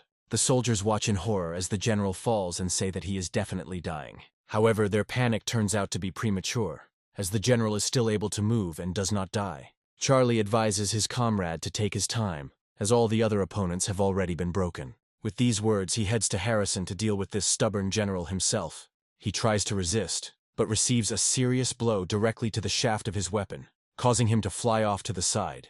The blow is so powerful that it is a real miracle that his spear does not break into 2 pieces. Nevertheless, he manages to stabilize his position, but deep furrows remain on the ground from his movements. Harrison refuses to give up and addresses his brothers, saying that they must continue to fight no matter what. Charlie makes a small circle around him and says that he shouldn't call anyone since his brothers are already gone. Harrison looks around in fear, trying to figure out if his soldiers have really been torn to pieces. What appears before him is a truly horrific sight, the likes of which he has never seen in his entire career as a general. Most of his subordinates are torn apart in the battle against Manny and Charlie, and even more people die in traps. Everywhere you can hear the muffled groans of the seriously wounded, who need immediate surgery, otherwise it's the end for them. Harrison realizes that this is an incredible shame, as a few men can defeat a force of hundreds of well-armed warriors. He also understands that this is the end of his career as a general, since they are clearly not going to leave him alive. He realizes that his only option is to die, and he rushes into the attack, declaring that he will fight anyone who dares to attack him. Lynn quickly rides up to him on his horse, and with a confident blow from his spear knocks him off balance, causing him to fall to the ground. Charlie reaches his target and carefully examines him, realizing that the enemy no longer poses a threat. He reproaches him for thinking that the fortress of Hama could be conquered so easily, and for not having prepared seriously for the battle. Charlie asks him if he didn't expect this outcome and, smiling, says that he understands. After this, he adds that the general probably considered himself strong and therefore looked down on others. He then punches him in the face and says that he likes to beat people who think too highly of themselves. He also states that such people should be dragged through the mud because they are too proud of their strength and power. Holding the gun to his face, he says he will spare his dog's soul so that he can deliver his message to Barry. Charlie states that he is the representative of the mountain range and will not allow Harrison to pass, no matter which road he takes. Harrison proudly asks him if he's afraid of Haishitown's revenge after everything that happened. Charlie menacingly replies that they can come in any number, but the result will always be the same. Vanessa and Cedric say no one expects Charlie to take advantage of the terrain and defeat a force of hundreds of warriors. Cedric asks his sister if she remembers the phrase he wrote on the piece of paper back then. Vanessa says it's impossible to forget something like that because it only had 7 words. Cedric says that such things are not forgotten, and if other talented people find out about this, they will never dip their brushes in ink again. In fact, the phrase Charlie wrote refers to one of the rulers of their era, and in ancient times it amazed people. That day, all the robbers who accompanied the convoy saw how the fortress of Hama was gathering all the carts with treasures up the mountain.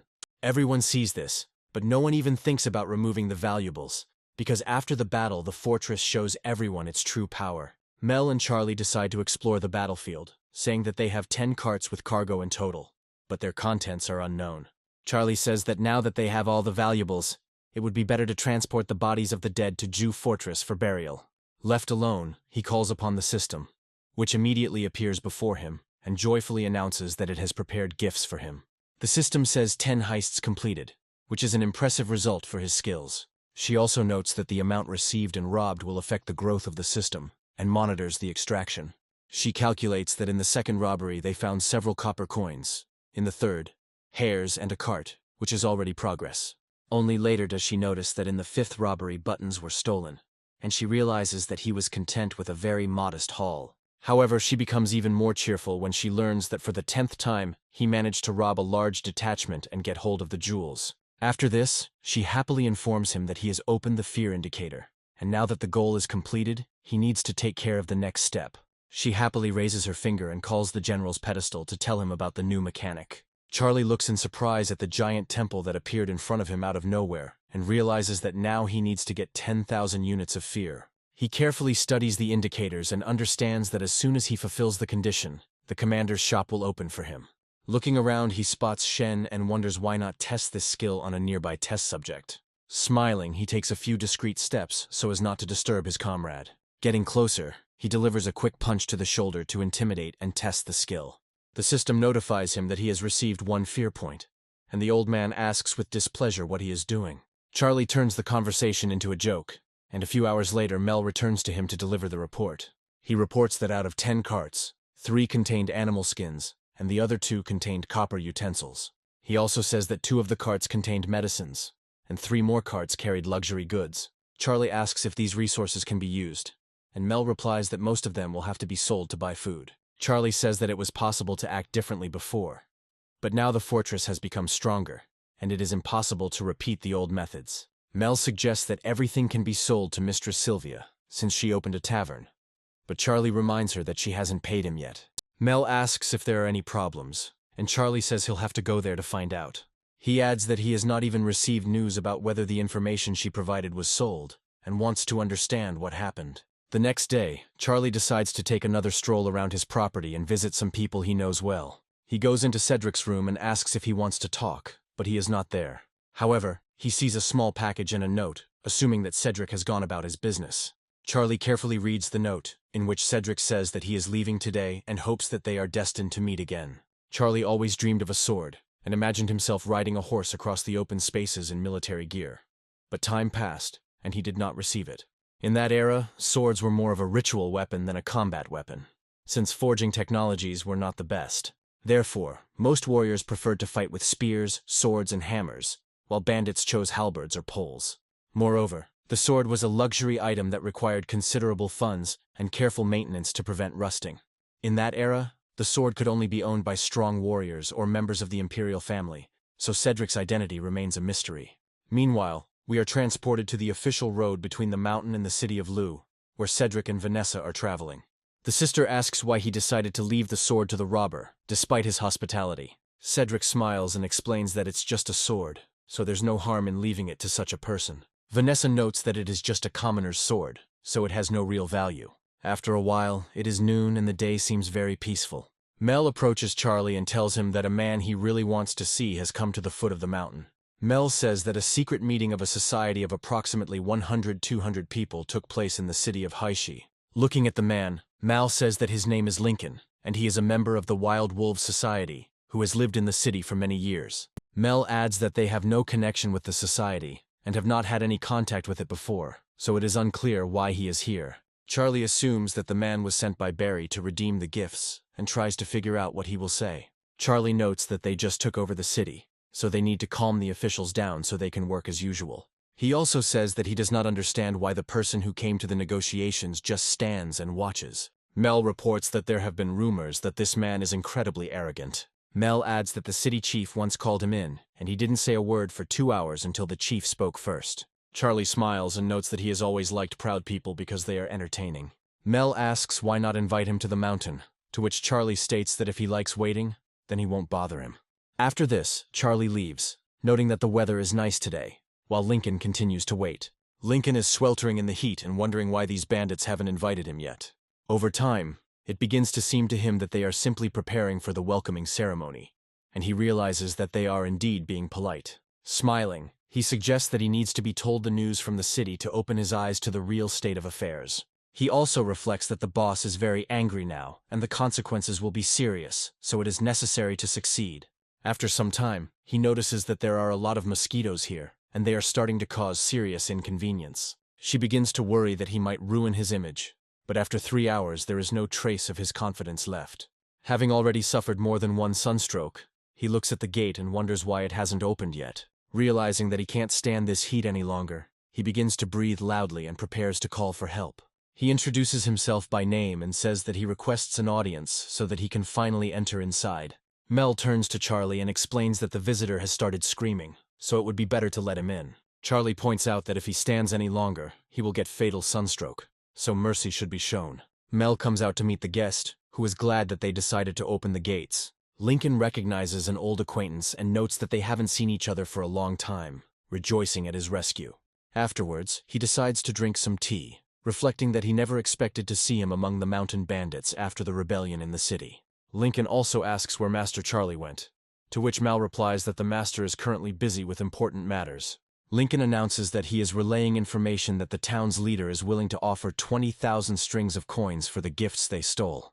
Mel explains that this is an extremely generous gesture on the part of the city's mayor, but some of the gifts have already been sold. Lincoln reminds the commander of the garrison that these gifts did not originally belong to him. Mel replies that they are mountain bandits, so absolutely everything they stole will belong to them. Lincoln reminds them that there are only 6 people here, so they will be defeated if they accept these terms. Charlie suddenly opens the door, dresses in pompous attire, and announces that in that case he will talk to them personally. Looking at him with a stern gaze, he states that he will only accept a price of 100,000 strings of coins, and that will be the last offer. Lincoln asks in surprise how much money he wants to ask for, while Mal barely recognizes her master. Charlie drags the half-dead man along and notes that he doesn't like to bargain, and if they don't agree, it's no problem. After this he leaves, announcing that there will be appetizers and wine this evening, but he pointedly does not explain the meaning of these words.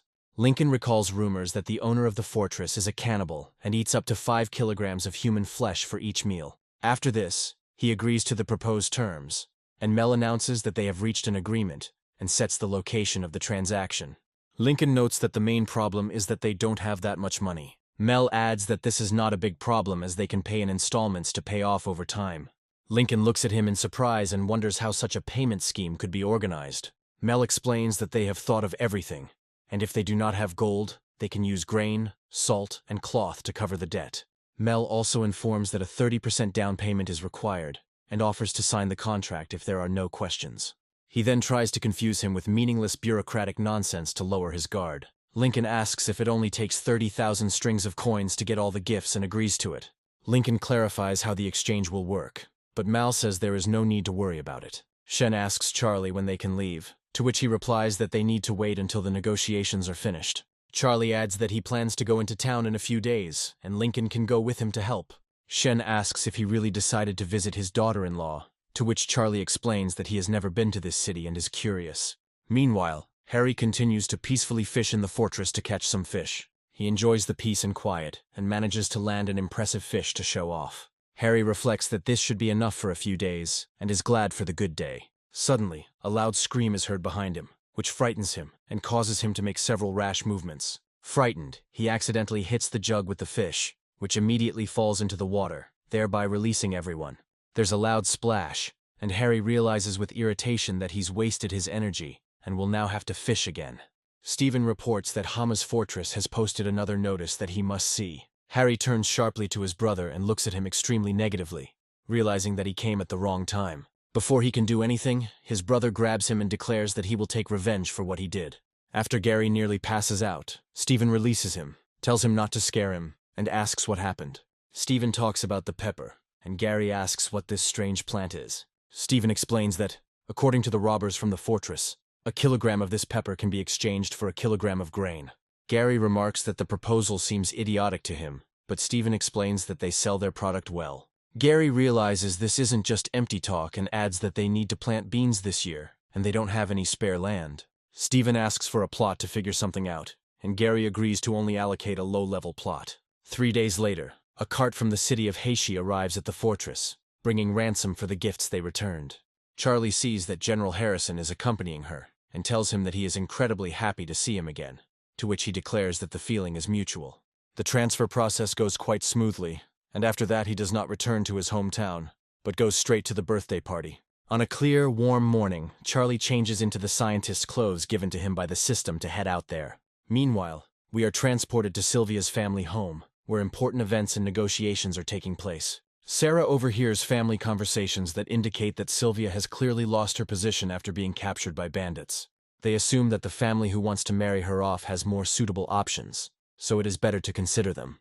Meanwhile, Sylvia is in a small courtyard, carefully monitoring the food supply of the birds living nearby. She throws them grains and crumbs of bread so that they are well fed and can survive the winter. From the outside, it may seem like she doesn't care about such things at all, but in reality, she is in serious danger. Sarah runs to her mistress's aid to inform her of the best way to behave while waiting. She asks Sylvia if she knows that they want to marry her off to an old man who is already very old. Sylvia calmly replies that she has heard something similar, and Sarah considers it unfair, since the man is too old. Sylvia notes that after everything that happened, she will hardly be able to marry well, but now she has a chance to become the main wife. Sarah looks at her in surprise and asks if Sylvia really agreed to such an unenviable union. Looking at her carefully, she suddenly asks if Sylvia is still worried about past events. Sylvia is silent for a while and then explains that a person should not be sad in such situations. After this, she pours out the remaining seeds to the birds so that they continue to peck at them and do not go hungry. Meanwhile, we are transported to the city of Lu, where a celebration is taking place for which 10 carts were bought. A hand-drawn portrait and a notice posted on the city gates stated that the man was to be found. Passers-by examine the portrait and note that it depicts the great robber, nicknamed the Toad King. They add that he has a square nose, a broad face, and a black beard, and consider him a murderer and a villain for whom a reward has been placed. Charlie notes that the drawing looks realistic, while Shen finds the image too unrealistic. Charlie is not discouraged and says that it is time to visit the city to find out everything. The guards suddenly stop them and tell them that he looks like the very villain for whom the reward has been placed. One of the soldiers asks if he has a pass, a monk's letter, or a nameplate to pass through. Shen explains that his son wants to have some fun and hopes the guards will allow the couple inside. Immediately after this, they hand the guards a small coin to appease their strict morals. The guard puts the gold in his bosom and says that he is letting them through, trying to find out their names. Charlie takes a moment to think of the most creative name to go with. After this, he identifies himself as a native of the area at the foot of the mountain, explaining that they decided to visit there to find out about the situation. Lynn draws the guard's attention to Shen, also giving him a fake name and backstory. The guard looks at them in surprise and notes that this is probably the strangest surname he has ever heard in his career. Nevertheless, he allows them to pass, assuming that if they came from the mountain, they know something about the bandits. Charlie enters the market and notes that the town is in its prime and there is a place to eat. After some time, they go into a tavern and ask a local waiter to bring 250 grams of vodka and beef. The waiters are surprised to announce that they don't have any beef, after which they ask what vodka is. Shen asks to prepare a room for them upstairs, explaining that they left the horse outside and it needs to be fed. After bowing, the waiters bring them a large amount of food and ask if they have any further orders. Shen hands them the coins and asks them to tell him what dishes are available in the tavern so they can choose the right one. Charlie says that he is happy to fulfill the request and lists all the dishes on the menu. Shen reflects that Charlie listed many cooking methods, but here they skimp on oil and salt. Charlie realizes that there are only a few dishes here and considers this a good opportunity to try new dishes. The waiter announces that rare fruits have appeared in the tavern, which are not usually served to important guests. Shen asks what kind of dish it is, after which the waiter explains that several dishes can be arranged for such gourmets. The young man excitedly explains that he wants to introduce them to hot peppers. Charlie tenses up and notes that this is an unusual dish that they had never heard of before. The waiter explains that the taste is unusual, and no one has seen dishes like this, making them unforgettable. He also reports that there are only 5 kilograms of pepper, and Charlie asks where they got it in such quantity. The waiter explains that the pepper was brought from overseas by the wife of a gentleman, a traveling merchant. The waiter asks Charlie if he wants to try the pepper dishes, but Charlie says he's not feeling well yet. Afterwards, the waiter thanks them for their generosity and informs them that he will give them time to enjoy their meal. Shen notes that this pepper probably belongs to the She merchant clan, but Sylvia is not the clan head's wife. Charlie asks if Shen knows why he brought him to the city, and Shen reveals that he relied on his advice. Charlie points out that the best advice is always your own, and they need to remember that they came here to complete a mission. He says that they need to check Sylvia's affairs and buy slaves, after which he asks how the task will be carried out. Sylvia chooses to scout the area, but Charlie changes his mind and entrusts her with the purchase of slaves. Shen says he would like to buy some dresses for his daughter, and is told the amount of silver. Shen smiles and says that he doesn't know much here, so the things may not return, but asks not to worry. Charlie watches him go, then considers what he can do to find out everything about Sylvia's family. After this, he quickly calls the waiter and asks if he really needs anything. Charlie very shyly tries to ask him something, but not a single word comes out of his mouth. This goes on for quite a long time, and one can only hope that the waiter is insightful enough to understand what Charlie needs. At first, he really doesn't understand anything, and looks in surprise at the young man, who is unable to say what he wants. However, after a while he realizes that all this time Charlie has been trying to ask for directions to the brothel. Charlie asks him to speak more quietly, and asks which brothel in this city is considered the best. The waiter says that it is better not to look anywhere except the House of Swallows, since it has the best service and the most beautiful girls. Charlie reflects on the fact that this is his first time in this city, so he shouldn't stay here for long. Charlie looks closely at the girls who are here and realizes that they look incredibly attractive.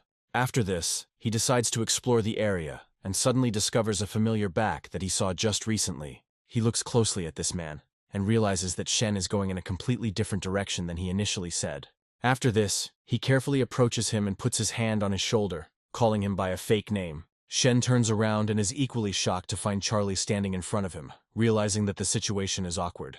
They look into each other's eyes for a while, hoping that someone will be the first to raise the issue of what is happening. Charlie knows it will be very difficult to explain why he is here, let alone to Shen. Shen decides to be the first to start making excuses, pointing out that he was wrong to come here, and this gives Charlie carte blanche. Charlie accuses him of breach of trust, noting that he gave him money that belonged to the people of the fortress, and he spends it in places like this. Shen says he was just passing by and came to take a look, but Charlie claims he was following him and won't believe his explanation. Shen apologizes again, admitting that he was wrong, and then asks him not to tell his daughter about it. Charlie points out that he's not insensitive, then suggests they at least take a look at the women who work there. The girls working in this brothel are indeed very beautiful and often play musical instruments. Rumors are spreading among clients that this house has acquired another courtesan with incredible skills. Some official starts laughing and says that, apparently, the head of this house has become rich since she received a high position. Charlie also sits down at the table to listen in on the conversations and get some information. In an era where information is poorly communicated to people, gossip is the main source of information. Shen is already very drunk and is of little value as a spy, so Charlie has to rely on himself. Charlie hears again that the Toad King has been given a bounty again. One of the officials reports that the price for his head is already as high as 150 liang, emphasizing that he can live on this money for the rest of his life. Others advise him to keep his mouth shut, noting that this man possesses a divine art called the Five Lightnings. Another client says that the gentlemen are also discussing him and asks if they have seen the man with their own eyes. His interlocutors note that he speaks as if he had seen this demon in person. The man claims that he not only saw, but also heard the cry of this man, who, according to him, was descending from the heavens. The girl claims that the master's fencing skills are so excellent that no one doubts that he would defeat any opponent. The young man notes that his own fencing skills were not good enough that time, so their duel ended in a draw. After this, he states that if he meets him again, he will definitely use both his sword and his heart to kill this opponent. Suddenly he hears a loud chuckle coming from another table and tries to figure out the reason for it. Turning around, he looks at Shen and asks the old man if he really doesn't believe the stories are true. Shen looks at him in surprise and tries to understand what he should respond to in such a situation. Charlie elbows him in the shoulder and remarks that he finds it hard to believe himself, before asking if he's seen the Toad King. The young man asserts that there can be no doubt in his words and asks who he is to doubt his story. Charlie gives his false name and says that he is known throughout the world as the Traveler with the Gentle Axe. People look at him in surprise, trying to understand how he could come up with such a first and last name. Charlie realizes that he doesn't like hearing drunk old men call him by this strange name, invented as a joke. The drunken patrons claim they don't care who stands in front of them, adding that they are only there for Carmine. Charlie notices that he is also here for her, and the others start laughing at him, claiming that he doesn't have a chance. Charlie looks at them with mild disdain, trying to figure out who this girl is that everyone is talking about. Straining his ears, he finally learns who Carmine is, and why she is so popular in local circles. This girl belonged to a wealthy family, and, like her family name, was incredibly beautiful. Her father was a military man and was supposed to protect the port from pirates, but he was in secret collusion with them. The just mayor of the city executes the Grail family and sells all their relatives into slavery, and the same fate befalls Carmine. Charlie reflects on the fact that slaves are one of the purposes of his trip to this city, so he listens carefully. He reflects on the fact that Mrs. Carmine is 16 years old this year, young as a flower, and therefore arouses great interest among the aristocrats. In fact, to see her, you need to have a bunch of coins and be able to write interesting poetry. However, even if a person gets to her and has an interesting conversation, she still tells him that she is very tired. The man hands over the silk, which is worth a lot of money and is equivalent to a bunch of coins, and states that he would like to see Carmine. Meanwhile, Charlie approaches another girl and asks her to bring him ink and a brush so he can write a poem. Shen looks at his boss in surprise and wonders what exactly he plans to do with these tools. The other visitors watch him and are surprised that he decided to win her heart in this way. Meanwhile, Charlie finishes an incredible poem to impress this girl. Visitors watching him notice that even this greenhorn dares to write something with naive hope. Charlie remains cheerful and hands over a small piece of silver along with the poem. Other visitors note that today no one knows whom the capricious nature of young Carmine will choose. They also notice that no matter how many people come here, sometimes for several days in a row, they all throw money away. One of them claims to have heard that a gentleman hired a poet to write a poem to impress Carmine. After a long time, the girl returns, and the rest of the visitors wait for her to announce the results. The girl informs Charlie that the mistress wishes to invite him to her room. This leaves everyone else in complete shock, and they can't believe that this boy is already winning Carmine's favor. Charlie pats them on the back, noting that disappointments happen in life, so they shouldn't be discouraged even in such situations. He also makes a characteristic gesture to demonstrate his peacefulness. The drunk client says that he has been coming here for several days in a row, and yesterday, he even managed to get in to see her. Another client suggests that the reason for this is probably the poem that the young man wrote. They ask him what verse they are talking about, to which they answer that he should not move for a single second. He asks what happened, and they add that there is something stuck to his back, after which they discover a small leaflet. Taking this leaflet, they find a drawing of a toad there, and realize that the king of the toads has been here all this time without revealing his identity. One of them gets scared and says that this creature really is omnipresent. Charlie walks on and hears Carmine reading his poem with feeling and intonation, admiring its poetry. She believes that sitting alone by the pond, it seems as if the tiger is restoring its spirit in the shade of green trees. She asks if Mr. Charlie really wrote this poem, and then falls silent for a moment. Charlie comes closer and remarks that she should call him by his name, as it would be better that way. Carmine does as he asks, and Charlie smiles, feeling satisfied with what's happening in the room. He stops next to the giant bed, hung with curtains, and realizes that he still hasn't looked at her face. Charlie, not being an expert in communicating with women, tries to decide what the best step is to talk to her. Carmine suddenly notices that it is already too late, as the sun has long since set. Charlie wonders silently if these words should be taken as an invitation to lie down in her bed. Charlie continues to approach her, and the girl fearfully asks why he is still here.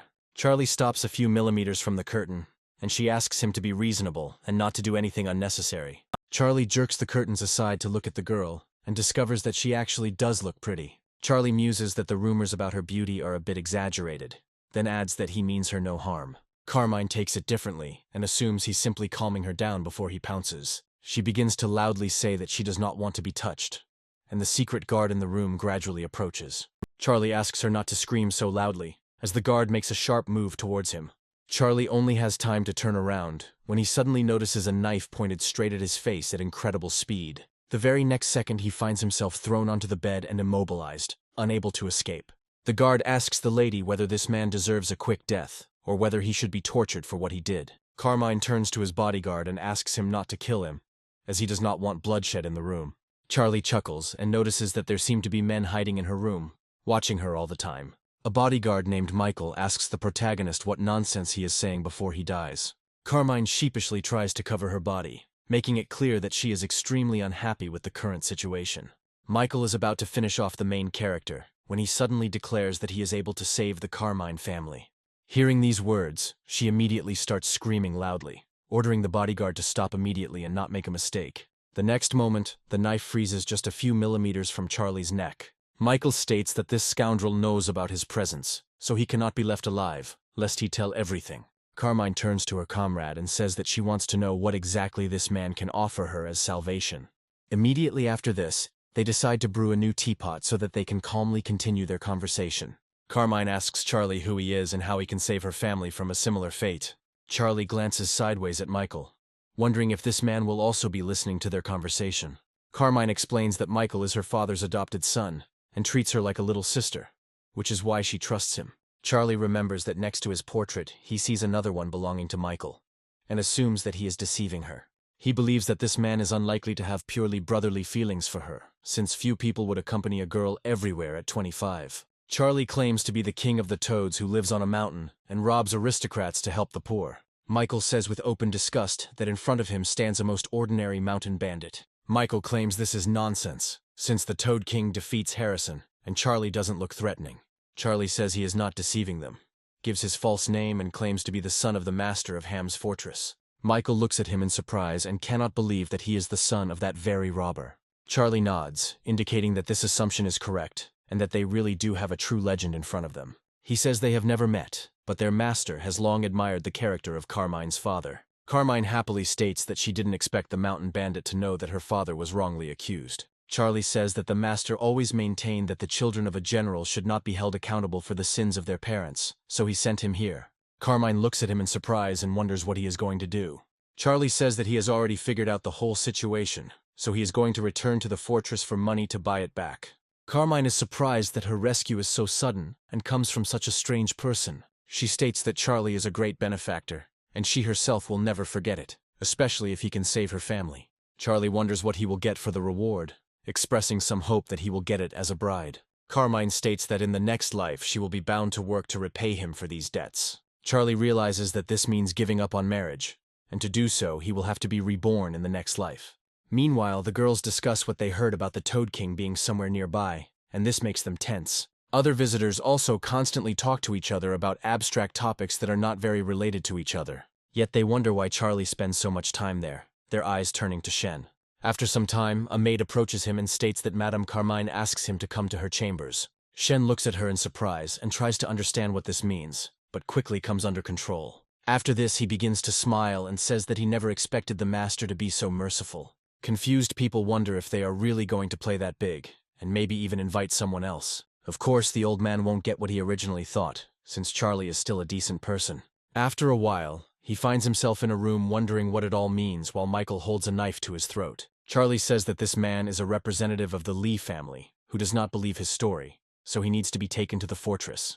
Shen asks him what Charlie will be doing during this time, and he states that he still has business to attend to in this city. Opening the window, He says that he will eagerly await the payment of her debt and the completion of the ordered service. Immediately after this, he jumps onto the roof and escapes with the help of his incredible acrobatic skills. Meanwhile, we are transported to another area of the city, where the family with whom Sylvia lives. Charlie looks around and realizes that this house is too big, so finding his friend will be problematic. He reflects that he always knew their domain was quite extensive, but he didn't expect it to be so gigantic. Suddenly he hears girls passing nearby, who are clearly negatively disposed towards Shen. One of the maids says that if Sylvia dares to act like a mistress again, she will show her that she is not. Charlie realizes that these two girls apparently are coming from his friend, whom he hasn't seen for quite a long time. At this time, Sylvia is in her room and feels very depressed because she is not very popular. There is a look of resentment in her eyes, after which she decides to look at the moon to find at least some consolation in it. To her incredible surprise, she notices a painfully familiar silhouette rapidly approaching her across the rooftops. Sylvia, worried, decides to confirm her suspicions and asks her visitor who he is and what he is doing here. Charlie lands like a superhero, and there's a slightly awkward pause between them. Sylvia doesn't even know what to say in this situation, but decides to wait patiently until he gets to his feet. Charlie lifts his face sharply and greets her, his eyes flashing like a wild cat. Sylvia cannot believe that Charlie has come to her and is terrified by such an appearance. She immediately crawls away from him and asks him not to come closer. But the hero calmly shakes himself off and tries to catch his breath. Smiling, he says that all this time he thought that only he could not sleep that night. But it turns out that the lady is not sleeping either. Sylvia peers at him carefully and asks if it is really him. Charlie and Sylvia are silent for a while, not understanding what they should say to each other after such a long separation. Charlie hands her a small bag and asks what she thinks of such a gift. Sylvia looks closely at the woman's sachet and asks if he really stole it from some girl. Charlie says he bought the piece for her, and Sylvia quickly realizes he's lying to her face. Charlie tries to justify himself by saying that he bought it especially for her, and tried to choose the best. Sylvia says she has never worn anything like it and looks at him gratefully, expressing her appreciation. Charlie asks her why she never wore jewelry, and Sylvia states that she was born beautiful. After a short pause, she asks him why he decided to come here, to which he only grins. He says that several months have passed since they became acquainted, and he could not eat or sleep, thinking only about her every day. Sylvia tries to shame him, saying that he behaves very loosely, and sometimes she doesn't like it. Charlie says that he came to see her today, especially to see her and make sure that she is okay. He also notes that she has lost weight and assumes that she is still on a diet, not realizing that these are strange compliments. Sylvia looks at him in surprise, but doesn't dare to hint that it's better not to communicate with other girls like that. Sylvia was kidnapped on her way to a wedding, but after that her entire family was killed, and many blamed her. Charlie hears this story from the first source, and asks if her father is completely indifferent to her. Sylvia says that her father is now seriously ill in bed, which means that hardly anyone will know about it. Charlie exhales tensely, and says that feudal ethics only brings problems and is of no use. Sylvia mentions that other family members treat her coldly because she brought misfortune to her husband. Charlie pats her on the head and says that all these women are pathetic vipers, and he will be on her side. He also makes it clear to her that no matter what, he will defend her honor and dignity. Sylvia asks him how he plans to help her, to which Charlie states that she is like a wife to him, and he will not allow her to be bullied. Charlie heads for the exit and says that she should stay here, and he will solve the problems, and all that remains is to wait for news. Sylvia stops him briefly and he asks her what happened. Sylvia hands him a small cage with birds and says that she would like him to take them with him. Charlie explains that he already had dinner today and doesn't really want to feed the pigeons again. Sylvia calls him a fool and says that pigeons are needed to maintain communication. Charlie jumps over the fence and, luckily, lands normally, face forward. After a while, the sun appears over the city, and Sylvia joyfully greets the morning, feeling that she has become lighter.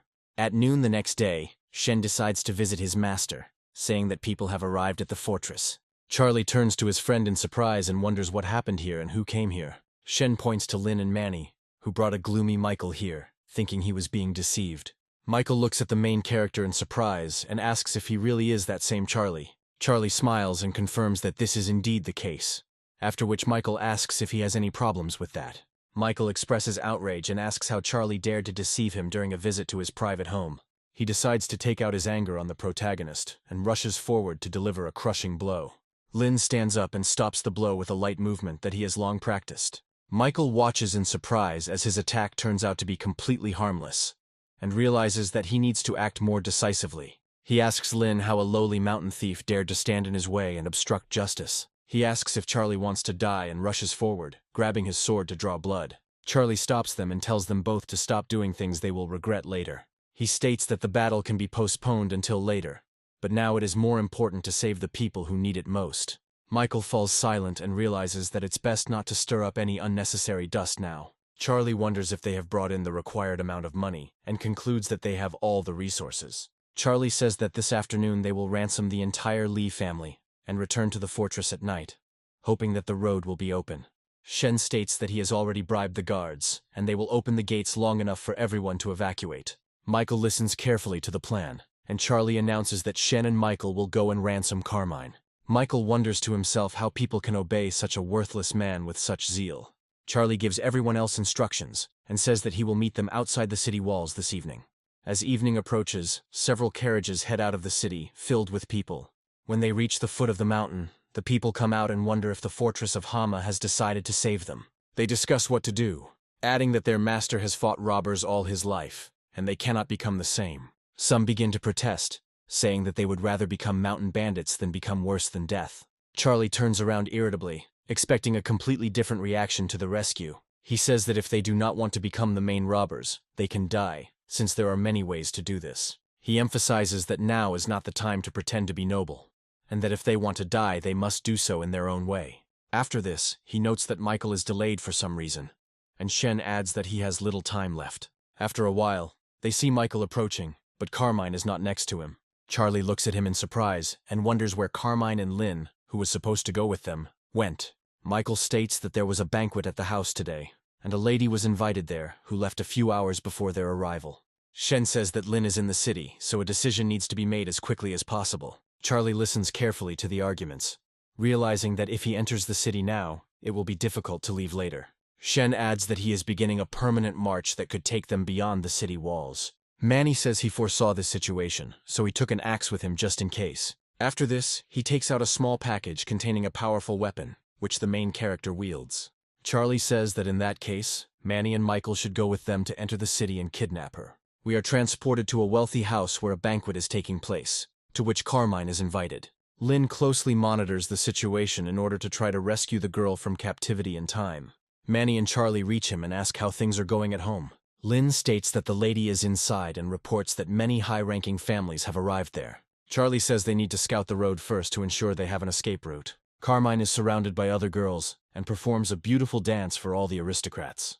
Her movements are truly graceful, and she attracts the attention of everyone present. The advisor notes that this girl is very skilled in dancing, and everyone confirms this today. His colleague says that she is from the House of Swallows, and therefore is incredibly refined. The old man grinned and said that if he liked the girl, he could send her to him tonight as a gift. Carmine finishes the dance and leaves, amidst talk that it would be a good idea to invite her again. Afterwards, she sinks down onto the bed and thinks about how much her legs hurt after the grueling dancing. The maid says that she must rest, because when the banquet is over, she will send someone to take her back. Carmine nods attentively and looks around sadly, realizing that the attention she is receiving remains unenviable. After a while, the door slowly opens and she discovers that an unknown man has entered.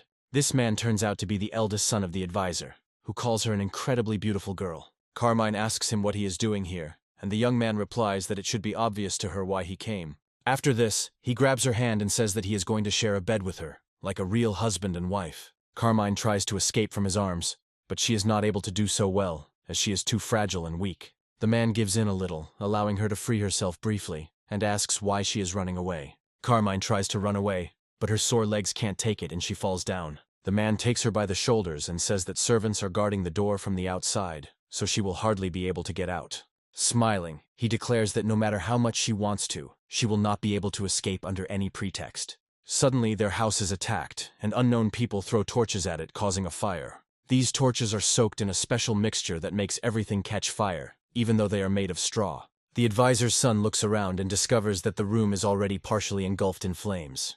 The other servants wonder what is going on and try to save everyone they can.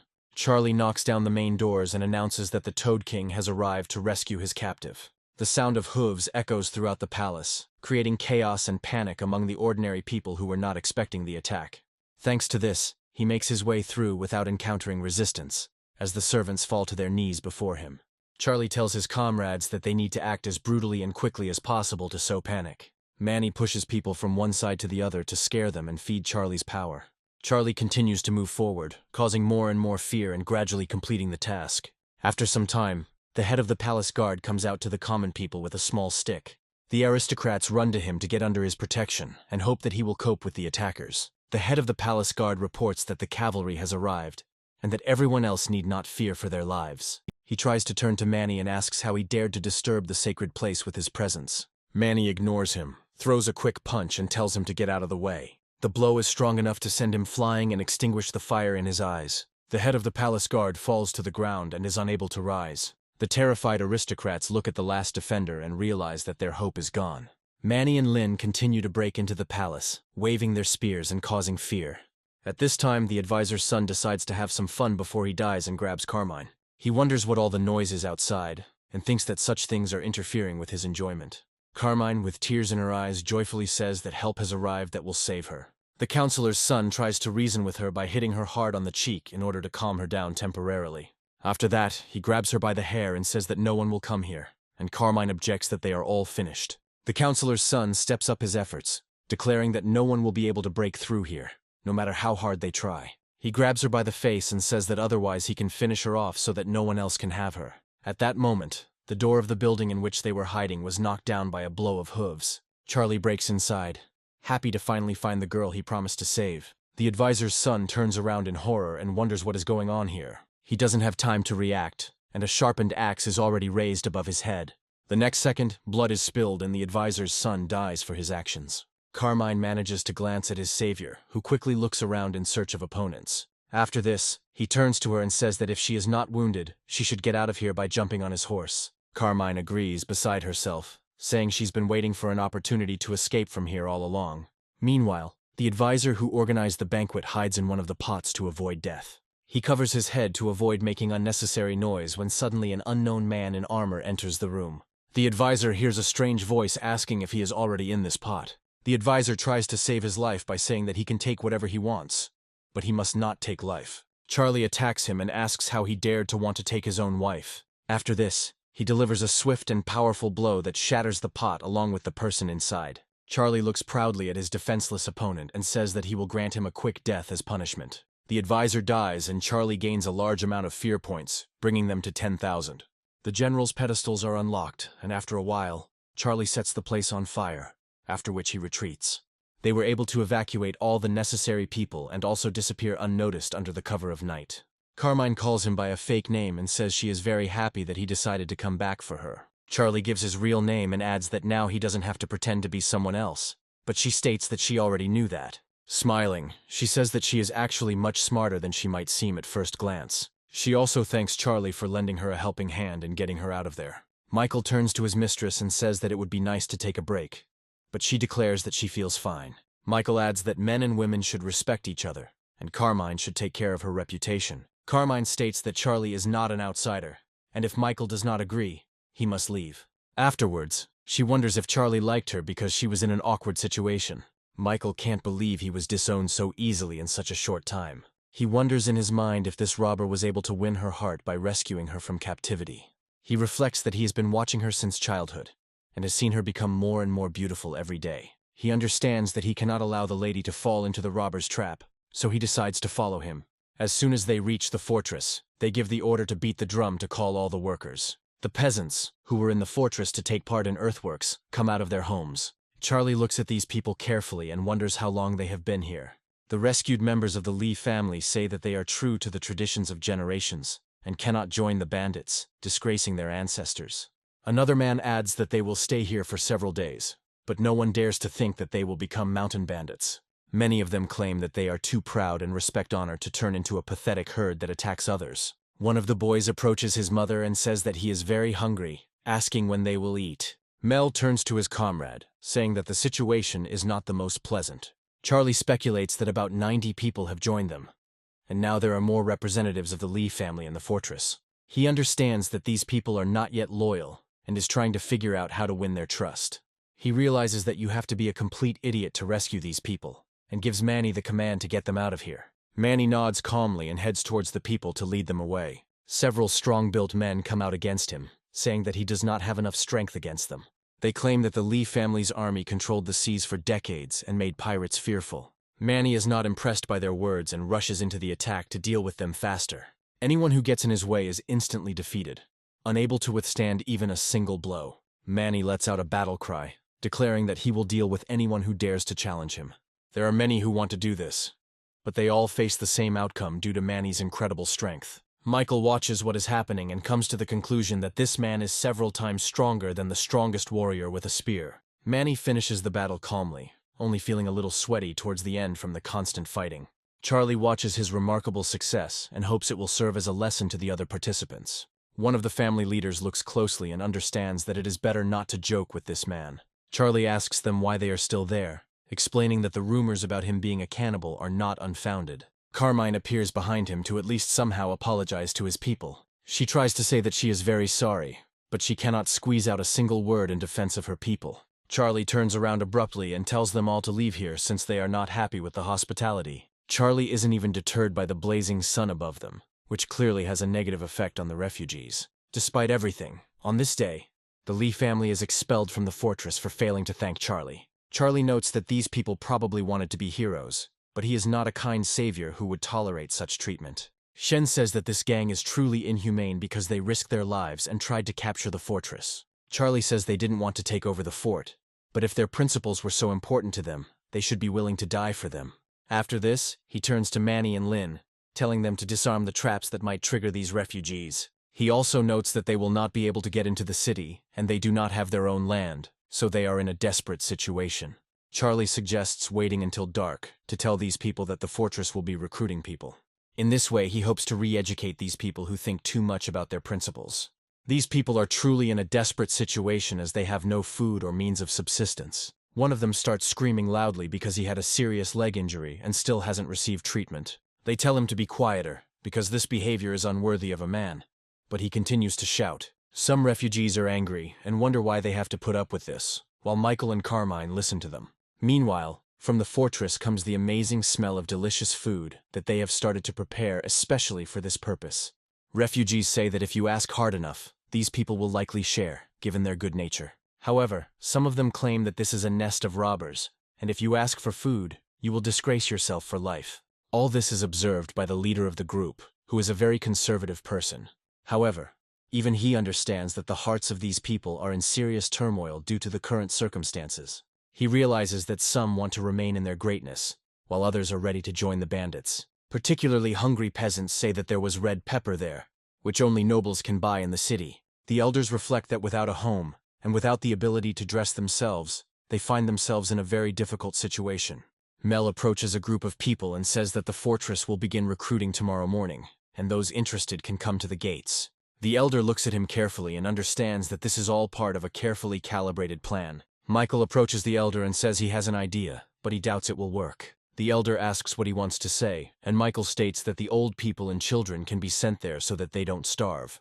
The elder carefully considers this proposal, realizing that in this situation he has no other options. After this, he quotes a great sage, according to whom people with high ideals will not give them up for the sake of survival.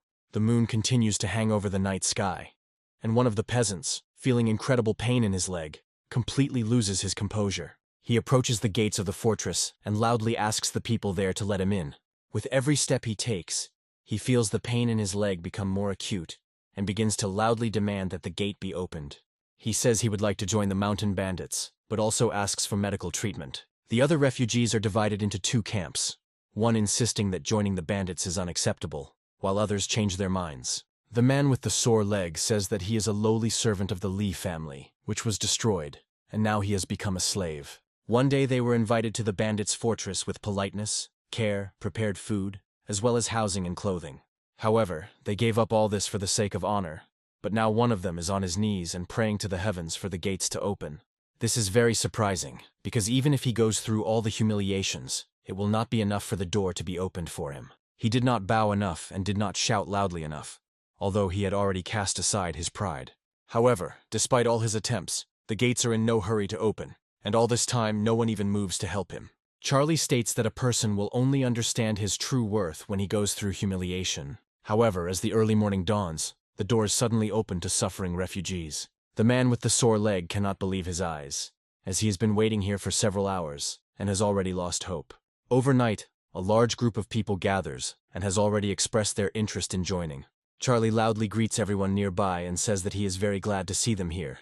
He also recommends that they get in line, adding that the first recruitment of people to the Hama fortress is already beginning. Mel notes that those who want to join the Hama fortress must undergo an interview. The refugees loudly express their decision to join the squad, and Mal asks one of them who he is and who he was before. The man gives his name and says that before being enslaved he worked as a cook. He also reports that his foot is crushed by a wheel, but this does not prevent him from doing light work. Mel says this is unlikely to allow him to work fully, as his injured leg will take a long time to recover. The man looks at them attentively and plaintively asks to be accepted, promising to work hard. Mel approaches Charlie and asks his opinion on this man's candidacy. Charlie claims that this person can be accepted, provided he is first assigned Category C. The cook asks what this category means, to which he is told that he will find out about it later. Charlie also encourages him to work hard and invites the next person to interview. Lynn suddenly approaches Charlie and informs him that General Harrison is coming from the direction of the city. Charlie turns around with interest and says that such an honored guest should be greeted in person. Seeing the general and his comrade, he joyfully runs towards them, waving his arms and greeting them. He asks if the general has gone to deliver presents for the king's birthday. Harrison explains that he returned because everything went well and he decided to come back. Charlie asks if everything really went well or if he is hiding problems, to which Harrison insists he wouldn't lie. Charlie realizes this is a lie because the trip went terribly. The king of the city Harrison went to is the ruler of this land, whose support is important to Barry. However, Barry doesn't know that 30 years ago, during the invasion of the Bandit dynasty, the ruler defended the city along with Barry's predecessor. This ruler was a good friend of the now deceased ruler of the city of Heishi, and they called each other brothers. At first, the ruler does not know about the death of his comrade, but during the gift ceremony he learns the sad news. The enraged ruler refuses the gifts and kills Harrison's escorts, after which he promises to destroy the city of Heishi. Harrison remains silent and does not tell Charlie about this so that he cannot gloat. Charlie wonders why so many people have gathered at the fort. He notices that people are being recruited into the fortress with the promise of good conditions, and asks if they would like to join.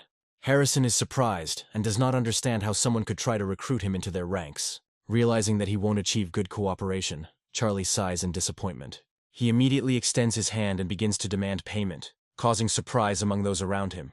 Charlie explains that anyone who passes under this ridge must pay 20% of the fare. In response to indignation, he clarifies that he is guided by a document signed by the city mayor. Harrison claims he has no money, but Charlie thinks it's unfair that such a powerful man doesn't have a dime to his name.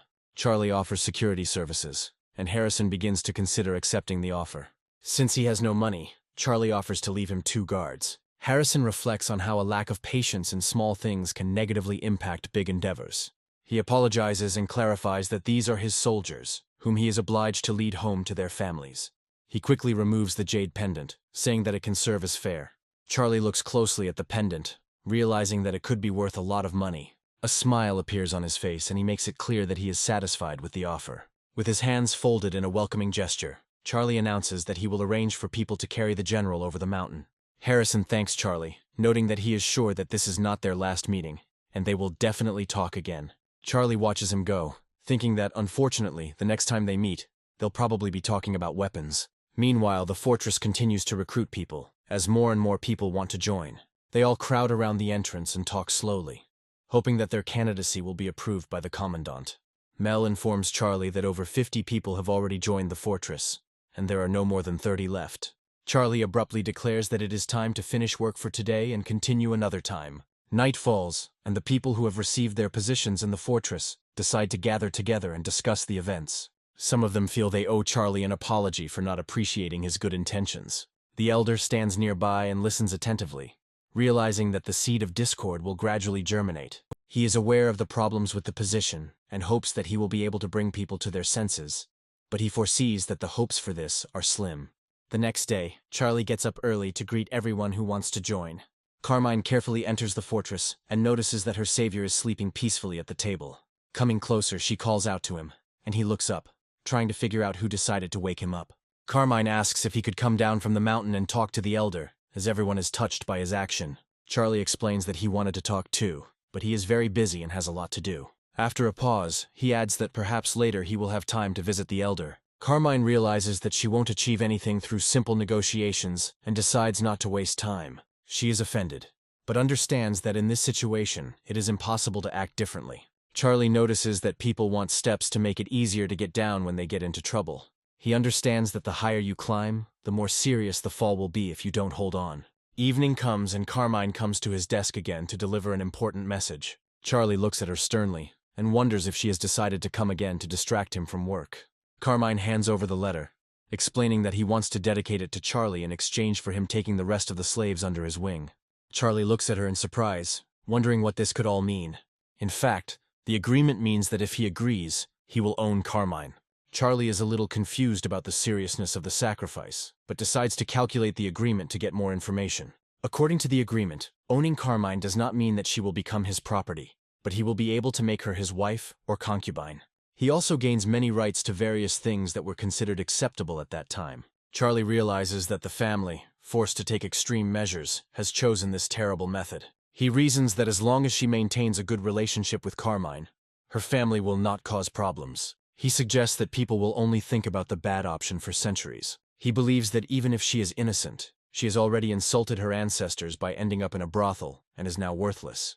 However, if she refuses to sacrifice herself for her family, it will lower her position even further. Charlie realizes that he has been put in a difficult position because he does not want to make this choice. However, he decides to meet her halfway and agrees to accept her condition.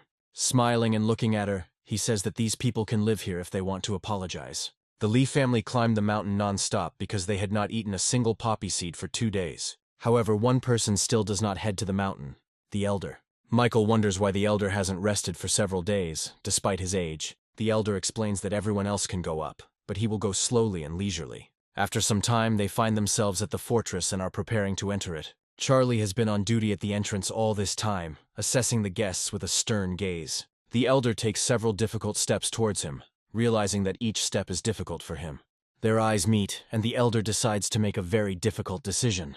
He suddenly stops and concentrates all his spiritual strength that he has been accumulating over the past few days. He addresses his family and all the generations of ancestors present here on this day. After this, he gives his name and says that he has come to finally meet her. Gathering his strength, he hits his head on a stone the next second, so as not to feel shame. Michael and the other family members look at him in surprise, asking what he did. But it is too late. Charlie reflects on the fact that there really are people in this world who are willing to die for so-called honor. Coming closer to the old man's body, he wonders if such a rash act was really worth it. Charlie reflects on how the warrior's path is hard, the road is long. But does honor matter after you've reached the afterlife? He understands that the old man did this in order to sow doubt in the hearts of people. So Charlie knows that people need to see him remove those doubts. The system notifies him that he is receiving a few fear points from people looking at him. Charlie understands that you can get fear if people hate and fear you at the same time. Mel realizes that the situation is difficult and asks Charlie what they need to do. Charlie thinks for a moment, trying to figure out what he can do about it, as the situation is complicated. He turns to his comrades and informs them that they need to bury the elder and then escort the people home. It's going to be a rough night, so Charlie decides to head to the bathhouse to freshen up a bit. After some time, he finishes his water procedures and, having dressed and dried himself properly, goes into his room. To his surprise, he almost immediately discovers that Carmine has been sitting in the room all this time. Charlie looks at her with some confusion, wondering why she was suddenly here. Carmine tries to find the words, but the system notifies her that he is receiving fear points from her. After this, she informs him that the water for washing is prepared, and she is going to serve him. Charlie explains that she must have misunderstood him, then states that it is late, and it is better to go back to the room.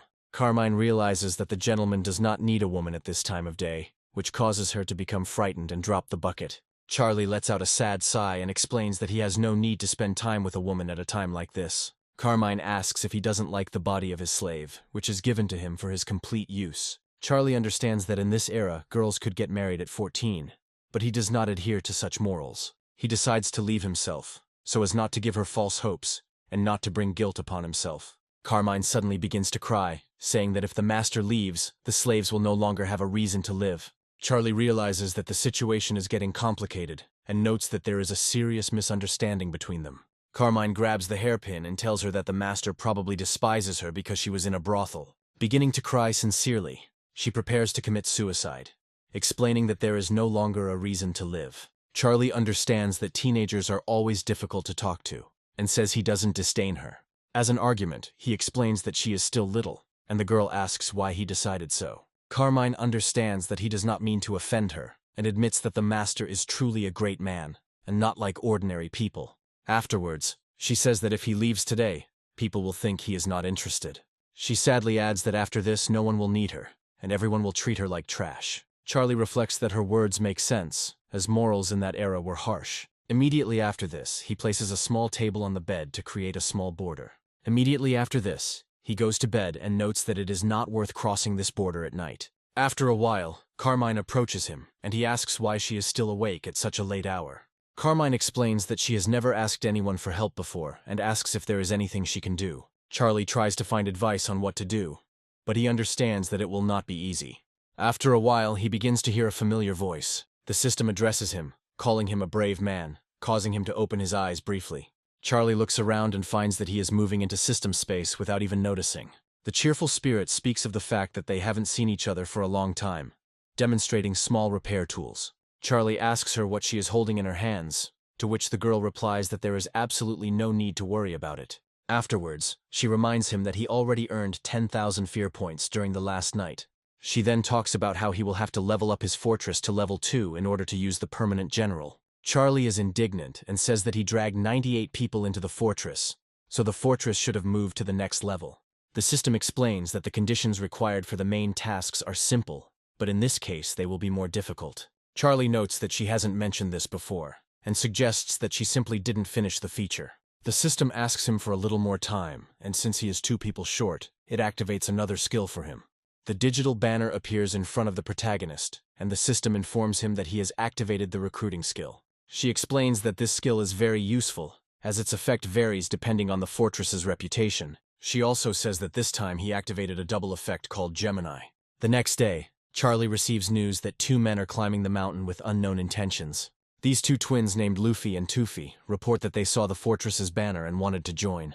Charlie reflects on the fact that these are normal characters, meaning the system recruitment skill is almost useless. Nevertheless, he decides to accept these people into his ranks, clarifying that from now on, they will be one big family. The system rewards him with a lottery draw, after which Charlie declares that the fortress needs to be upgraded first. The system informs him that he can summon a commander into this world once, but it will cost him all his fear points. Charlie thinks it's a pretty high price to pay for one summoning, but the system reassures him that it will get easier soon.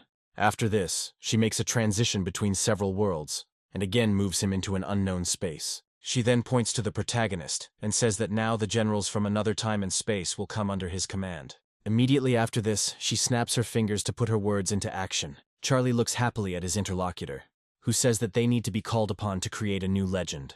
The system reports that the construction of the general's pedestal has been completed, and the fortress level has been raised to the 2nd level. This updates all the basic strength stats, making the system more sophisticated and advanced. After this, the system informs them that they are finally finished, and it is time to take advantage of the lottery draw. Charlie discovers that he has gained the skill of eloquence and tries to figure out what exactly this skill affects. The system explains that the effectiveness of a skill depends on how it is used. She also asks him what he wants to do, to which Charlie states that he would like to use the pedestal. Realizing that he does not have enough fear points, he still decides to use the lottery. The system happily announces that it has understood his request and calls the lottery machine. At the same time, the action moves to the foot of the mountain, where Sarah suddenly runs in pursuit of a specific goal. She reflects on the fact that Sylvia's family has abandoned the marriage contract, and now her reputation is in disrepute. She recalls that the head of the family kicked her out of the house and gave her an inn so that she could earn her own living. Sarah sadly notes that no one comes to the tavern, so they receive practically no income. She wonders if this robber and murderer will be able to help in this difficult situation. Meanwhile, the system is charged with a powerful blow to immediately hit the slot machine. At the moment of impact, the system tells the machine not to behave as disgustingly as last time. Charlie watches the complicated relationship in amazement, and suddenly sees that he has been awarded the golden ball. The system looks at the loot with joy and reports that it has finally dropped without further ado. Charlie reaches out to the ball and discovers that an axe icon is visible within it. As soon as the ball falls into his hand, it begins to glow brightly and sparkle with energetic lightning. Charlie looks at the weapon he received and announces that he finally hit the jackpot as he received the demon axe. The demon axe, according to legend, was made by a great blacksmith and has the hot blood skill. Charlie tries to hold on to the axe, but he doesn't do it without serious difficulties. Charlie muses that it must be his upgraded original axe, but there's one small problem. The problem is that he is still too weak to lift such a big thing. Without thinking twice, he realizes that he will have to find a way to become stronger and more resilient himself. However, he doesn't have time for this now, so he decides to deal with the affairs of the fortress. Carmine asks him if he is going to eat, to which he replies that he has a lot of important things to do right now. He also asks her how things are going with the exercises he showed her, and she states that she is doing them. Charlie asks her to repeat these exercises, saying that he will watch carefully how she does them. Carmine agrees and begins to hop on one leg, wondering what the benefits of these exercises are. Charlie says this is to strengthen the body, because no one should be weak in these difficult times. He also states that she needs to eat well and exercise a lot, to which Carmine states that she will not let him down. Suddenly the door opens and Sarah enters the room, wondering what they are doing. Carmine turns towards her and suddenly calls her by name, as if they were old acquaintances. Sarah looks at them with some suspicion and asks how Carmine ended up here. Sarah looks around carefully to understand why a young girl suddenly appears in the robber's room. The first thing she sees is a double bed, which can't say anything good. Charlie and Carmine offer her tea, after which Sarah accuses him of making his mistress miss him while he is here having fun. Charlie asks her how Sylvia is doing, after which the young girl immediately becomes sad. She hands him a piece of paper, telling him that he should read it all himself. Charlie says that he will send someone into town tonight to help her. Hearing this, Sarah tries to warn him, saying that after the latest pogroms, all the city authorities are looking for him. Charlie lets out a sad sigh and says that this is indeed true, and he will have to be even more careful. The system appears behind him again, and informs him that it is giving him a task to help the tavern become popular. Charlie approaches Carmine and asks her to call Commander Mel and the brothers Luffy and Tofi here. As soon as she leaves, there is an awkward pause between them, and Charlie tries to start a conversation. After this, he gets up from the table and loudly clears his throat in order to attract her attention.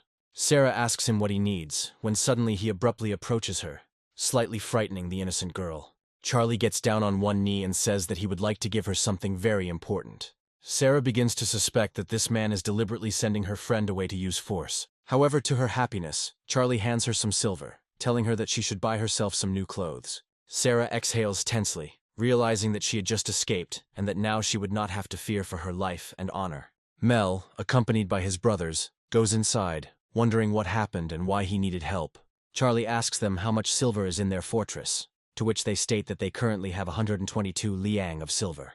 Charlie asks to take 100 from these supplies and give it to Sarah, to which the girl states that it would be too much. Charlie tells her to accept the gift and then follow the commander to the warehouse. After this, he turns to the two brothers and asks them if there is a reward on their heads. Luffy and Tofi say that they have not yet had time to commit any crime, but they promise to try to justify the trust. Charlie is surprised that these brothers think that committing a crime is a good thing.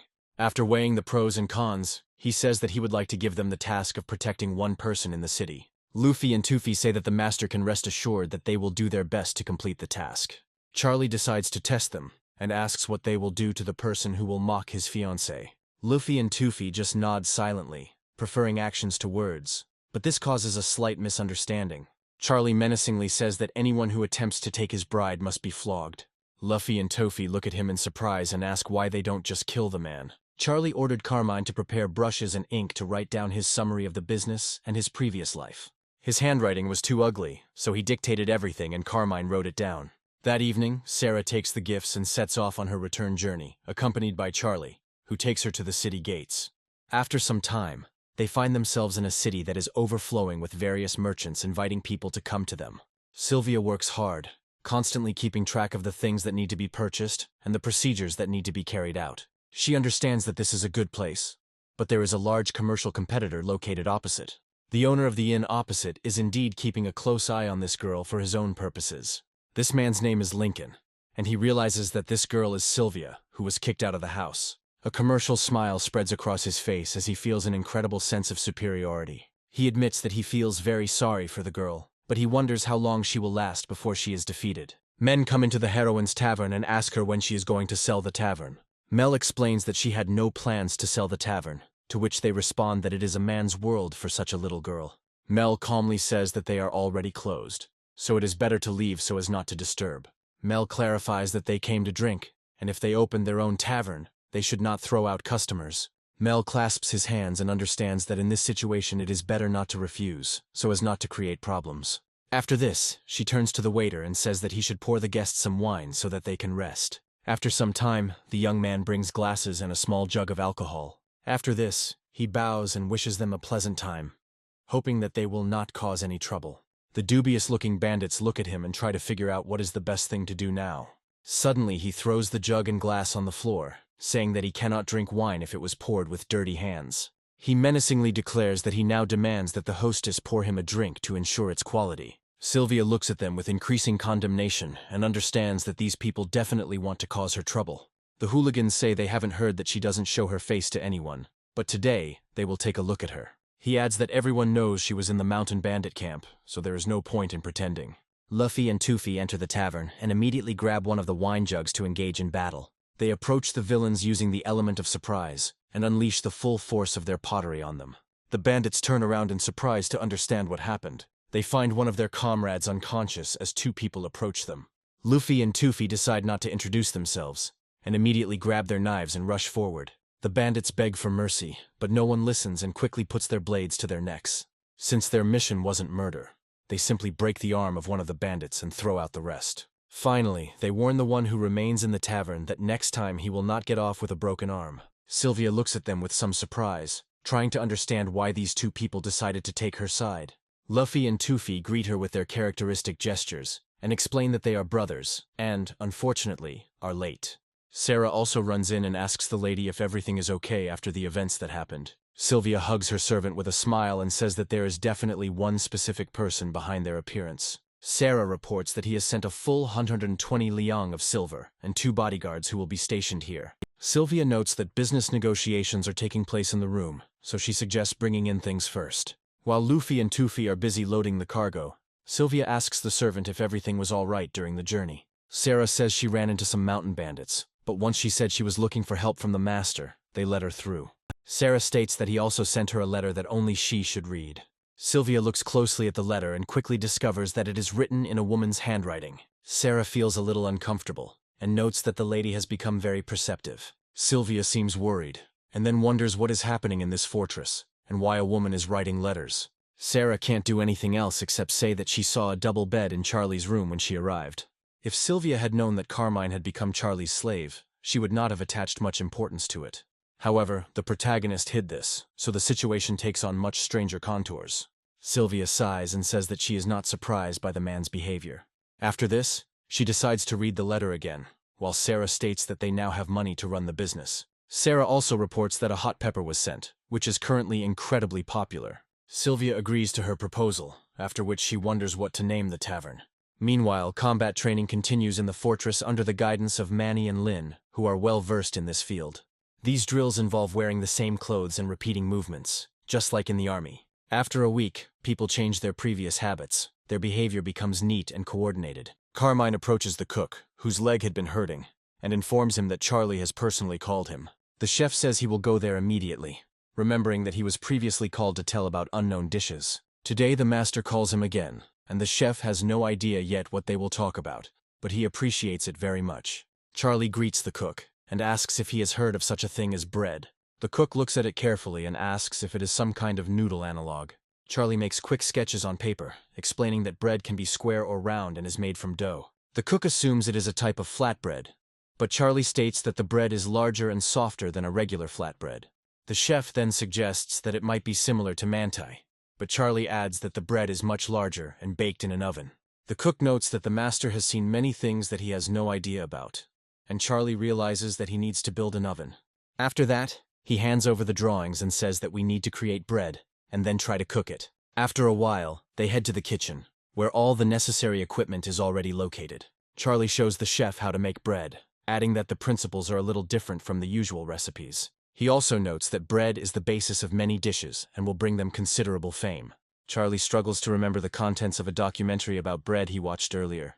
The road to bread making was not smooth, but in this situation, nothing else can be expected. The construction of the bakery oven was also not an easy task, since such an engineering structure requires experience. Sometimes the dough burned, and sometimes the bread turned out half-baked. But in the end, all the difficulties were overcome. After so many attempts, the first successful loaf of bread is already ready in the oven. Charlie takes a small spoonful of honey to spread on the bread and recommends that Carmine try the dish. Carmine tries the bread, waiting a little to avoid getting burned by its high temperature. She immediately remarks that the dish turned out amazing and asks Charlie to try it for himself. Charlie smiles and praises his cook, stating that they must now make a frying pan. That day, the entire fortress tastes the bread Charlie made and is amazed at the resulting taste. The taste is liked by everyone, especially children, as the bread is slightly sweet. Meanwhile, troubles continue in the town as Sylvia learns that no one wants to work at their tavern. Having received a disappointing report from a comrade, she learns that there is more unpleasant news. The elder informs that his mother is very ill, so he will no longer be able to serve her. Sylvia asks him if he will leave completely and is outraged by what is happening. The colleague explains that he is very guilty before her, so she may not pay him his salary. Sylvia bows to him, saying that he is the elder of her family, so if he wants to leave, she does not dare to stop him. The elder notes that she does not understand what is happening, but at the same time forces her to serve. Sylvia doesn't quite understand what exactly he means, but decides to let him go about his business. All this time, Lincoln is watching her, a smug grin never leaving his face, as he is behind this. The elder bids his mistress a final farewell, saying that he advises her to take care of herself in this difficult life. Sylvia reflects on the fact that she was kicked out of her family and is now forced to live in an old tavern. She also realizes that Lincoln is not going to give up and believes it is only a matter of time before he finally pushes her out. Sarah suggests going to the market to try their luck, to which Sylvia replies that it is a waste of time and no one will answer her. They are asked what they should do then, when suddenly they hear the clatter of hooves and an approaching carriage loaded with goods. The cook from Hama's fortress looks at Sylvia carefully and asks if she is Mrs. Sylvia. Sylvia, surprised, says that she has come to the right place, after which she asks a counter-question about who he is and what he is doing here. The cook turns to the other girls, saying that they should come out as they have finally arrived at their destination. The cook states his name and says that they want to pay their respects to the lady and greet her. Sylvia immediately becomes embarrassed and asks not to call her that in the middle of the street, as it might attract attention. Honest people say that they understand her perfectly and add that they will definitely help with her problems. Meanwhile, Lincoln continues to watch, wondering where the little girl got so much money. He wonders in his mind whether she knows how to water down wine, slip defective goods, and delay wages. Smiling, he turns to his servant and tells him that he needs to go to the building opposite and borrow some chairs. The servant replies that they are unlikely to be given chairs, to which Lincoln replies that he can simply tell them that they will not succeed. After this, he turns to his dear guests, saying that he did not expect their visit today. His guests declare that they need a private room and ask for his signature dish, adding that there is a hot pepper in the neighboring tavern. Lincoln smiles and recommends that they go to the second floor, adding that he will immediately prepare everything necessary. Smiling broadly, he assures them that even the mayor of the city likes their pepper. A servant quickly approaches him and informs him that there is a problem, and Lincoln demands that he do something immediately. Struggling to find the words, the servant informs them that their hot peppers are out and cannot be obtained quickly. He also advises Lincoln to come up with something as soon as possible, since a lot of people come specifically for this pepper. Lincoln realizes that the cunning, shameless woman must have calculated everything, and therefore ordered a delivery of hot peppers for herself. He cautiously approaches his guests and informs them that they are out of hot peppers, suggesting that they order another dish. However, the guests begin to insist, saying that they heard that they only serve hot peppers to rich people, adding that money is not an issue for them. Lincoln claims he wouldn't hide the pepper, and the truth is, it's really gone. The disappointed official says he expected more from running such a large tavern. After a while, a stunning aroma reaches them, which instantly captures their taste buds. The official turns to Lincoln and tells him it is the smell of hot pepper, accusing him of trying to deceive him. Lincoln sniffs carefully and wonders if that smell is coming from their tavern. They quickly realize that there is no pepper in their tavern, and try to figure out where the smell is coming from. The common people come closer to the tavern and rejoice that it has finally opened. Sarah announces that new customers receive a 20% discount and small gifts to take home. Officials and their comrades say that it is absolutely necessary to see what the selection in this tavern is like. Lincoln tries to stop them by saying that he can give them the famous vinegared fish, known for its taste. He can't keep his customers, and the influx of people wanting to eat at Sylvia's is growing. Sarah watches this with joy and understands that their business will take off and they will become popular. Sarah sees the competition and hears Lincoln declare that he will not feed anyone until he defeats them. As she gets closer, she politely asks him for some stools. Lincoln turns angrily at the little girl and demands that she leave because she won't get anything. Sarah asks in surprise why he yelled at her, reminding him that he doesn't have any visitors anyway. The use of logic and facts leaves the impudent official unable to utter a word. Meanwhile, Charlie asks for reports on how things are going at Sylvia's tavern. Toofy reports that he wrote a letter for the master and asked that it be delivered to him personally. Charlie quickly gives this letter to Carmine and asks her to read everything that is written there. The letter consists of only rare literary words that are unusual for Carmine. In the letter, Sylvia expresses extreme politeness and gratitude for the invaluable help. She mentions Carmine and says that she is very glad to hear that the two of them make a good couple, and wishes them all the best. Sylvia also mentions that if she meets the lady in person, she will show her full respect. Charlie reads the letter carefully on his own, and notes that the words in the letter carry intentions and requests. After this, he asks to move the pen and ink, and allow him to write the letter himself. Carmine asks if she needs her help now or later, to which Charlie replies that he will ask her next time. Once he finishes the letter, he hands it to the pigeon and releases it to deliver the letter to the return address. Charlie turns to Toofy and thanks him for the work he has done, after which he asks him to send letters by carrier pigeon. Toofy looks at him carefully and wonders why he doesn't just take the letter himself. Charlie finds himself in a bit of a bind and is trying to figure out how to get out of this situation. Meanwhile, the dove covers the distance between the mountain of robbers and the city of Sylvia at great speed. Nothing in this world can stop such a fast bird, as it intends to deliver the message on time. Within a few moments, a city appears in front of the dove, where she rushes to get to Sylvia. The lady was surprised that the message arrived so quickly, since only a few days had passed since it was sent. She invites the dove to sit down so that he can regain his strength and get some refreshment. Looking at his paw, she discovers a letter and carefully pulls it out. She wonders how this man is going to explain that he is now living with another woman. After that, she carefully examines the contents of the letter, but it contains only a simple question about whether they will be in touch. Sylvia wonders what this all means, since a homing pigeon is only needed for urgent messages. Sylvia assumes that he probably wants a specific answer, when suddenly Sarah announces that another letter has arrived. Sarah asks what exactly the sender wrote, but Sylvia finds it difficult to give a clear answer. The letters contain monosyllabic questions that do not make sense, and this confuses Sylvia a little. Sarah suddenly discovers that another pigeon has brought a letter. Sylvia opens the letter and sees a question asking if she is in the bathroom right now. Sylvia asks her servant to take the pigeons and feed them while she thinks about her answer. After some time, people approach the entrance to the tavern and ask if they are already handing out money here. In other words, they can't explain why there are so many people here enjoying every second they spend here. Meanwhile, the staff trains other servants, telling them to walk very slowly to avoid dropping food. Sarah, with her characteristic confidence, begins delivering bread at incredible speed. She slips pretty quickly, and the cook reminds her that he warned her to be careful, but she didn't listen. Meanwhile, Lincoln comes to the second sister and tells her that things are going badly because of the tavern across the street. The second sister is surprised, saying that this dilapidated building has been empty for a long time, and this surprises her a little. She also notes that once she took it on, things started to go uphill, and it seems that Sylvia is an inexperienced trader. Lincoln reports that everyone wants to eat at this tavern now, and there are already long lines at the entrance. The second sister wonders with irritation how some swindler could have pulled all this off so quickly. Lincoln says action needs to be taken urgently, or the business will close due to lack of customers. Everyone around him turns to him, saying that he is incapable of anything, and recommends that he contact Donald. Lincoln explains that it's easy to invite Donald, but much more difficult to get him out. The second sister argues that true professionals do what they are good at, and Donald specializes in just such things. Lincoln realizes that he has nothing else to do but trust his sister and rely on her instincts. He enters a very large building, hoping that the owners will be lenient towards him. The atmosphere in this place is truly tense, so Lincoln hopes for the best and prays to all the gods he knows. Gathering his strength, he carefully knocks on a special ring to attract the attention of the guards.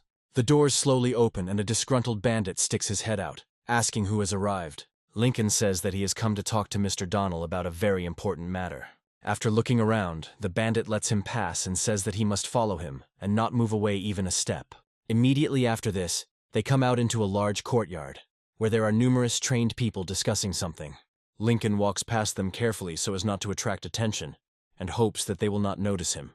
After some time, he discovers a majestic man sitting in the corner of the courtyard under a tree. Donald is a formidable man, so strong that he could kill a tiger with his bare hands if he wanted to. Lincoln extends his hands to him and says that he would like the gentleman to do him a small favor. Immediately after this, He begins to empty the contents of the bag, which is overflowing with gold medallions. Donnell looks at him menacingly, then turns to his ally, nicknamed Scar, and tells him to deal with this man. Scar, smiling, assures the gentleman that he need not worry, as he will do everything in the best possible way. After this, they reach the tavern and notice that it is quite lively here, so they decide to go inside. Scar grins and says that they have traveled all over the world and tried all the delicacies, so it will be difficult to surprise them. Immediately after this, they decide to book a small table to try the food before proceeding further. One of the bandits approaches Scar and says that this time the bill will be his alone, to which he is indignant. However, after drinking a little, he turns to his brother and says that he needs to add some meat. After some time, all the plates they ordered are completely empty. Having satisfied his hunger, Scar says that they are almost finished, and it is time to get to the real work. With these words, he quietly throws the dead rat right into the dish in which the drinks had been prepared all this time. Once he's satisfied that everyone is paying attention, he loudly announces that he's seen a rat, attracting attention. He indignantly explains that now he understands why the broth here tastes strange, because there is a rat swimming in it. Sarah and her battle brothers turn to look at the villains, trying to understand what is happening. Tufi remarks that this is an old trick and asks why Scar only saw the rat after he had eaten some of the broth. Scar explains that he has had poor eyesight since childhood, so he only noticed the rat after he had eaten half of it. Tufi tactfully notices that the rat is floating whole in the broth, when suddenly Scar takes out a knife and pierces it with the blade. After this, he shows the remains of the rat and claims that he spoke the pure truth, and no one dares to argue with him. Luffy and Tofi take a few steps towards him and note that this behavior is starting to seem familiar to them.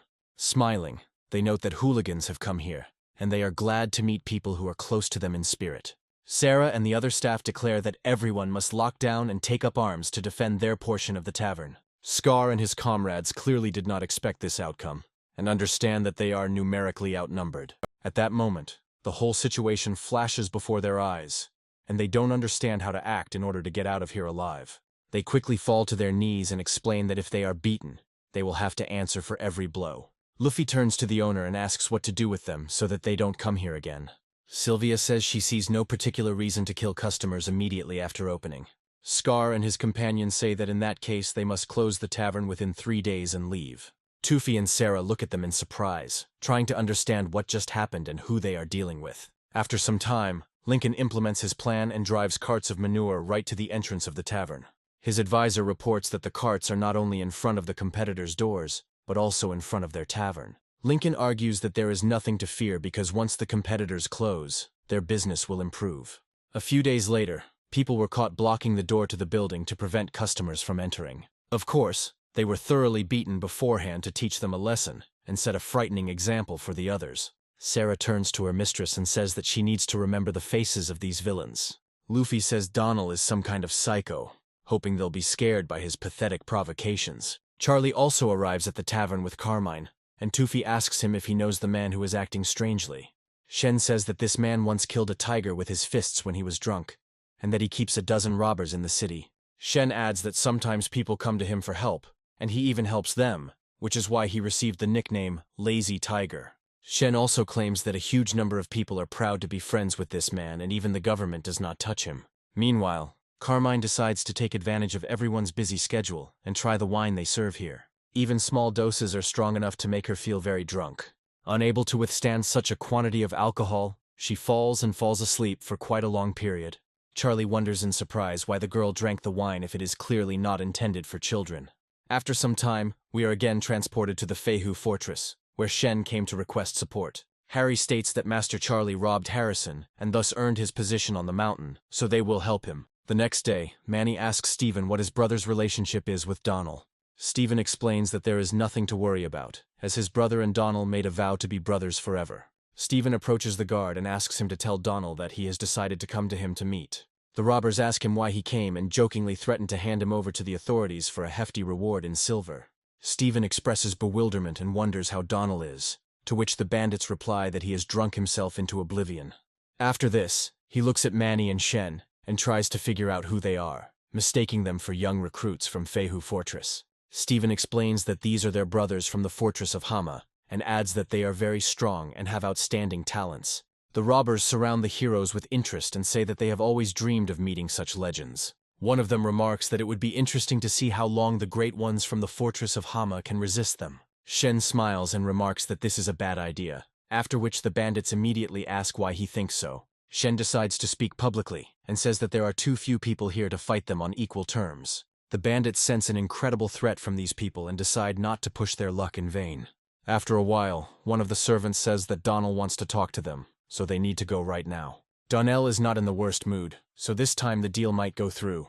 Manny decides to address him with the utmost respect, informing him that their boss has sent a friend request. Donnell looks closely at the Buddha statue and states that he does not pray or light incense. He also says that he will not accept this, because he has no shortage of friends, and dogs and tigers must have different paths. He asked me to tell Charlie that he shouldn't stretch his hands too far, because this is not his territory. Stephen tries to challenge his judgment, saying that Charlie is a very powerful person. Shen immediately interrupts him, hinting that now is not the time to throw insults or try to figure out who is right.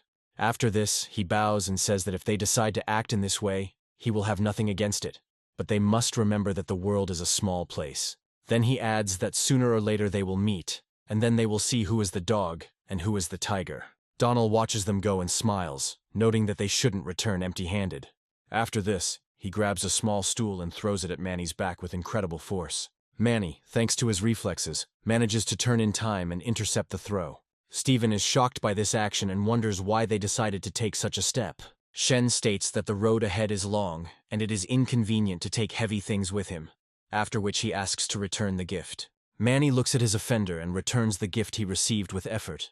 Donnell intercepts the projectile, smiles and asks his servants to show the guests out. Stephen indignantly says that Donald is behaving like a madman if he wants to forcibly hide the true state of affairs. He also praises Shen, noting that he is a good talker, which is why they were able to get away. Shen asks Manny what happened, and he replies that he was careless and hurt his hand. After this, they reach their fortress to report that the negotiations are not going very well. Shen states that if it weren't for Manny's skill, they wouldn't have been able to get out of there alive and stay there forever. Shen points out that this man doesn't take them seriously and acts as if he is a tiger and everyone else is a dog. Charlie states that this cannot be left to chance, and that this person must be removed from his position. Mel notices that there is a slight power imbalance right now, and asks if Charlie has a plan. Charlie shows them some small drawings with a smile, and tells them that they must have everything ready as soon as possible. He also states that this time he will go to the city on his own to settle this difficult issue. Stephen meanwhile says they thought they had patronage, but it turned out not to be true. All of their points of view will no longer be the same as before, as Donald no longer relies on their support and acts independently. Commander Harry says that the opinion of the Hama fortress must be taken into account, since they are very strong. Stephen notes that, given the commandant's character, the fortress will fight. Harry says he has no doubt about it, but he knows full well the limits Donald has surpassed. The commander adds that if the fortress wants this, they should be given the opportunity, since this will weaken the enemy. He also notes that if the fortress is defeated, they will be able to understand what it is like to be honest. Manny approaches the protagonist and asks if he wants someone to accompany him to the city. Charlie explains that he has already met Donald and it would be very awkward if they ran into each other again. Manny reminds him that his portrait still hangs on the city gates, and therefore he is in danger. Charlie states that in that case they should choose people who can fight, but who don't have a bounty on them. After this, he demands to find some carpenters, adding that he has a great idea. The idea is to make a huge coffin, but most of those present in the party are against such a decision. Charlie states that now is the time for superstition, after which the coffin jumps out and he says that he will be fine. After some time, they decide to place the coffin on a cart in order to pass into the city unnoticed. Soon the city gates appear before them, which are now open to everyone. The guard quickly stops them and asks who they are and where they are going. The peasant explains that the head of their family has died, so they are returning to bury him with honors. The guard reports that bandits are rioting in the mountains, so they are inspecting any cargo, including coffins. Mel, dressed as a peasant, hands the guards a bag of gold and explains that they must not open the coffin and disturb the dead. The guards agree and allow them to proceed further. The funeral procession continues moving, trying not to attract unnecessary attention to its actions. After this, they stop near Sylvia's house and carefully enter inside. Sarah hears a strange noise and decides to go outside to find out what it is. She finds a lot of strangers and asks them what they are doing there, suggesting that they get out. After a few moments, the coffin suddenly begins to shake and attracts the attention of frightened people. Charlie gradually removes the lid of the coffin and slowly appears from there. Sarah and Sylvia watch in horror. unable to believe that a man could come back to life. After a while, the lid falls completely and human hands appear from the coffin. After this, Charlie himself emerges, saying in a bored voice that a little more, and he would have died of boredom. He jumps to the ground and greets the lady, saying that they haven't seen each other for a long time. Sylvia calms down and asks him why he decided to visit her. Charlie explains that if the lady is in trouble, he is ready to jump into fire or water to come to her aid. Sylvia coldly remarks that a living person in a coffin is a bad omen, foreshadowing misfortune. Charlie orders the coffin to be removed from the yard because it could bring bad luck to other people, and also demands wine. Sylvia thinks that she wanted to ask him about Carmine, but now she is losing the ability to think clearly and formulate words. She tries to think about how to build interaction with this person, but her heart does not allow her to think clearly. After this, she recounts what happened, noting that from that day on they blocked the doors with carts of manure. Sylvia also states that with the few people he sent here, they are unlikely to be able to compete with him. Charlie asks the lady not to worry, maintaining incredible determination and confidence in his victory. Turning around and smiling, he says that he has a great plan that will help him cope. Sylvia turns away from him abruptly, trying to hide her embarrassment. But the protagonist does not understand why she is behaving this way. Meanwhile, we are transported to Donald's lair, where a hearty meal is being prepared right now to ensure we are properly fortified. Besides a hearty meal, they also got hold of a large quantity of wine to make the occasion merry. Donald drinks the most because he is the leader and has the highest resistance to alcohol. The robbers explain that their boss can drink as much as he wants, but this does not bother them in any way. Scar says that when his brother drinks 1 cup of wine, his powers are activated and he becomes stronger. After a while, they hear the loud voices of merchants selling wine and ask what they are doing here. Scar is dispatched almost immediately to find out what happened and drive away the troublemakers. Mal, disguised as a merchant, says he sells 1 cup of wine for 100 coins, which causes outrage. He declares that if you drink 1 cup, you will pay a lot. But if you take 10 at once, he will not take a penny from you. Ordinary townspeople express outrage, saying that no tavern demands such a high price for a cup. Other people point out that you need to think about where you can find good free wine. The indignant man declares that if they continue to talk nonsense, he will beat them to death with his own hands. Scar grabs him by the collar and tells him that he should be more polite with people like that. He also adds that if you are brave enough, you should accept the challenge and drink 10 cups of wine without paying anything. The person watching him wonders who he is and why he allows himself to shout so loudly. Scar proves to him that he is not a weakling and orders the merchant to serve him a cup of wine. Mel hands over the drink, explaining that he always welcomes a brave warrior who challenges him. Scar says that he didn't take any money with him, so all he can do is drink the wine. Immediately after this, he discovers how strong this wine probably is and does not feel very well. They start laughing at him, saying that he is an incredible weakling and has already given up after just 1 mug. Scar asks them why they think he has given up, stating that he still has the strength to continue. After this, he turns to a merchant, who takes him to a man who can drink 10 cups of wine. The merchant explains that he is a little afraid to go there, but Scar guarantees that he will not lose anything. Mel notes that if he dares to go alone, it is better to go together as a crowd. Scar agrees and takes him straight to Donald's lair, who is clearly surprised by this turn of events. Scar explains that he found a man who sells wine at a high price, but if you drink 10 cups in a row, everything will be free. Donald looks at his comrades in surprise, saying that he doesn't understand how wine can cost so much money. The robbers ask Scar if he can't drink 10 cups in a row, to which he replies that this is not true. He tries to put on a brave face, but they say they know perfectly well what he's capable of, because he's a weakling. After this, one of the robbers decides to try the wine and says that it is a pathetic, empty thing. It cannot be intimidated. Scar watches the bandit with a smile, who is already feeling ill, and notes that he was only able to drink 3 cups. The bandit continues to boast, saying that he can drink 10 cups, and asks the merchants to bring more. The other gangsters begin to support him, claiming that he will succeed if he believes in himself. Faith proves insufficient, and the bandit falls to the ground, unable to take any more alcohol. The other bandits laugh at him, saying that he must be a pathetic weakling. After this, they decide to check for themselves how strong this wine is. They approach the merchant and ask him to pour them a cup to make sure the goods are of good quality. After a while, they begin to feel ill because the wine turns out to be very strong. In just a few minutes, most of the bandits fall to the ground, saying that they are unable to cope with the task. Mel says he's a small trader, and a few cups in exchange for letting them go about their business is enough. Donald asks if he's afraid, and adds that they can't afford to pay, so they'll try. Mel agrees to this, but warns that his wine is very strong. But this does not stop the leader of the bandits. After he tries 1 cup, He immediately realizes how the alcohol hits his head with full force. He grins and remarks that it is a good wine, and demands that they pour him more, as he has appreciated its merits. The guards loudly order them to comply, but Donald calms them down, saying that this is not a local merchant. After this, he independently holds out the mug and asks for more. Mel complies with his demands, and again decides to fuel up with a large quantity of very strong wine. Mel tries to stop him, explaining that if he can't continue drinking, he'll take it fine and won't demand money. Donald looks sternly at his interlocutor and says that he should not ask questions and should only pour wine. Mel reflects on how strong this man is, and that even 1 cup of this wine could knock out their master. Meanwhile, Donald continues to drink more and more, not stopping at all at the cups of wine he has reached. Mel only fuels his greed and endless alcoholism by wondering if he wants another drink. Donald quickly catches his breath, after which he orders more wine to be poured for him. Mel advises him not to drink so much, explaining that he does not light incense or worship Buddha. Donald quickly comes to his senses, realizing that he has heard similar words somewhere before. Looking at his interlocutor, he asks if this has anything to do with the guests who recently arrived. Mal suddenly turns to his battle brothers and announces that it is time to escape their trap. Charlie, Lynn, and the other bandits jump out of hiding and explain that this is Hama's fortress business, and everyone else needs to run away. Needless to say, all the other robbers were surprised by the sudden appearance of Charlie and his friends. Several robbers, armed with bladed weapons, rush at the gang leader, hoping to kill him.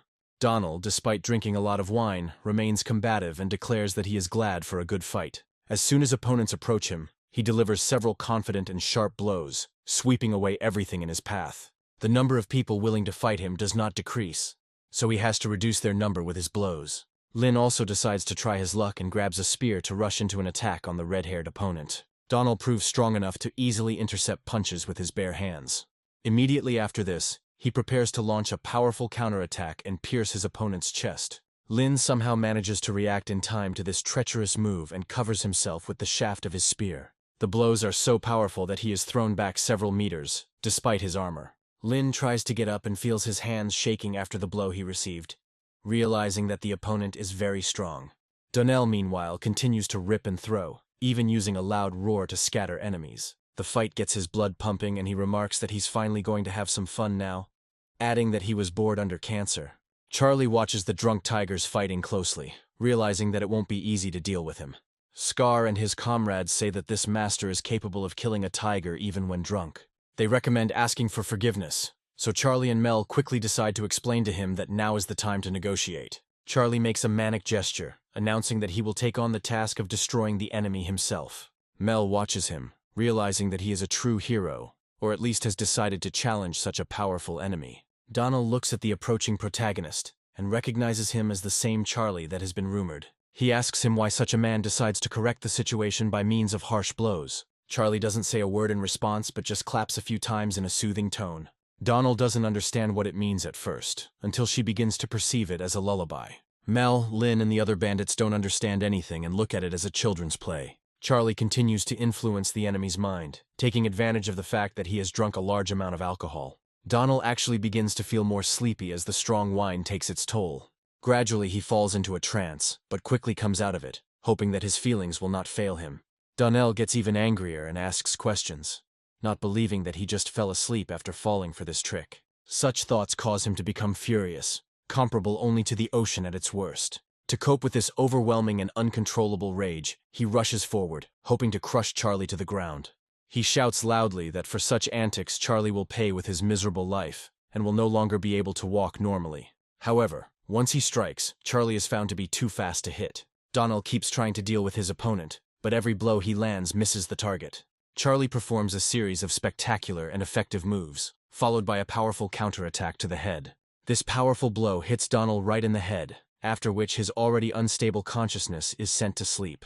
Charlie looks closely at his opponent, hoping that he won't have to finish this man off.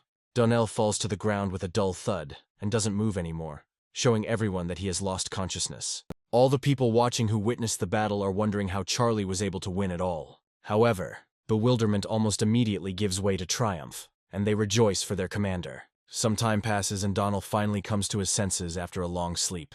He looks around and finds himself in handcuffs, demanding immediate release. Charlie enters the cell and asks how Donald is feeling, hoping that he is sobered up by now. Charlie smiles and says he's glad to see him, as this is their official first meeting. Donald calls him a dishonest bastard and demands that he be released amicably so they can resolve the situation. Charlie asks what nonsense Donald is talking about, and then explains that he is the leader, and there is no doubt about it.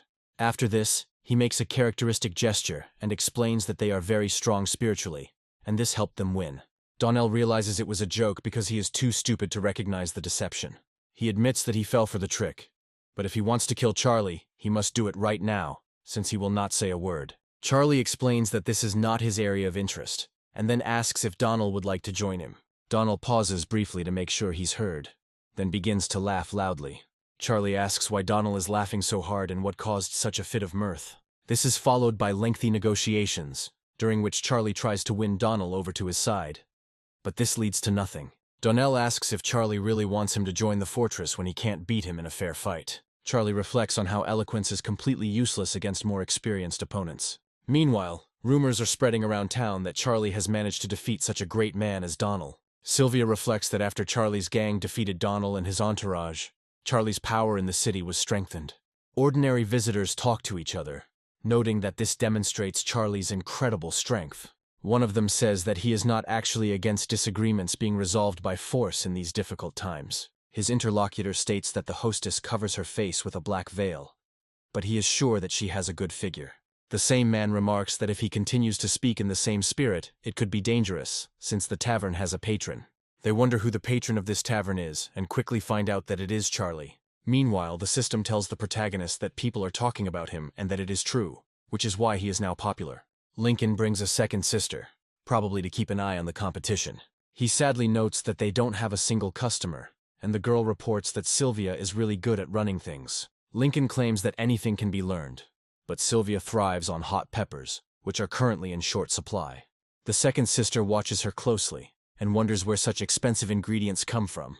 She reflects that their tavern is in a really bad state, no matter what they do, and they can't seem to get rid of Sylvia's influence. After some time, guests come to them, demanding respectful and deferential treatment. Lincoln greets the landowner and tells him that he hasn't been here for a while, then asks what he would like to order. The landowner declares that he will not eat, as all the seats are taken, and there is no free table in the tavern. Lincoln takes this to heart, but decides that he must endure this humiliation at all costs. Sitting down at the table, he says that they will sit here now, regardless of what anyone thinks about it. Meanwhile, we are transported to the Lake Shoal Inn, where things are only going uphill, and no one is even thinking about stopping. Sarah approaches her mistress and informs her that she has brought some people to them who want to discuss something with her. The landowner says he brought his friend from out of town to buy a batch of hot peppers from her. Sylvia explains that she gets her hot peppers from other sources, so she needs to make a request so she can sell them. With these words, she takes the letter, wraps it in an envelope, and hopes that it reaches the addressee.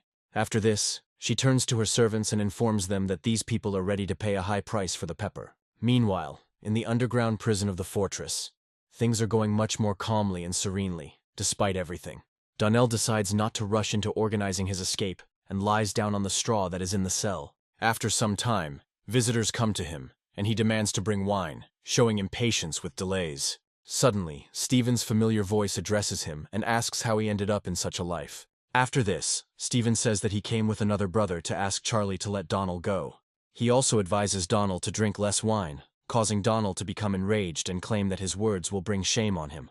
Stephen looks at Donald in surprise and asks how he managed to achieve such an incredible victory. Charlie smiles and explains that he needs to read more books and newspapers, drink less cold water and wash more often. After this, he heads home to perform a ritual that will help him get rich. Carmine is also present during these procedures and says that he is very sleepy. Charlie ignores her demands and then gives the command to the summoning system to this world. After the system answers his call, he explains that he would like to summon generals to this world. The system happily informs him that he now has 20,000 fear points and asks how he wants to use them. Charlie smiles and says he'd like to hold a raffle to win better prizes. The system explains that low-level generals are currently being summoned, and each summon costs 10,000 points.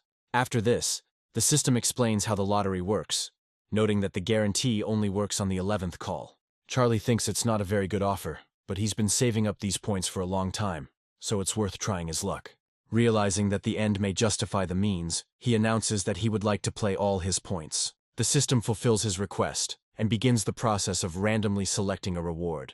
Charlie watches the fire hurricane animation carefully, hoping he won't have to wait long for it to finish. After some time, he is given a bad winemaker named Fred, who looks pretty pathetic. Charlie understands that this is not the worst profession for a fortress, but he will have to work with this person for a long time. He realizes that he has one last try left and hopes that this time he will definitely be lucky. Overcoming all doubts, he presses the button to enter another lottery draw. After some time, he is given an ordinary general named Guyver, who looks more attractive. Charlie sadly notes that when you don't expect much, you end up enjoying ordinary things much more. After a while, he returns to the entrance to the fortress and decides to have a quick snack of a fresh loaf of bread in front of the window. He reflects that quite a lot of time has passed and wonders why they haven't come yet. His prayers are answered and he begins to hear people approaching, rushing up the mountain. Charlie finds 3 people walking towards him and tries to figure out where the other person came from. The trio talk to each other, hoping that they have found the very fortress they were looking for. Along with the 2 people he knocked out of the lottery, another strange boy named Luke got involved. The system tells Charlie that this is an excellent healer, but Charlie still does not understand why this man decided to join him. He goes through their names, trying to figure out where he might have heard them before, hoping that his memory will give him the answer. After some time, he remembers that these are the same heroes he read about in legends during his past life. Luke turns to Charlie, informing him that they have come here specifically, hoping to join him. Charlie introduces himself and asks them who they are and why they came here. Luke explains that they are sworn brothers in the modern peach orchard vows. Charlie looks at them carefully and realizes that when they stand together, it makes even more sense to him. He remembers a short story about the cursed ones in the peach orchard, and realizes that these are exactly the people he was looking for. The system tells him that peach blossoms fade over time, but these are the heroes that remain forever in memory. Charlie realizes that getting 3 such historical figures is an incredible stroke of luck. This makes him curious and he asks them where they came from, as he did not know them before. Guyver explains that they lived in the area not far from here and decided to go traveling, after which they came across this fortress. Charlie reflects on the fact that this matches his assumptions and decides to test his hypothesis. He names a historical figure and asks if they know him, but they don't answer. Charlie, disappointed, exhales and asks why they suddenly decided to join his bandit stronghold. Guyver states that there was one bad man in his village whom they did not kill, so now they are wanted. Charlie remembers the legend of the man the Guyver killed and learns that he was a tyrant disguised as a bean seller. After this, he asks who exactly killed this man, and everyone unanimously points to the calm Luke. Luke looks around and explains that this kill wasn't worth the expense they used. Fred turns to Charlie and tells him that he remembered the man Charlie just asked about. Charlie says he'd like to hear more details and learns it was their great-grandfather. They didn't know exactly about their ancestors, so each added something of their own, which resulted in one coherent story. According to them, their ancestor was an imperfect person, and planted a peach orchard together with the ancestors of another brother. Thus, they created 3 types of weapons, twin swords, halberd and pike, to suppress the rebellions that broke out under the sky. It was not that simple, as the attack by the Yellow Turbans forced them to admit defeat. Ultimately, during the time of turmoil, the ancestors of these people spent most of their lives in their native land, and returned with nothing. They set up trade with merchants in order to at least somehow earn a living and survive their injuries. When evening came, all 3 would gather together and sing about their experiences, sharing their impressions of the past day. Time gradually took its toll, and despite what great warriors they had been in their youth, not a trace remained of it. It is also worth noting that constant alcohol consumption affected their health. Despite everything, the oldest of them lived to be 72 years old and died peacefully in his bed in his sleep. His comrades die one after another, after which their descendants settled in this district to keep their memory alive. The memory of the Great Trinity gradually fades as no one takes them seriously after their return. In this generation, Fred adopted the skill of winemaking, and Guyver took up the legacy of his ancestors and studied military books. Luke, in turn, learned the art of healing from a scientist with impressive knowledge. Charlie wonders if the Trinity can become legendary brothers, or if they will fade into obscurity. Charlie exhales and reasons that in troubled times it is easy to lose yourself, so you need to have an iron will.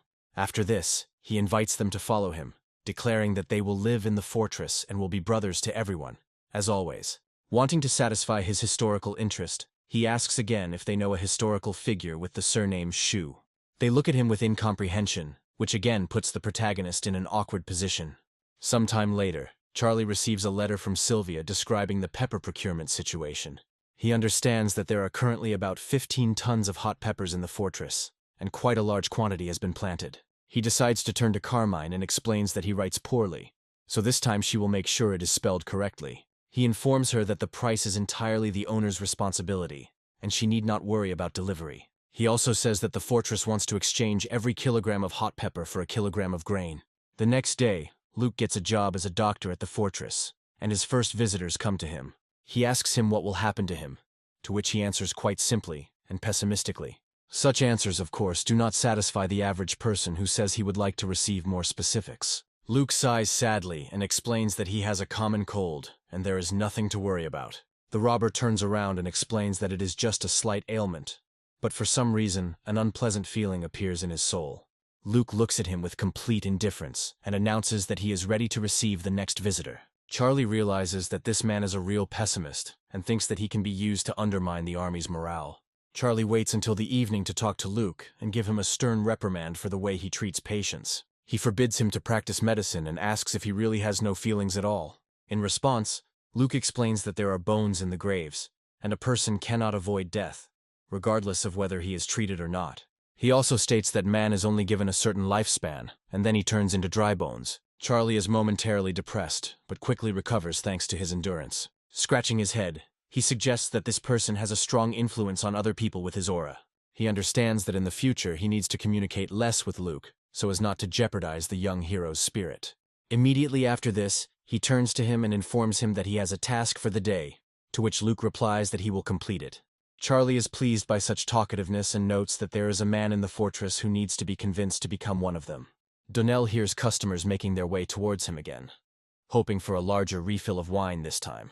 However, after some time, he sees in front of him a gloomy young man who looks at him with an empty gaze. Donnell asks if the young man will bring him some wine, which only brings a smile to his face. After this, he sadly reflects that it is absolutely not worth it, since life is passing him by. Donnell immediately falls under the young man's influence and wonders how this boy managed to break his fighting spirit. Luke sits down in front of the cage and says it's time to have a little talk, but Donnell tries to avoid it. After some time, notices are posted all over the mountain stating that the Hama fortress will exchange pepper for grain. Cindy discovers the bandits, who explain that the yield of pepper per foot is much higher than the yield of grain.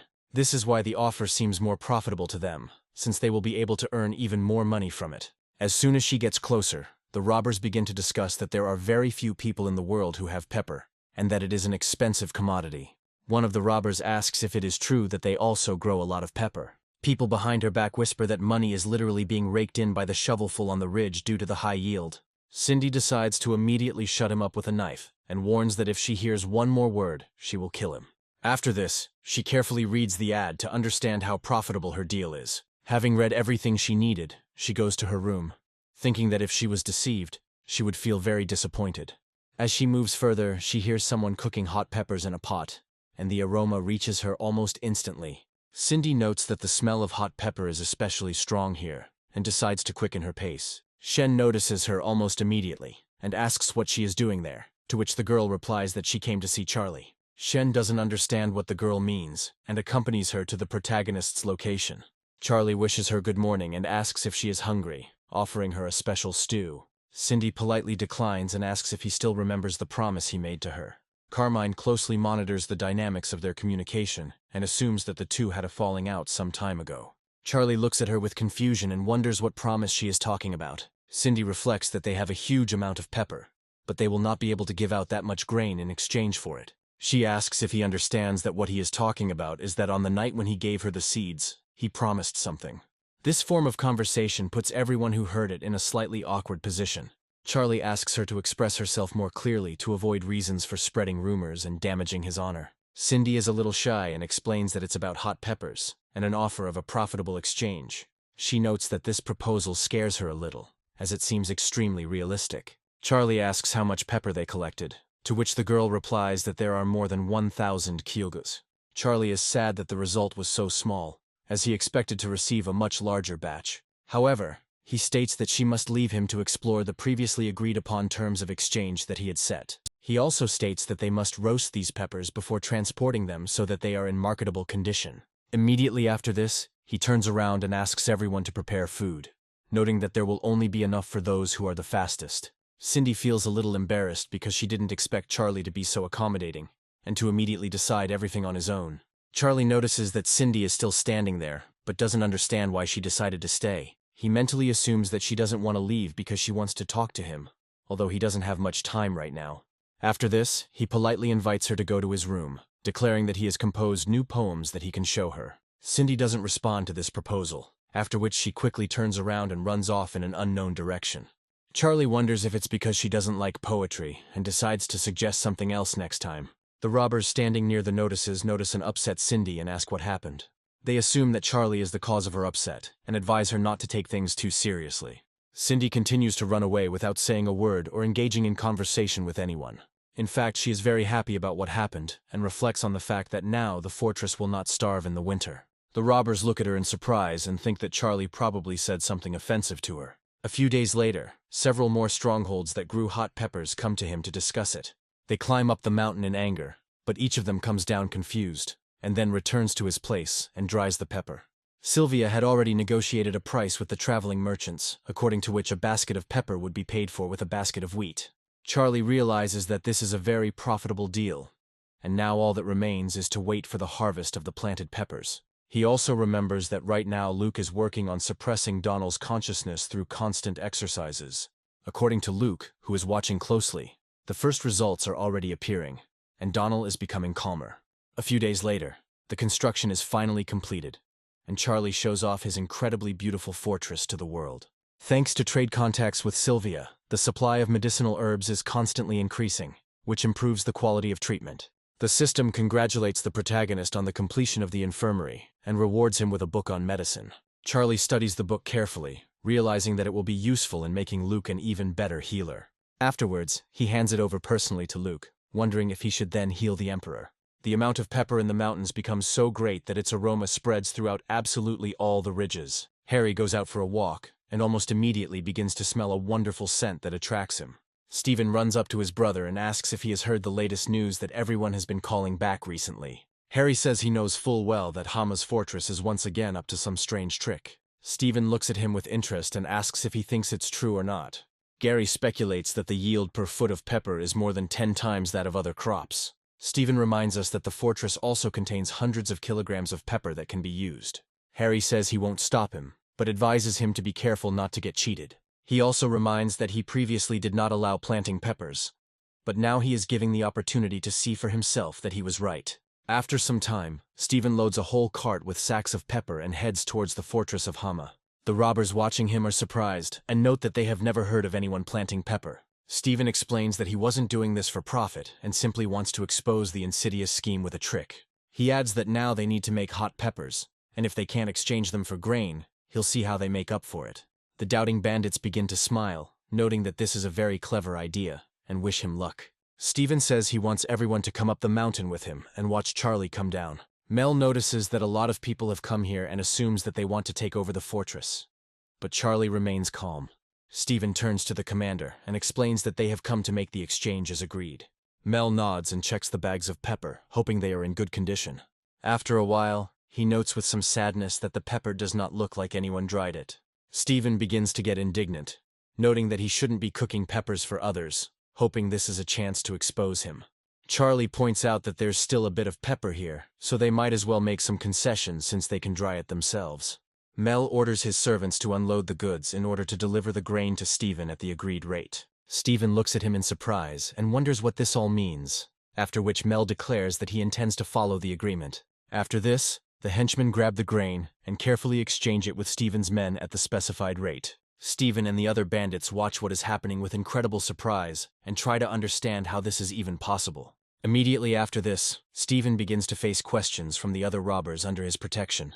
They accuse him of violating the ban on planting peppers in order to enrich himself illegally. Stephen explains that this is just a forced action, since others clearly do not have enough grain. He notes that they planted little pepper, and he only produced 100 kilograms of grain because others did not have enough. Meanwhile, Charlie notices the approaching cart, realizing that these are other robbers. In this wagon sits Cindy, surrounded by her loyal supporters who ensure the safety of the caravan. Charlie notices that Master Cindy has arrived and demands that the sacks of pepper be unloaded and exchanged for grain at the specified rate. The robbers again begin to accuse Stephen of dishonesty, claiming that a mistake had occurred. Cindy, a female bandit from the gang, comments that Master Charlie looks great and seems incredibly sweet to them. They ask him why he didn't come to their fortress, since many would like to meet him. Cindy approaches her sisters, informing them that she wants to discuss business matters with Charlie, and asks them to disperse. She asks if she can leave the cargo in storage, and Charlie says he doesn't see the point. Cindy explains with a smile that if they take everything now, they simply won't be able to hold the fortress's defense. Charlie examines the cart and realizes that there is indeed a large amount of pepper, so they simply cannot carry that much grain. Smiling, he suggests that she take some of the grain, and for the rest he will write a receipt to give to her later. Cindy nods with a smile, noting that she is happy to do business with Charlie, and then goes about her business. That same evening, Stephen returns to his fortress, loudly calling to his brother, telling him that he has good news. Gary asks what happened, because he came back with the same number of bags he left with. Stephen takes out a knife and pierces one of the sacks, revealing wheat spilling out. Harry looks at him in surprise and wonders how he managed to exchange all this. Stephen explains that this is not a cheat, as they have no advantage over others. Stephen says Cindy traded even more, adding that she received several hundred kilograms of grain. Suddenly they hear a stream of insults that continues for quite a long time. Harry and Stephen are amazed at the liberties that a simple robber can take. The commandant begins to get angry and wonders who dared to behave like this in his fortress. Stephen tries to prevent bloodshed and stops his brother, explaining that they need to remain calm.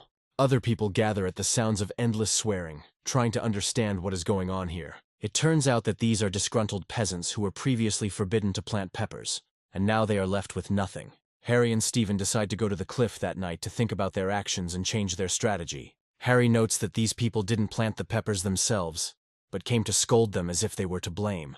Stephen admits that he himself considered this unreliable, so he ordered the peasants not to plant anything. After some time, the time comes to exchange pepper for wheat. Charlie and the traveling merchant meet everyone at the foot of the mountain to make the process as safe as possible. Ultimately, the exchange took place at a rate of 10-1, where 10 kilograms of grain were exchanged for 1 kilogram of pepper. On that day, many fortresses sent spies, and everyone saw carts with grain pulling towards the fortresses. That same day, Charlie and Sylvia exchanged messages regarding their ongoing business relationship. Sylvia reports that things are going well, and she is even thinking about opening another establishment. Charlie is surprised at how quickly she's progressing and assumes it's all down to her business acumen. Given her message, he realizes that such abilities make her a very useful ally. The system informs them that he has completed the 3rd stage of the princess kidnapping mission and has received a lottery ticket. Charlie decides to play the lottery ticket, and the system orders the lottery machine to appear again. This time, the machine starts without physical assistance, shooting out a small ball with a book inside. The book is very rare and is an effective guide for exploratory research. However, now the hero must solve a problem that arose literally this morning.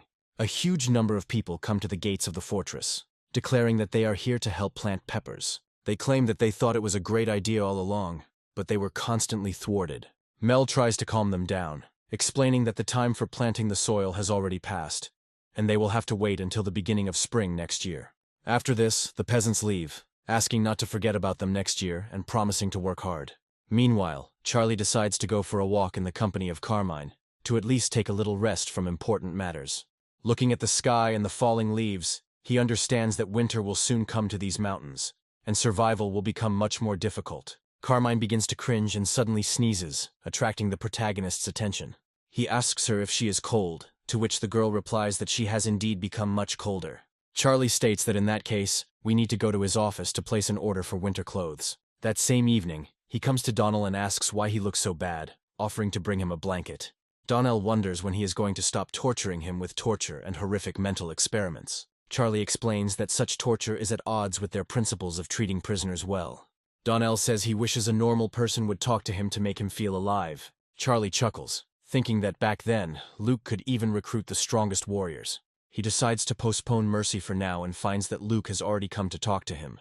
Charlie praises him for the work he has done and encourages him to continue working just as hard. Luke nods silently and heads towards the cage where Donnell is, scaring him to death again. Donnell understands that he cannot continue at this rate, and that a very cruel death awaits him within these walls. He begins to scream loudly and beg for mercy, declaring that he no longer wants to see Luke before his eyes. The next day, the action moves to the training ground, where the young Master Guyver is resting. Charlie asks him why he and his brothers didn't practice martial arts as much. Guyver explains that his older brother said that when a martial artist goes into battle, he only fights one person. He adds that he learned to defeat tens of thousands of enemies instead, But Charlie doesn't understand such arguments. Charlie asks how long he has been studying and if he knows how to defend himself well in case of any problem. Guyver notes that it's hard for him to admit it, but right now he doesn't have a single mentor. Charlie hands him the book, noting that it might be useful for learning basic techniques. Guyver accepts the gift with interest and begins to carefully study the book, trying to understand its meaning. Charlie asks if he can read, adding that he can provide a tutor if needed, but Guyver states that he can. He also notes that the book contains information about sword fights, and regrets that there is nothing about horseback fighting. After this, Guyver slams the book shut and wonders how the master was able to obtain such a high-quality manual. Charlie asks if he knows the martial arts he uses, and Guyver replies that it is legendary. Charlie smiles, noting that the Celestials have given him the 64 paths of the axe, which will allow them to win. Guyver points out that if a martial artist is better than a book, then there's no point in the book. He also states that the book is too simple, which leaves Charlie quite surprised. The system reports that the young man is incredibly gifted and is capable of grasping the essence of martial arts in an instant. Charlie reflects that this is a very unfair advantage, and he had no idea how strong this man was. He also does not understand how he managed to do this and begins to get irritated, since he does not tolerate competition. Charlie states that if Guyver is so capable, he should be training other people instead of Manny, but Guyver asks for something more challenging. Charlie feels an inexplicable desire to stop talking to this man and leaves him. After this, one of his subordinates comes up to him and tells him that something happened, and he doesn't know whether to tell them about it or not. Charlie explains that unless it's urgent, he doesn't need to know about it, but the robber insists that it's very important. After this, he passes on information to him, but what exactly they talk about remains a secret. Charlie says that he understands everything perfectly, after which he lets the robber go about his business, but he looks worried. That night, Michael comes to the grave of an elder who was buried with full honors. He falls to his knees before the grave and feels the rage begin to fill his body with renewed vigor. He notes that his family fully reflected the pride they felt after becoming generals. Michael can't accept the fact that these people are now even proud to consider themselves mountain bandits. He angrily declares that the whole family and even the young mistress have become the slave of the robber who bought them. Michael's selfish feelings lead him to reflect that if it weren't for Charlie, he would have achieved much more. He considers his main trophy to be Carmine's affection, which is now almost completely lost, because, in his opinion, she has found herself Charlie. Unable to cope with the hardships of life, he begins to grab weapons, declaring that he will deal with them. He calls the family that betrayed him dirty bastards who deserve to die with the bandits. He strikes one blow after another, not realizing what is in front of him, in the hope of quenching his rage at least somehow. He declares that he can kill absolutely everyone, but suddenly an image of Carmine appears in his head. He hits this image many times, thinking that she is a little brat who has betrayed herself and him. Whirling in a murderous dance, striking blow after blow, he claims that he will kill all the abominations in this area. After a while, he finally calms down and discovers that his sword has simply broken due to these blows. Suddenly, people in dark hoods appear behind him, claiming that it was a very good show. Michael turns around and tries to figure out what these people are doing here, hoping that they won't hurt him. A masked stranger asks if he really intends to take out his resentment only on dead things that don't breathe. Michael frowns, realizing he's been caught in a bad mood, and realizes there's a fight coming.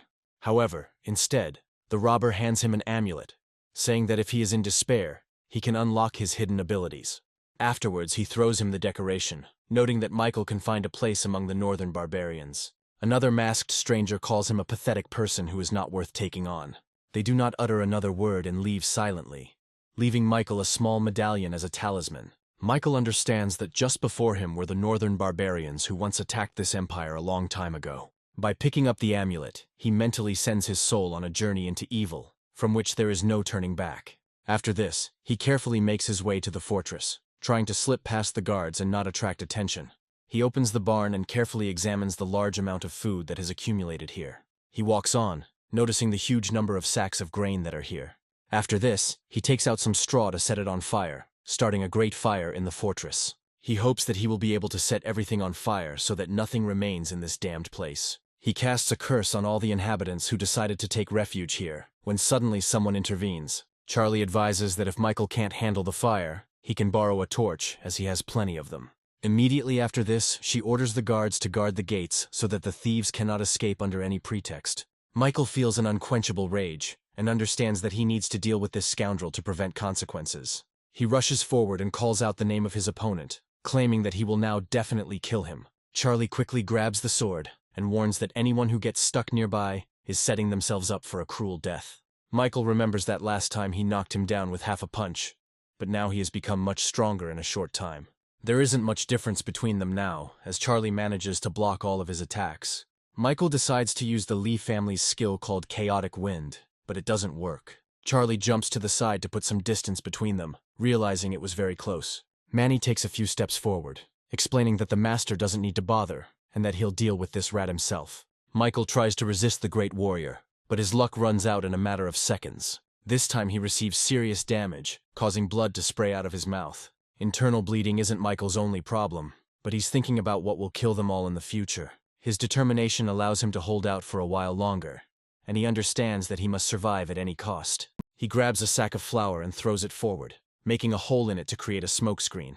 The guards begin to panic and declare that they must capture this man at any cost and not let him escape. At this point, Michael decides to take advantage of the opportunity and quickly knocks down the door to escape unnoticed. He falls to the ground and hears other people chasing him, claiming that they will deal with him in a particularly cruel way. People depend on food and many of them run for it, but Michael wants to survive despite the guards and hopes to starve everyone to death. It gets so noisy outside that even Donald can't sleep, although usually only a cannon shot can wake him up. During this time, he manages to notice the stubble, but now he is concerned about the question of why it is so noisy outside. Michael continues to hide and discovers that one of his former comrades is looking for him. He realizes that he now has nothing in common with these scoundrels, and rushes forward, using the element of surprise. A loud scream is heard in the fortress, and Cindy notes that it is coming from the dungeon.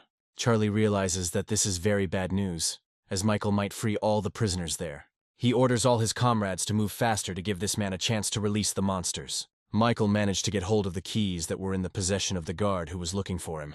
As it turned out, he was still merciful and did not kill the man completely, but simply stunned him with a blow to the head.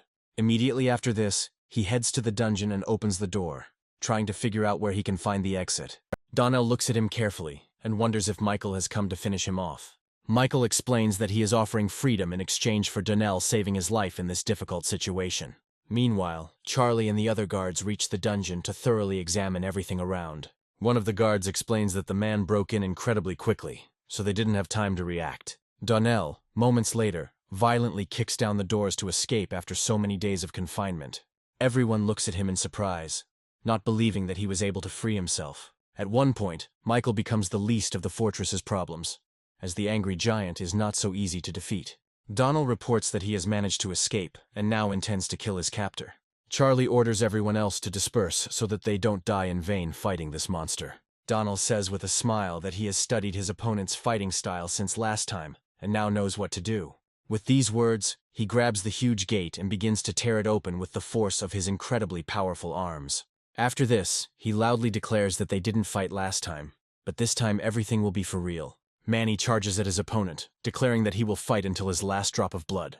The two giants begin to fight, and everyone else had better not interfere in this fight if they want to stay alive. Manny attempts to attack, taking advantage of the fact that his spear poses more of a threat. Donald jumps aside and manages to survive the deadly precise attack. After this, he tries to counterattack with a giant door, but this also fails. Nevertheless, the thrill of battle gives him incredible pleasure, and a smile spreads across his face. Charlie points out that he has many archers under his command, and that he would be better off surrendering. Manny jumps to the side, after which the archers are ordered to open fire to contain the beast. Donald manages to get his bearings and puts a giant door forward to protect himself. Despite his best efforts, the projectile hits him in the face, leaving serious scars. Donald turns to Michael, who has been hiding nearby all this time, and says that he should follow him. In this way, they gradually retreat to one of the fortress's exits, despite the fact that there is most likely a trap there. The fortress's inhabitants claim that the gates must be closed to prevent him from jumping out. Michael managed to escape the fortress without receiving a single wound, and because of this, he became a burden. Donnell still decides to drag him to the end, since he saved his life when he opened the door of his cell. After some time, they reach a cliff and realize that there is simply nowhere else for them to escape. Charlie catches up with them and explains that there is no hiding from him and asks why Donald refused to join him. Donald states that he has heard enough of this and will not obey him even if he becomes a ghost. Charlie realizes he'll have to bring in the big guns and turns to his best negotiator. Luke's tired voice can be heard in the darkness, saying that he really missed their conversations. Afterwards, he looks at Donnell and explains that despite all their nice conversations, they still give him trouble. Donnell is instantly horrified, realizing that this young man is still pursuing him. Charlie notes that this young man can drive even the strongest people to a terrible state. Luke demands that he pay attention and come back so they can discuss everything properly. Donnell wonders in his mind what there is to talk about at all if he can no longer see him after these conversations. Realizing that fortune favors only the brave, he grabs his savior by the shoulder and asks him to hold on tight. After this, he turns around and tries to put as much strength and energy as possible into explaining that they are going to jump down. Donnell had heard enough from Luke that the fear of death was the weakest of all possible fears for him. Michael starts screaming loudly because he was not prepared for the sudden fall down. The bandits watching this remark that such a height is frightening, and that it is about 100 feet. Luke wonders why everything happened this way, since he never said a single word against him. Charlie states that even if you jump off a cliff like that, you can still survive, so don't get your hopes up. Manny asks if they should organize a search party, to which Charlie states that it is too risky. He also explains that if these people survived, then they are not destined to die, and they will still have the opportunity to talk. After this, they look up at the sky and suddenly notice how beautiful, graceful snowflakes are slowly falling down. This surprises him a little, and he notes that the first snow this year fell a little earlier than usual. The next day, he takes a walk with Carmine, explaining that the blessed snow foretells a rich harvest. Smiling, he remarks that this means that the next year will be good and bring much happiness. Shen asks him what is good about this, explaining that the crops are suffering from drought, as there has been no rain for 6 months. Charlie notes that this sounds like something normal, as droughts don't last forever and can go on for quite a long time. Shen notes that if there was no rain for a whole season and not even 2 rains were observed, it means that God decided to starve people to death. He also states that the seeds have just been sown and that there is now such a snowfall that the crops will freeze to death. Charlie reflects on how this snow seems like an opportunity to get out into the city to get points and get rid of his fear. Without thinking twice, he turns to his advisor and orders Commander Mel to be brought here to make an announcement. After some time, they gather a squad and decide to go to the city to cause some noise there and carry out a couple of acts of sabotage. While they are driving, Charlie decides to read to his friends the poems he wrote recently. Fred notes that he never expected that the master was so talented and could also write poetry. Charlie explains that he was a student of the sages and wanted to do something for the people, but now blames the world for his failures. Fred smiles and says that he too sometimes whiles away the time by brushing across paper to entertain himself. Charlie is surprised that a man who at first glance seemed uncouth to him understands poetry so well. Their journey is quite calm, without any particular problems, which only strengthens their friendly bonds.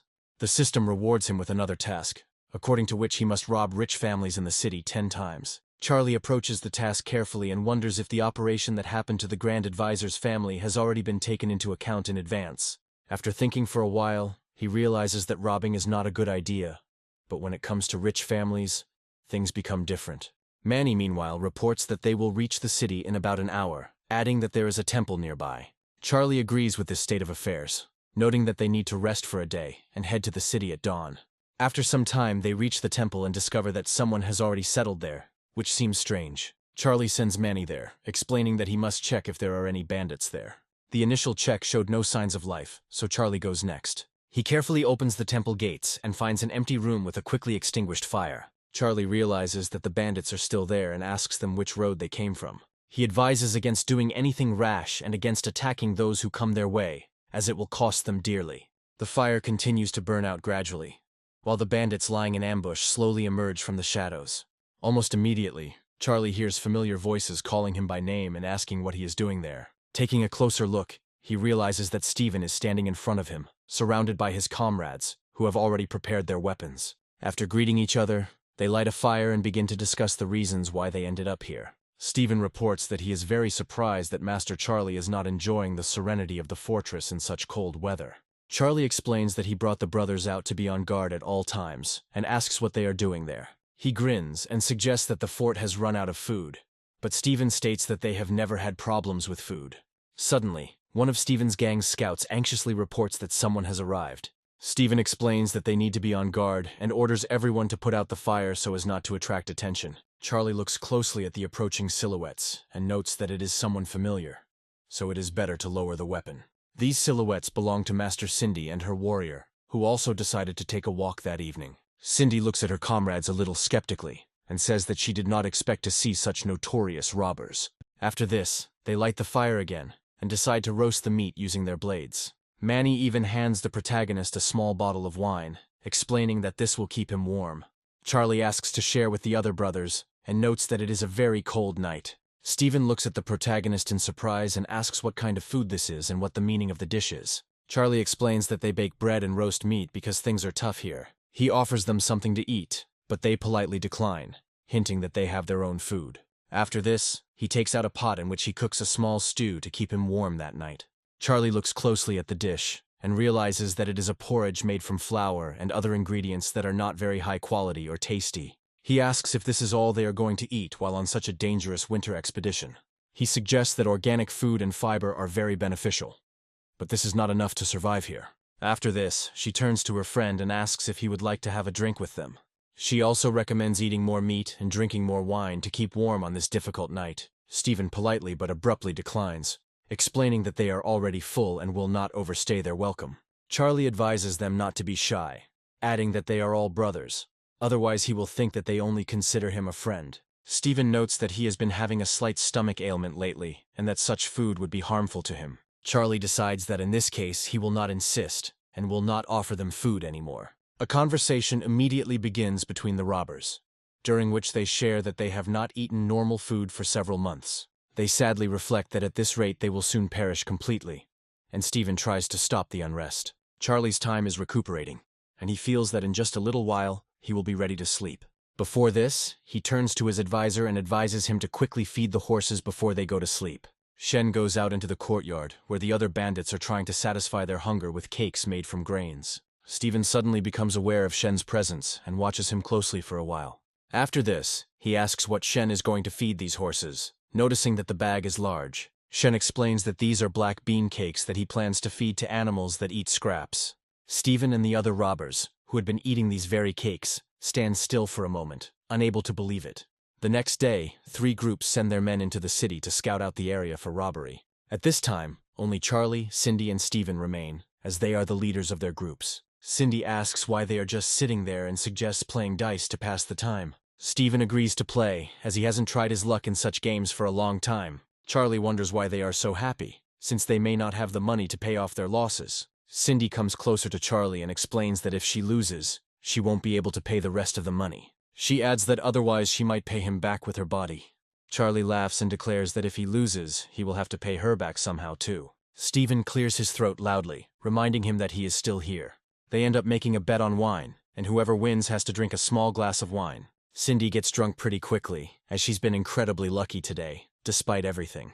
Charlie reflects on how he lost completely and hopes they won't be upset with him. The next evening, the patrol returns, and Charlie offers them some wine to warm up. Shen reports that they spent the entire day driving around the city, making a topographic map to avoid getting lost. Charlie looks at the map and notes that it is very well done, and he did not expect such a result. Shen explains that it was not he who drew it, but Lynn, and adds that he is not used to holding anything other than a spear in his hand. Charlie is wondering who could have drawn such a good map when someone raises their hand. Fred reveals that it was him, surprising Charlie, who didn't expect Fred to be a good artist. Fred recalls that he used to be interested in drawing and says that his father wanted to send him to art school. Charlie praises him and reflects on how the route is almost determined and the goal is set in as much detail as possible. Smiling, he feels an incredible excitement about the upcoming robbery and hopes that it will begin soon. Over the next few days, the people of Hama Fortress were so busy that they had little time to sleep. Steven wonders what their purpose is for doing all this, hoping to get at least some answers. Charlie notes that he doesn't share trade secrets when suddenly one of the spies bursts into the monastery. He turns to Steven and shows him the flyers posted all over the city. The leaflets contain threats that wealthy families must give away their wealth or face death. Charlie explains that they have been posting flyers all night, after which he is asked if he wants to rob the entire town. Charlie smiles and states that there is no point in exaggerating his merits, as he is too cautious for that. He adds that his goal is not about money, but about gaining a lot of fame. Meanwhile, the barbarians in the city are wondering where this Toad King comes from. One of them states that he recognizes that it was a group of mountain bandits from a nearby mountain who defeat 1,000 soldiers. One of the barbarians says that these warriors should be considered elite soldiers, and this mountain bandit arouses his great interest. Charlie, suddenly appearing behind them, informs them that they don't know how things are here. so there's no need to chat. The barbarians quickly stand up, and one of them becomes furious at such disrespectful treatment. The leader asks him why the young master speaks for the mountain bandits, and Charlie states that they don't like rumors. After this, he notes that everyone says that the king of the toads is very handsome, and the leader of the barbarians replies that he hears something different. Charlie replies that these are all rumors, so it is natural that some people hear false rumors, and some hear true ones. The barbarian leader says that the young gentleman speaks with enough confidence, as if he had seen the king of the toads. Charlie says that he has been a long-time admirer of this figure, to which the barbarian replies that he hopes to see him himself. After this he leaves, saying that he is almost certain that he will soon have a chance to meet him. Shen keeps a close eye on these people and wonders who they are, assuming that they are big shots. Charlie assumes that these people are from a clan of northern barbarians, and that their social status is quite high. Shen asks him how he knew this, to which Charlie replies that this is exactly the kind of information the gods give him, along with other gifts. After some time, they decide to take a walk around the evening city to further explore the situation. They come to the palace of one of the wealthy families, where a wedding is about to take place at that moment. Shen says that this family is so large that they can afford a palace, and that all the descendants of their line are officials. Luke wearily says that chaos reigns in the city now, since previously only the city leader could own the palace. Charlie suggests going inside, adding that it would be better to send Manny there, but Shen is afraid that he will be captured. Charlie says the bounty on his head is definitely higher than it was 6 months ago, and now everyone has forgotten about it. Shen enters the banquet and begins to eat like a beast, as he has become very hungry during this foray. Charlie says he eats like they have nothing at home, and admits that sometimes it's hard for him to watch his behavior. The people at the banquet notice Charlie and his companions, and wonder who they are. Charlie rudely asks them why he even cares, causing them to instantly shut up. Luke looks around carefully and suddenly hears loud words that the bride and groom are finally arriving here. After this, everyone turns their attention to the richly dressed man and woman, but the bride hides her face with a veil. Charlie watches them with interest, wondering if the bride is beautiful. Suddenly, a young man bursts into the wedding ceremony and says that everyone must stop. He loudly declares that this wedding is illegal and that they have no right to get married. The woman immediately flinches and turns towards him, sadly calling him by the name Sam, and there is a hint of desperation in her voice. The guests wonder who it is, and those more knowledgeable fill them in on the details of what happened. They say that Sam is the brother of the groom who enters into a marriage contract with the bride, but then a terrible event occurs. Sam continues to protest while Charlie learns that his brother's family is forcing his wife to marry him. The marriage is concluded in the presence of 3 matchmakers and 6 witnesses, and at that time, it is an important legal document. Sam tries to prevent his wife Selena's wedding, but his brother orders the servants to throw the scoundrel out. The servants immediately pounce on him, and he tries to fight them off, claiming that they have no right to touch him. The angry servants realize that this man can only be spoken to in the language of pain, and they try to beat him. They immediately slam his head into the asphalt, causing his face to quickly turn into a sad sight. Sam curses his brother Dean, saying that he pretends to be close to him, but forces Selena to marry him. Selena looks sadly at her true lover, and hopes that nothing happens to him. Dean notices this and becomes angry, wondering why she is suddenly crying. The realization that her feelings for him are insincere infuriates him, and he says that Sam needs to be beaten as hard as possible. He also states that after his death he should be thrown into a mass grave outside the city so that no one will find him. The servants carry out his order with frightening joy and begin to beat the unfortunate man with all their might. Sam calls them all scum, but he is too weak to stand up for himself. After forcing him to the ground, they also take away his marriage contract, which is his only hope of salvation.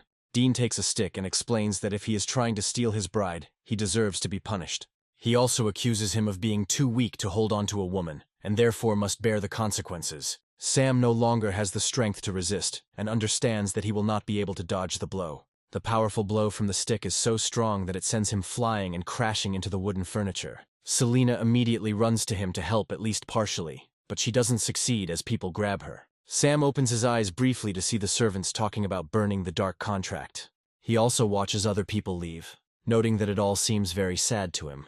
Sam turns to his wife in his thoughts and realizes that he was unable to prevent the terrible ceremony. After some time, he suddenly notices a young man approaching him, who examines him carefully. He also hears a previously unfamiliar voice asking if he is conscious. Charlie kneels down in front of the beaten young man and asks him if he believes in justice. After that, he smiles and goes over to one of the tables to grab it tighter by the corner. Gathering his strength, he quickly overturns the table to break the dishes and attract attention to himself. After this, he menacingly declares that the fortress of Hama is here, and today they have come to take away the property of this family. Luke sadly notes that he is still not full, but now he will not be able to pick up food from the floor. All those not involved understand that these are mountain bandits and decide to retreat, as a massacre will begin. Our heroes find themselves surrounded, but this is not enough to break their fighting spirit. Dean orders his servants to rush forward to seize the villains and give them a good beating. Shen carefully counts the number of opponents and says that apparently there are quite a lot of enemies here. Charlie realizes it's time to bring out the big guns and quickly calls out to Manny to come help.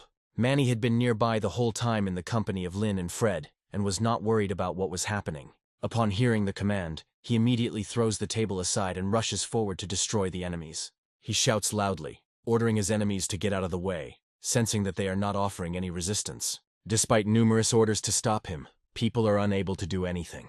Manny acts on his own and only frightens the others even more. He grabs one of the servants to use as a living projectile and rushes towards Dean.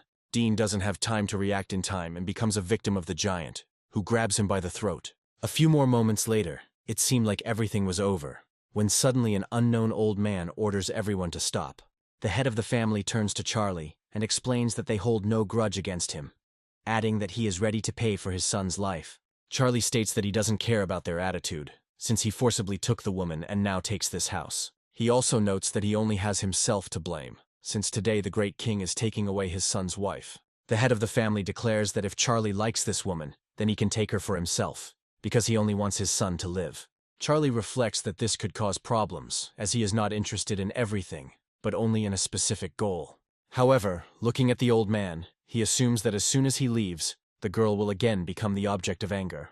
After this, he comes closer and lifts her veil to take a closer look. He declares that she is a beautiful girl, worthy of two men fighting over her, and adds that he is taking her. Charlie orders his comrades to take his wife and new fiancé into slavery, after which he successfully leaves. As they walk through the streets, they discuss using a secret passage to catch up with the fugitives. The guards, as always, arrive late but still try to catch up with them, ordering them to stop and surrender. The heroes have to hurry to escape from the stern guards in time.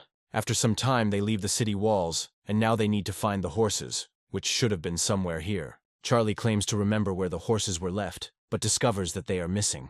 He angrily wonders what is going on and where the horses have gone. Looking around the area, he comes to the conclusion that there are no horses, and that they have disappeared somewhere on their own. Charlie notes that he let his guard down, which is why someone decided to rob him, adding that there will be no mercy. Shen wonders if someone passing by could just take the horses, but Charlie doubts it. He angrily declares that everything points to the fact that someone has decided to plot against him and try to betray him. Shen notes that the sun is already close, so they must come up with something to avoid attracting attention. Charlie says that Cindy is in the city right now, so they need to leave the hostages with her. Instead of taking action, they move to a land community near the main areas of the city, where they find shelter. Luke explains that his idea is brilliant because last night they searched outside the city, but found nothing. Charlie notes that they won't be able to get out of the city now, and Shen states that he still doesn't understand who could have betrayed them. He suggests that Steven is likely behind this, and Charlie notes that he hasn't ruled it out. In anger, he declares that as soon as he finds the culprit, he will beat him to death, when suddenly Luke calms him down. Charlie says he can't calm down because someone stole his axe, which was tied to the horses. At a distance of about 15 kilometers from the city, there was a group of northern barbarians. They explain that the villains will never guess that it was they who collected the horses and can now escape. The barbarians laugh and taste the wine, noting that it is incredibly strong and tasty. One of the barbarians approaches the prince and remarks that the axe looks good, asking permission to take it. In response, one of the comrades declares that he was the first to set his sights on the axe, so it will go only to him. The barbarian engages in friendly competition with his friend, asking if he really wants to compete. Another barbarian asks what is going on, assuming that his comrade will simply chicken out and refuse a fair fight. The remaining barbarians realize that the fight will be impressive and begin to egg the participants on. The fight turns out to be spectacular, and the observing principal watches what is happening with interest. He advises the participants to calm down and notes that if they want an axe, they should know that it weighs more than 50 kilograms. He watches the barbarians' physical form with interest and wonders if they can lift an axe even together. After this, he declares that everyone can take one spear for themselves, and the axe will be used by the other owner. The barbarian prince picks up the axe and says that it will now be his new favorite toy. he decides to test the incredible power of the axe and approaches a nearby tree. He swings and delivers a crushing blow that leaves the tree no chance. A few moments later, the tree is cut through as if it were incredibly thin. The barbarian prince remains delighted with the sharpness of the axe and continues to hold it tightly in his hands. Looking at this weapon, he says that it is an excellent thing and decides to give it an appropriate name. A snowstorm comes and he decides to name it the Squall Axe. The barbarians turn to the Prince of the North and ask what will happen to them, to which he replies that there is no need to rush. He also says that this land is full of wine, weapons, and gentle women who can be captured. He notes that the tribe's troops are already on the way, so they need to blend in with the crowd and plunder the city. Meanwhile, Charlie and his crew spend difficult nights in the city, feeling the cold creeping up on them. Manny says that they cannot retreat even if the wind gets stronger, since they must rob other families. After this, they share the intelligence they have gained by blending into the crowd and identify the next target. Luke and Lynn support this decision, noting that they will follow the master to the end. Charlie asks Shen to stay outside so they can split up after the operation is over and move on to the next house. Charlie says the more discretion the better, as it will allow them to leave the city unnoticed. Manny decides to use his strength to climb one of the walls. He looks around carefully to get a complete picture of the situation. Charlie approaches his friend and notes that he is unlikely to be able to climb to such a height on his own. After they secretly enter the territory, Lynn asks where exactly they need to go. Charlie states that their target is the old rich man's house, as he still has his eye on young girls. In a small house there is a girl and a man who look quite young and are chatting happily. The girl asks the man to dim the light so that no one will notice them at the moment.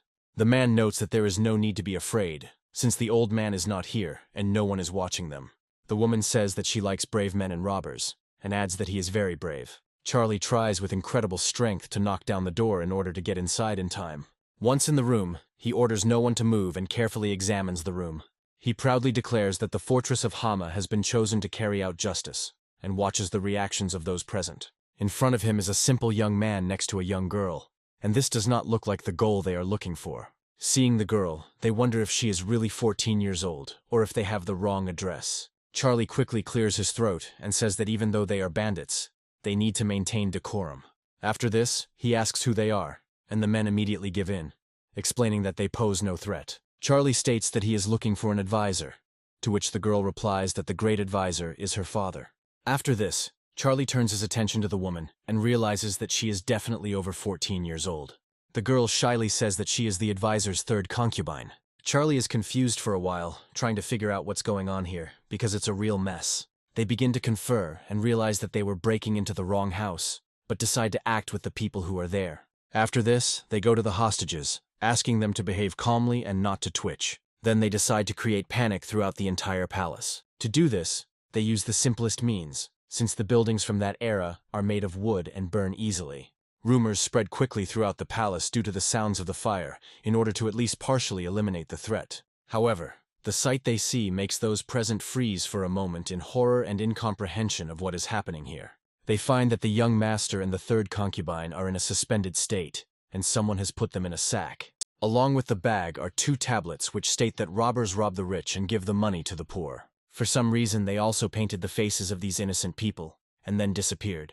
Immediately after this, they choose another family as a target, the plunder of which added quite a few fear points. After this, they set out to rob another rich family who refused to distribute their wealth to the poor. Gradually, almost the entire city is engulfed in flames, which will certainly result in a large number of deaths. Charlie and his team decide to take advantage of the chaos to escape the city in time without attracting attention.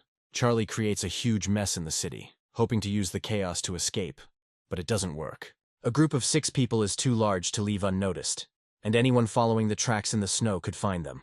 The barbarian prince carefully observes what is happening in the city and comes across advertisements, finding them interesting. Meanwhile, the heroes find themselves in a small house, where they lick their wounds and rest after a serious adventure.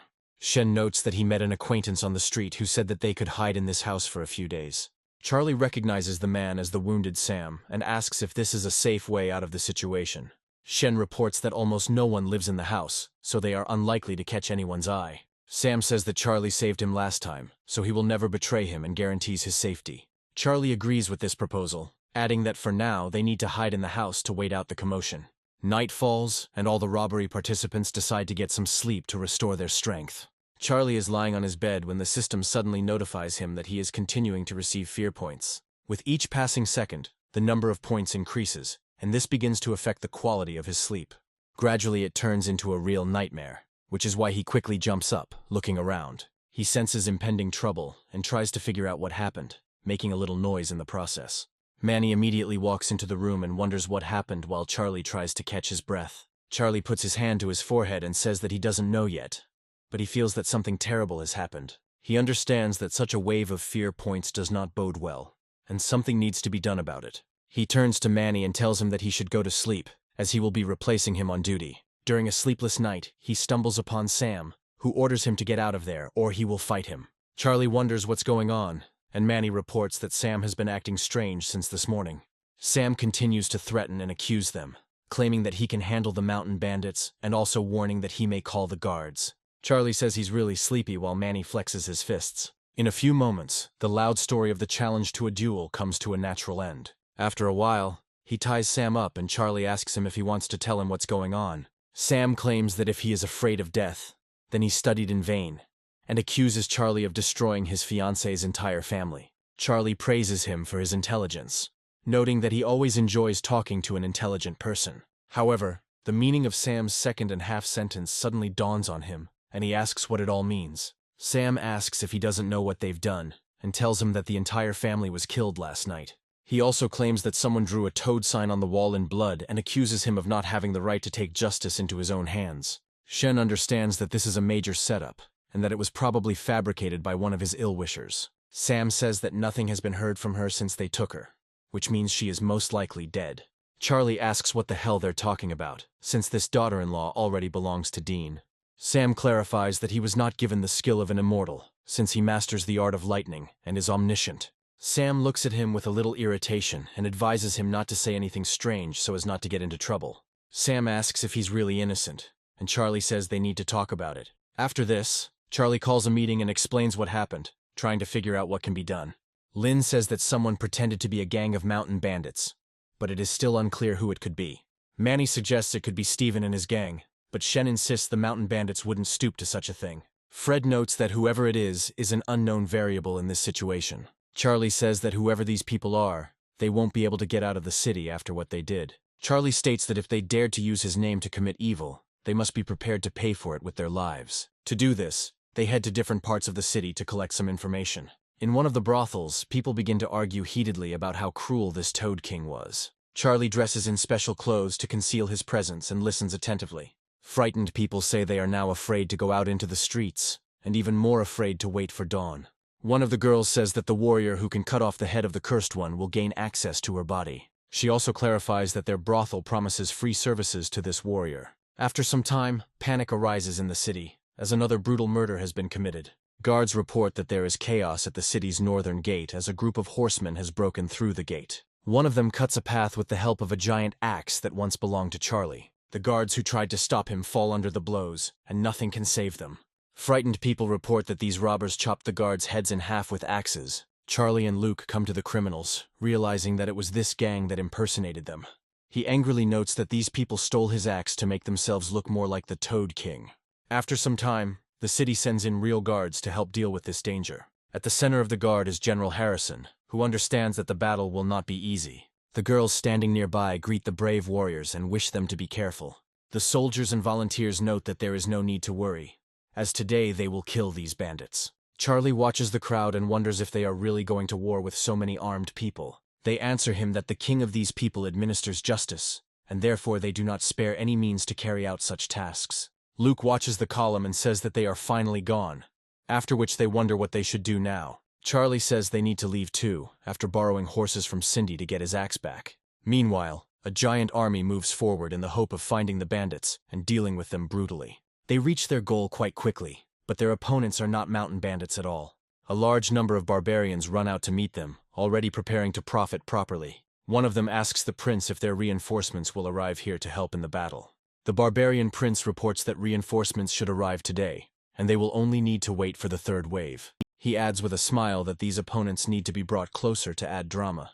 The proud barbarian grabs his weapon and declares that this will be the best battle of his life. After this, he carefully watches his opponents, counting their every step and waiting for an opportunity to shoot. When he is only 300 steps away from his target, he quickly takes off his bow and carefully aims to take the shot. After a few moments, he releases the bowstring, sending the arrow into free flight. The shot turns out to be surprisingly accurate, and one of the soldiers immediately falls dead, having received a mortal wound. Nearby peasants lose their fighting spirit when they see a man die in war. Barbarians live this way, so such bloodshed is normal for them.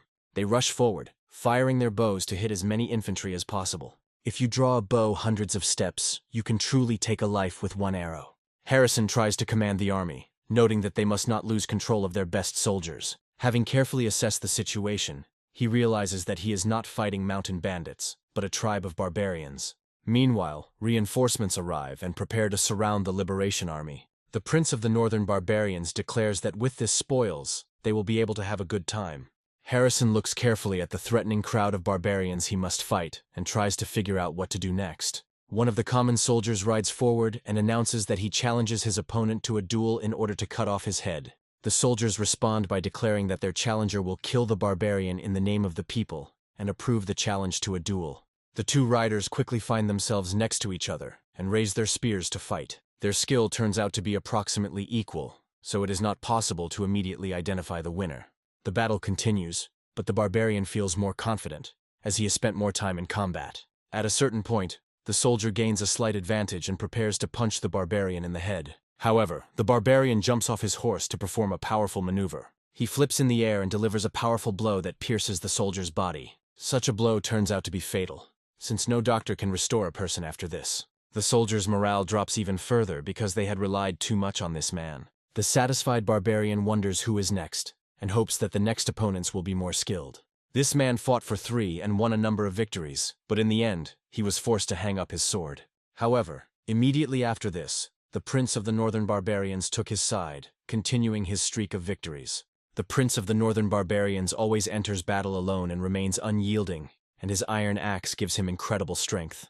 Harrison realizes that the axe once belonged to Charlie, but they are not allies, although there may have been collusion. After thinking for a while, he begins to guess what kind of barbarian is in front of him, and realizes that he is in serious trouble. He assumes that if others call him a prince, it is the Northern Wolf in his own personality. Having read his opponent's thoughts, the barbarian smiles and confirms that he is indeed the barbarian prince. When it comes to horseback battles, the riding skills of these tribes are unmatched, as they always live in combat conditions. After the invasion of these bandits, fear spreads among the army soldiers like a plague. Some even come up with a saying that 10,000 warriors will not be able to stop this tribe of barbarians. However, it is better to see once than to hear 100 times, and now the young prince personally goes out onto the battlefield and kills 11 people. All volunteers lose confidence from fear and are reluctant to engage in battle, as they know how it will end. Harrison realizes there is no other way out and takes up the challenge himself, rushing forward. The barbarian king is overjoyed, as he has always dreamed of fighting such a formidable opponent. Their fight begins with lightning speed, and any mistake can cost their lives, so everyone gives it their all. Harrison is indeed a skilled warrior, and he makes the prince work hard, denying him the right to an easy victory. However, this does not mean that the prince was a self-confident slacker, since he was very good at fighting. Harrison almost immediately feels intense pressure from the barbarian, and is forced to focus solely on defense. Eventually, the axe proves so powerful that it transfers its momentum even if it misses. Harrison continues to fight, but after a while he is knocked down by a powerful blow from his horse. The Prince of the Northern Barbarians stands proudly before him, while Harrison realizes that these bandits are extremely powerful. The barbarian raises his hand haughtily and says that this was the most boring battle of his life, and he expected more. After this, he orders his opponent to die immediately, so as not to irritate him anymore. Harrison watches the approaching axe closely, wondering if the enemy is truly prepared to kill him here. However, the deadly action is interrupted by a loud cry that addresses the Prince of the Northern Barbarians by name. The barbarian immediately stops his hand, and Harrison can only thank God for the arrival of help at that moment. The barbarian looks at the approaching enemy in surprise and cannot understand how this man knows him. Charlie now sees what is happening through the system, which is why he only now learns the prince's name. The barbarians report that these are the same mountain bandits who brought them a whole bunch of horses for a snack. Charlie becomes furious and orders his comrade to destroy these villains immediately. Manny gallops forward, assuring that the order will be carried out with maximum efficiency and speed. The barbarian prince senses new amusement and immediately loses interest in his opponent Harrison. Manny gains speed and delivers a powerful blow with his axe, which pierces the enemy's wooden weapon. The barbarians understand that this weapon is unsuitable and too fragile for real combat. Harrison notices this vulnerability and shouts loudly to the great warrior, offering his weapon. After this, he carefully aims and launches the axe towards the wooden shield, which is much stronger. Manny easily catches the axe in midair and receives strong support in this difficult fight. Immediately after this, he gives orders to his allies to push back the barbarians as hard as possible. The enemy attacks him and declares that he will show the power of his battle axe, Squall. Manny takes this quite calmly and orders his opponent to die quickly. They stop next to each other and an even more intense duel begins between them. Their horses collide heads, and the animals struggle to withstand the onslaught, trying to help their riders. Manny continues to fight, fails to knock out his opponent, and does not give up his position himself. The horses are gaining speed, making the battle even more difficult given the changed circumstances. Harrison, along with the other soldiers, comes to the conclusion that the axe is indeed impressive. Charlie and his allies watch the proceedings closely, and note that Manny is fighting with dignity. Charlie understands that they are equal in strength, but the prince of the northern barbarians has much superior horsemanship skills. Suddenly, Charlie advises Manny to retreat to save his life and not take risks. Manny turns and runs away, while the barbarian asks him with displeasure why he decided to run away. Smiling, he says that since he received this axe, he has never lost a battle. Fred becomes enraged and declares that he will fight him to make him obey these words. Charlie stops him, after which Shen asks how they should handle this situation. Charlie pauses for a moment to carefully consider his plan of action and make a decision. After some time, he reports that there is no other choice but to fight the enemy himself. His team appreciates this bold and selfless choice and advises him to be careful. Charlie steers his horse towards his opponent and looks down at his ceremonial sword. He asks his opponent if he can withstand his incredible onslaught. The arrogant barbarian king declares that he sees nothing that can resist him. Charlie suddenly raises his voice and asks if the enemy can withstand his onslaught for at least a couple of minutes. The frightened barbarian king asks Charlie what he is up to, believing his menacing appearance. Charlie prepares to land some powerful and well-aimed punches to finish the fight. The barbarian claims that he won't succeed, but Charlie replies that he has the perfect plan for this case. Immediately after this, he uses the system to play the lottery and easily win the fight thanks to luck. He asks the system to send a great general who can destroy the barbarian king in the blink of an eye. The system obeys, activating the slot machine to dispense the desired item and not let the user down. Once Charlie lands a punch, he receives a legendary martial arts book that belongs to the last great general. Charlie realizes that this is not at all what he expected, and decides to immediately change his strategy. The barbarian king looks at his enemy in bewilderment and notices that his hands are starting to shake. He asks what happened, but Charlie doesn't answer that question yet. He desperately tries to figure out how to act in this difficult situation, and a brilliant idea comes to his mind. He says that he wants to defuse the situation, as it has become tense, and asks if the enemy trusts him. The enraged barbarian prince becomes furious, declaring that he will not tolerate such humiliation from a pathetic man. Charlie immediately turns to his comrades and tells them that they need to retreat as quickly as possible. The leader of the northern barbarians declares that he will teach the runt a lesson and sets off in pursuit. Manny advises the master to run, promising to delay the enemy long enough for Charlie to survive. Charlie reassures him that it's all nonsense and promises that they will run away together and come back again. The barbarians, meanwhile, declare that they must follow the prince and destroy this group of losers. The other volunteers run away in fear, and all those fear points go to Charlie. The barbarians spare no one and try to destroy anyone who gets in their way. All people face an unenviable fate, but Charlie's fear points increase significantly. One detachment breaks up the army, and each person is conditionally accumulated in this flow, and the army collapses like a mountain. The warriors of this army turn out to be no better than dogs, and now they need to somehow save themselves by moving west. Charlie wonders why this man continues to stalk him even though he has done nothing to him. Over time, the threat becomes more serious as his horse moves faster. He sees the burning red eyes of the enemy, which are trying to get to him as quickly as possible. Charlie understands that these eyes mean one thing. If the enemy catches up with him, he will kill him in an especially brutal way. The northern barbarian tribe lives in the wilderness and is called by many names, but this does not change their strange nature. When they are not violating the borders of another empire, they simply quarrel with each other, causing civil strife. These tribes are rather tongue-tied, so their quarrels are difficult to understand, and they often cannot agree with each other. They usually beat to within an inch of their lives the one who received the most abuse. Charlie continues to retreat, thinking that if he had taken the time to train a little, he could have won. He also understands that his victory over Donald was pure chance and does not reflect his fighting skills in any way. He muses that if only he became stronger, it would radically change his approach. He understands that everything would have turned out differently if the man hadn't been chasing him like a dog foaming at the mouth. He feels humiliated while the fear points continue to accumulate rapidly. With every second their number grows, and it gradually reaches a critical point. However, these fear indicators are associated exclusively with the deaths of innocent people who were trying to fight crime. Now their blood and countless deaths are imprinted on the protagonist's mind. He tries to calm himself down, realizing that there is still a chance, and that he simply gave in to panic. Frantically thinking up a plan, he realizes that he needs to meet with a martial arts master who can defeat this scoundrel. Suddenly he turns to face his opponent to test his new skill on him. He looks at it with incredible determination, making the opponent believe that he was following the plan all along. For a few moments the barbarian leader feels fear, and 10 points are transferred to the main character's account. After this, Charlie starts to get angry and wonders why this man is looking at him like that. Because he is in a losing position. To get rid of the unpleasant feeling, he rushes forward, intending to finish off the enemy. Manny rushes forward again, announcing that he will do everything in his power to apprehend this scoundrel. However, the barbarian king is not in the mood and loudly orders that no one disturb him. He brandishes a war axe and orders them not to stand in his way if his miserable life is dear to him. He then makes a quick strike that cuts through everything in its path and hits Manny's horse. Manny realizes that he can no longer move at the same speed and needs to retreat quickly. The barbarian continues to swing his axe, ordering the others to get out of his way and not interfere with him. Charlie continues to run away quickly, hoping to find at least something that will help him. His main hope is that the fear points will reach the required number.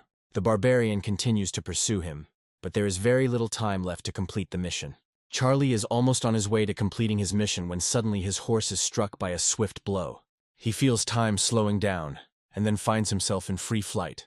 At a certain point, the system contacts him to give him the opportunity to get out of trouble. Once his points reach 1 million, he decides to use the general's pedestal skill. The system gives him a special panel, thanks to which he can summon the necessary creature. She calls him a brave warrior and informs him that she has received his request, which is immediately being processed. After this, the system says that the Council of Stars penetrated the hearts of the people of this world and changed it forever. The flow of energy intertwines and forms the silhouette of an unknown man armed with a spear. The system explains that historical heroes are reborn through time and space to change the world.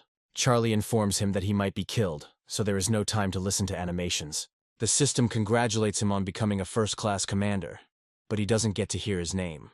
The next moment he falls to the ground and a huge pile of snow rises up next to him due to the severity of the impact. Charlie realizes that the system decided to mock him, since the general simply could not appear. He tries to get up quickly, but cannot stand on his feet due to serious injuries. He also understands that a general cannot fall from the sky and strike the enemy like lightning. Looking at the enemy, he comes to the conclusion that this is most likely the end of his adventures in this world. He wonders if this world is too malicious to cause him to die by his own weapons. The barbarian approaches and uses a battle cry to strike terror into his would-be victim.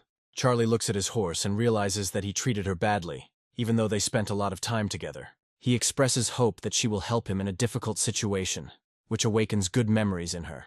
Because of this, the horse that the barbarian king stole begins to behave violently and rear up.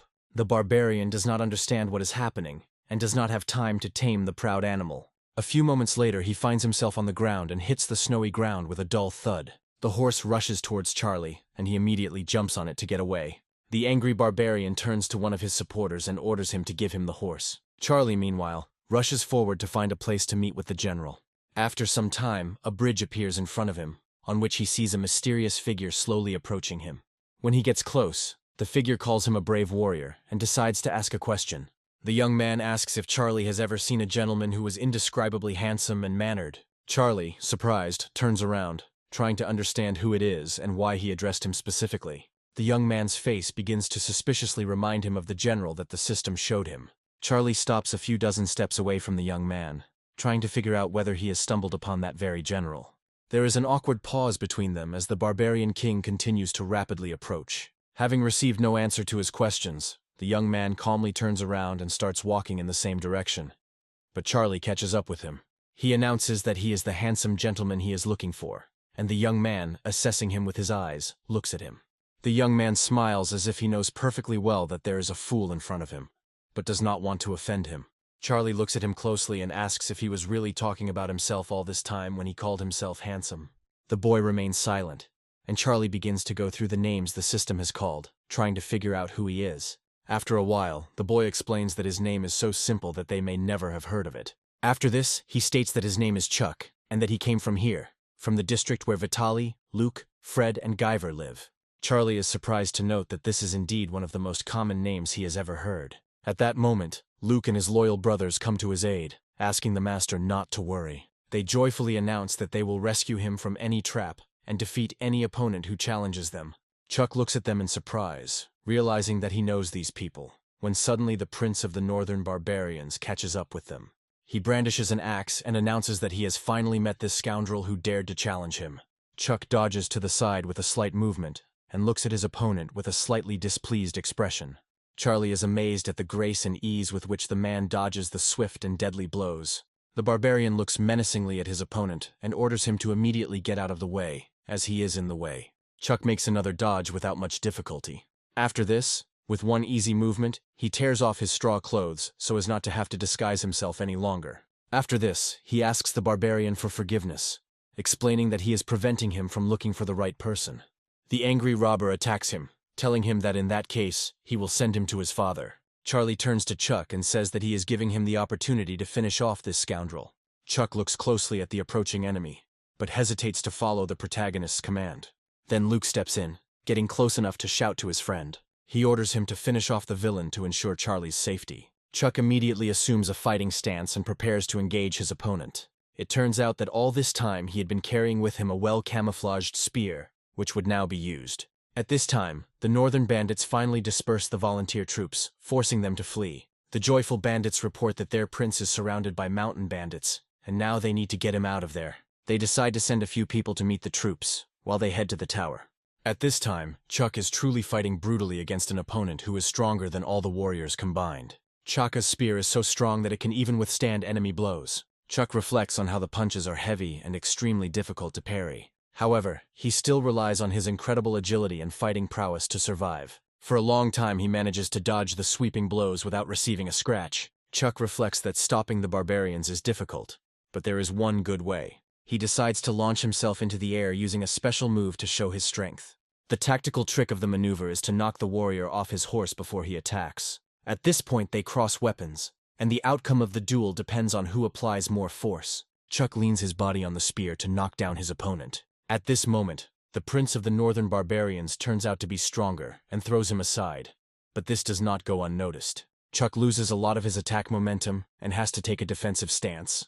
He throws a few punches, which his opponent parries with casual lunges, and realizes that the attack takes time. The formidable barbarian falls into a state of battle rage and can no longer account for his actions. Chuck uses the 100-bird spear skill, and the enemy's attacks seem brutal to him.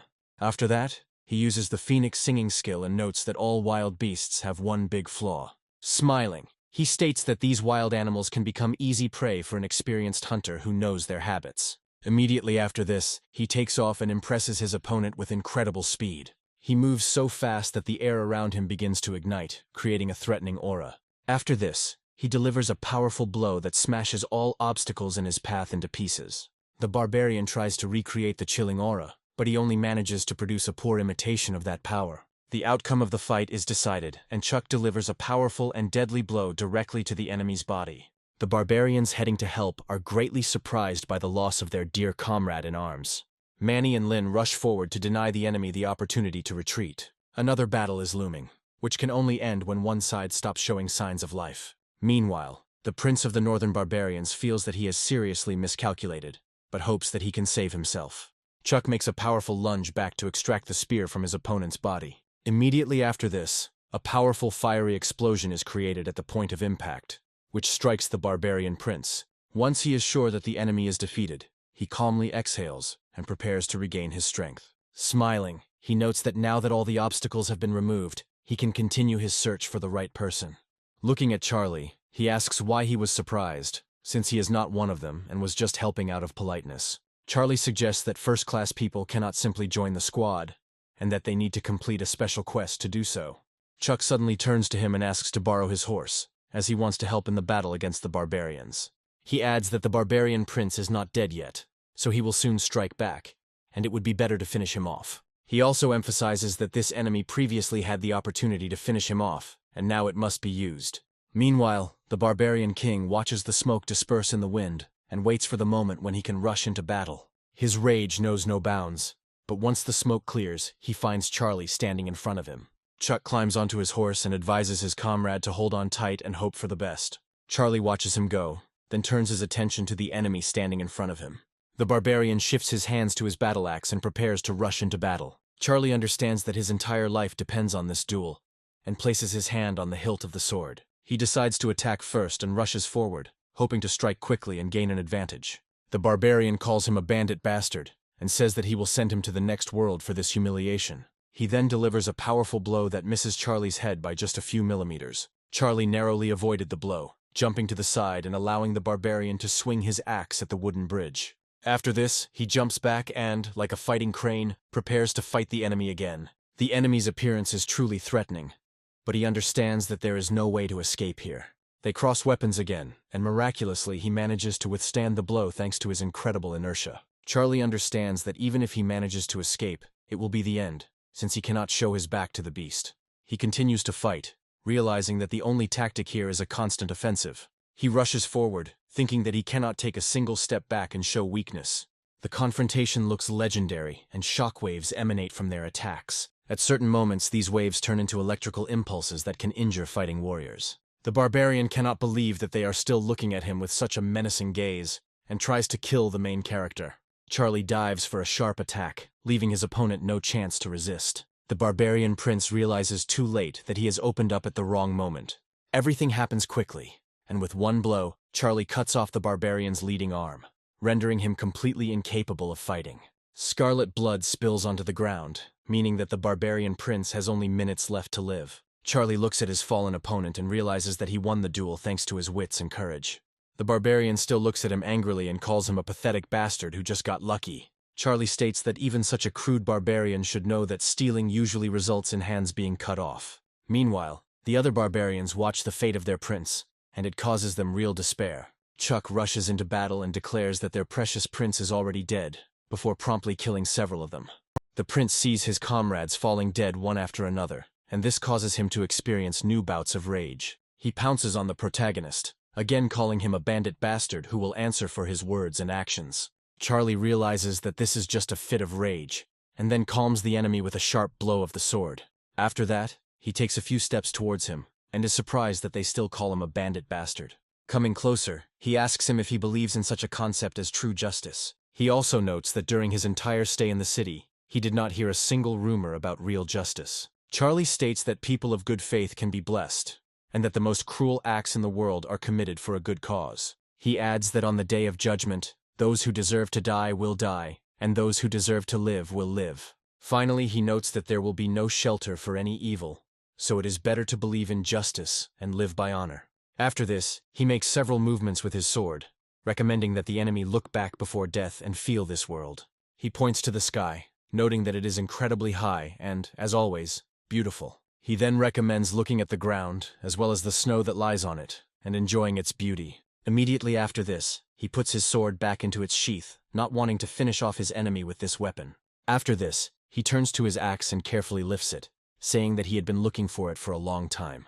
The enraged barbarian prince, in despair, declares that the axe is his because he got it. These words cause true rage in the hero, and he understands that the enemy will have to be finished off.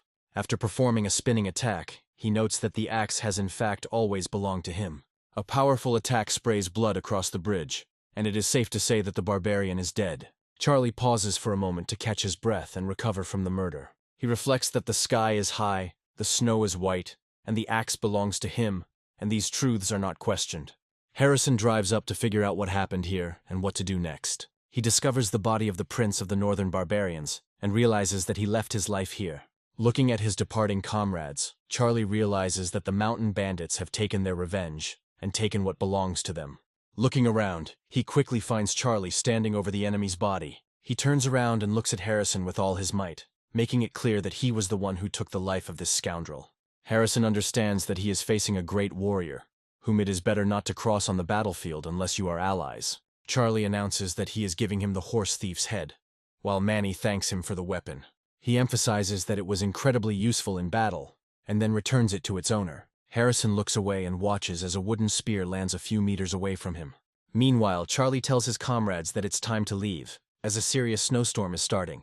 They also wonder where Shen went, to which Charlie states that he should be a few dozen meters away. After some time, they are fully reunited with their squad and head back to the fortress. Charlie asks Chuck if he is looking for the same three brothers who now serve him.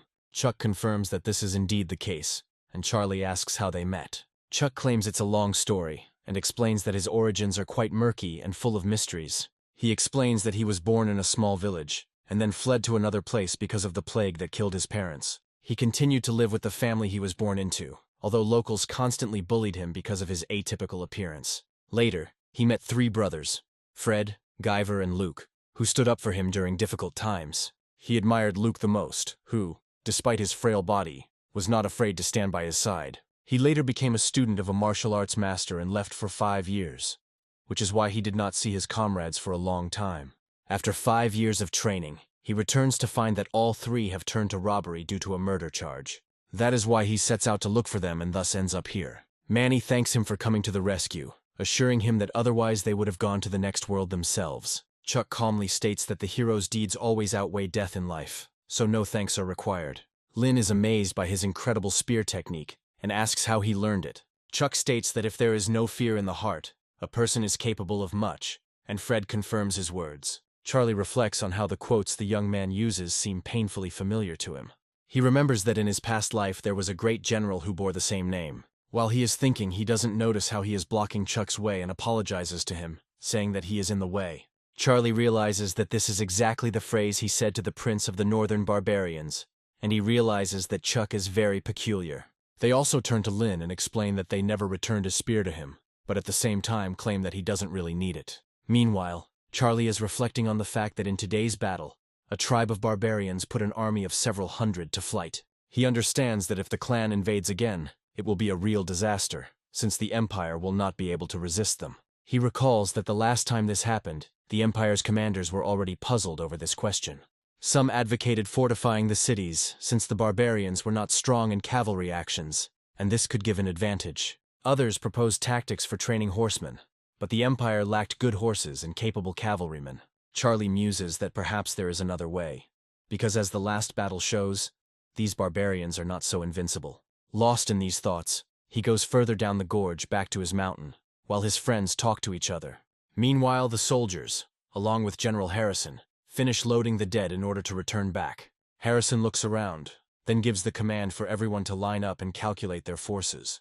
However, after a few moments he hears a strange hum of approaching people and tries to figure out who it is. Looking to the horizon, he sees a huge number of horsemen approaching at high speed. These horsemen are an army of barbarians who are riding here with all their might after the latest news. The soldiers immediately lose their composure and try to run away, noting that they need to save themselves as quickly as possible. Their fate turns out to be quite unenviable, since most of them were simply killed by the treacherous barbarians. Later, this place turns into a real bloodbath and meat grinder, in which a huge number of people died. More than 100 barbarians deal with the volunteer army in order to take the body of the dead prince with them. Harrison eventually retreats back to the city, bringing with him only 13 of his surviving horsemen.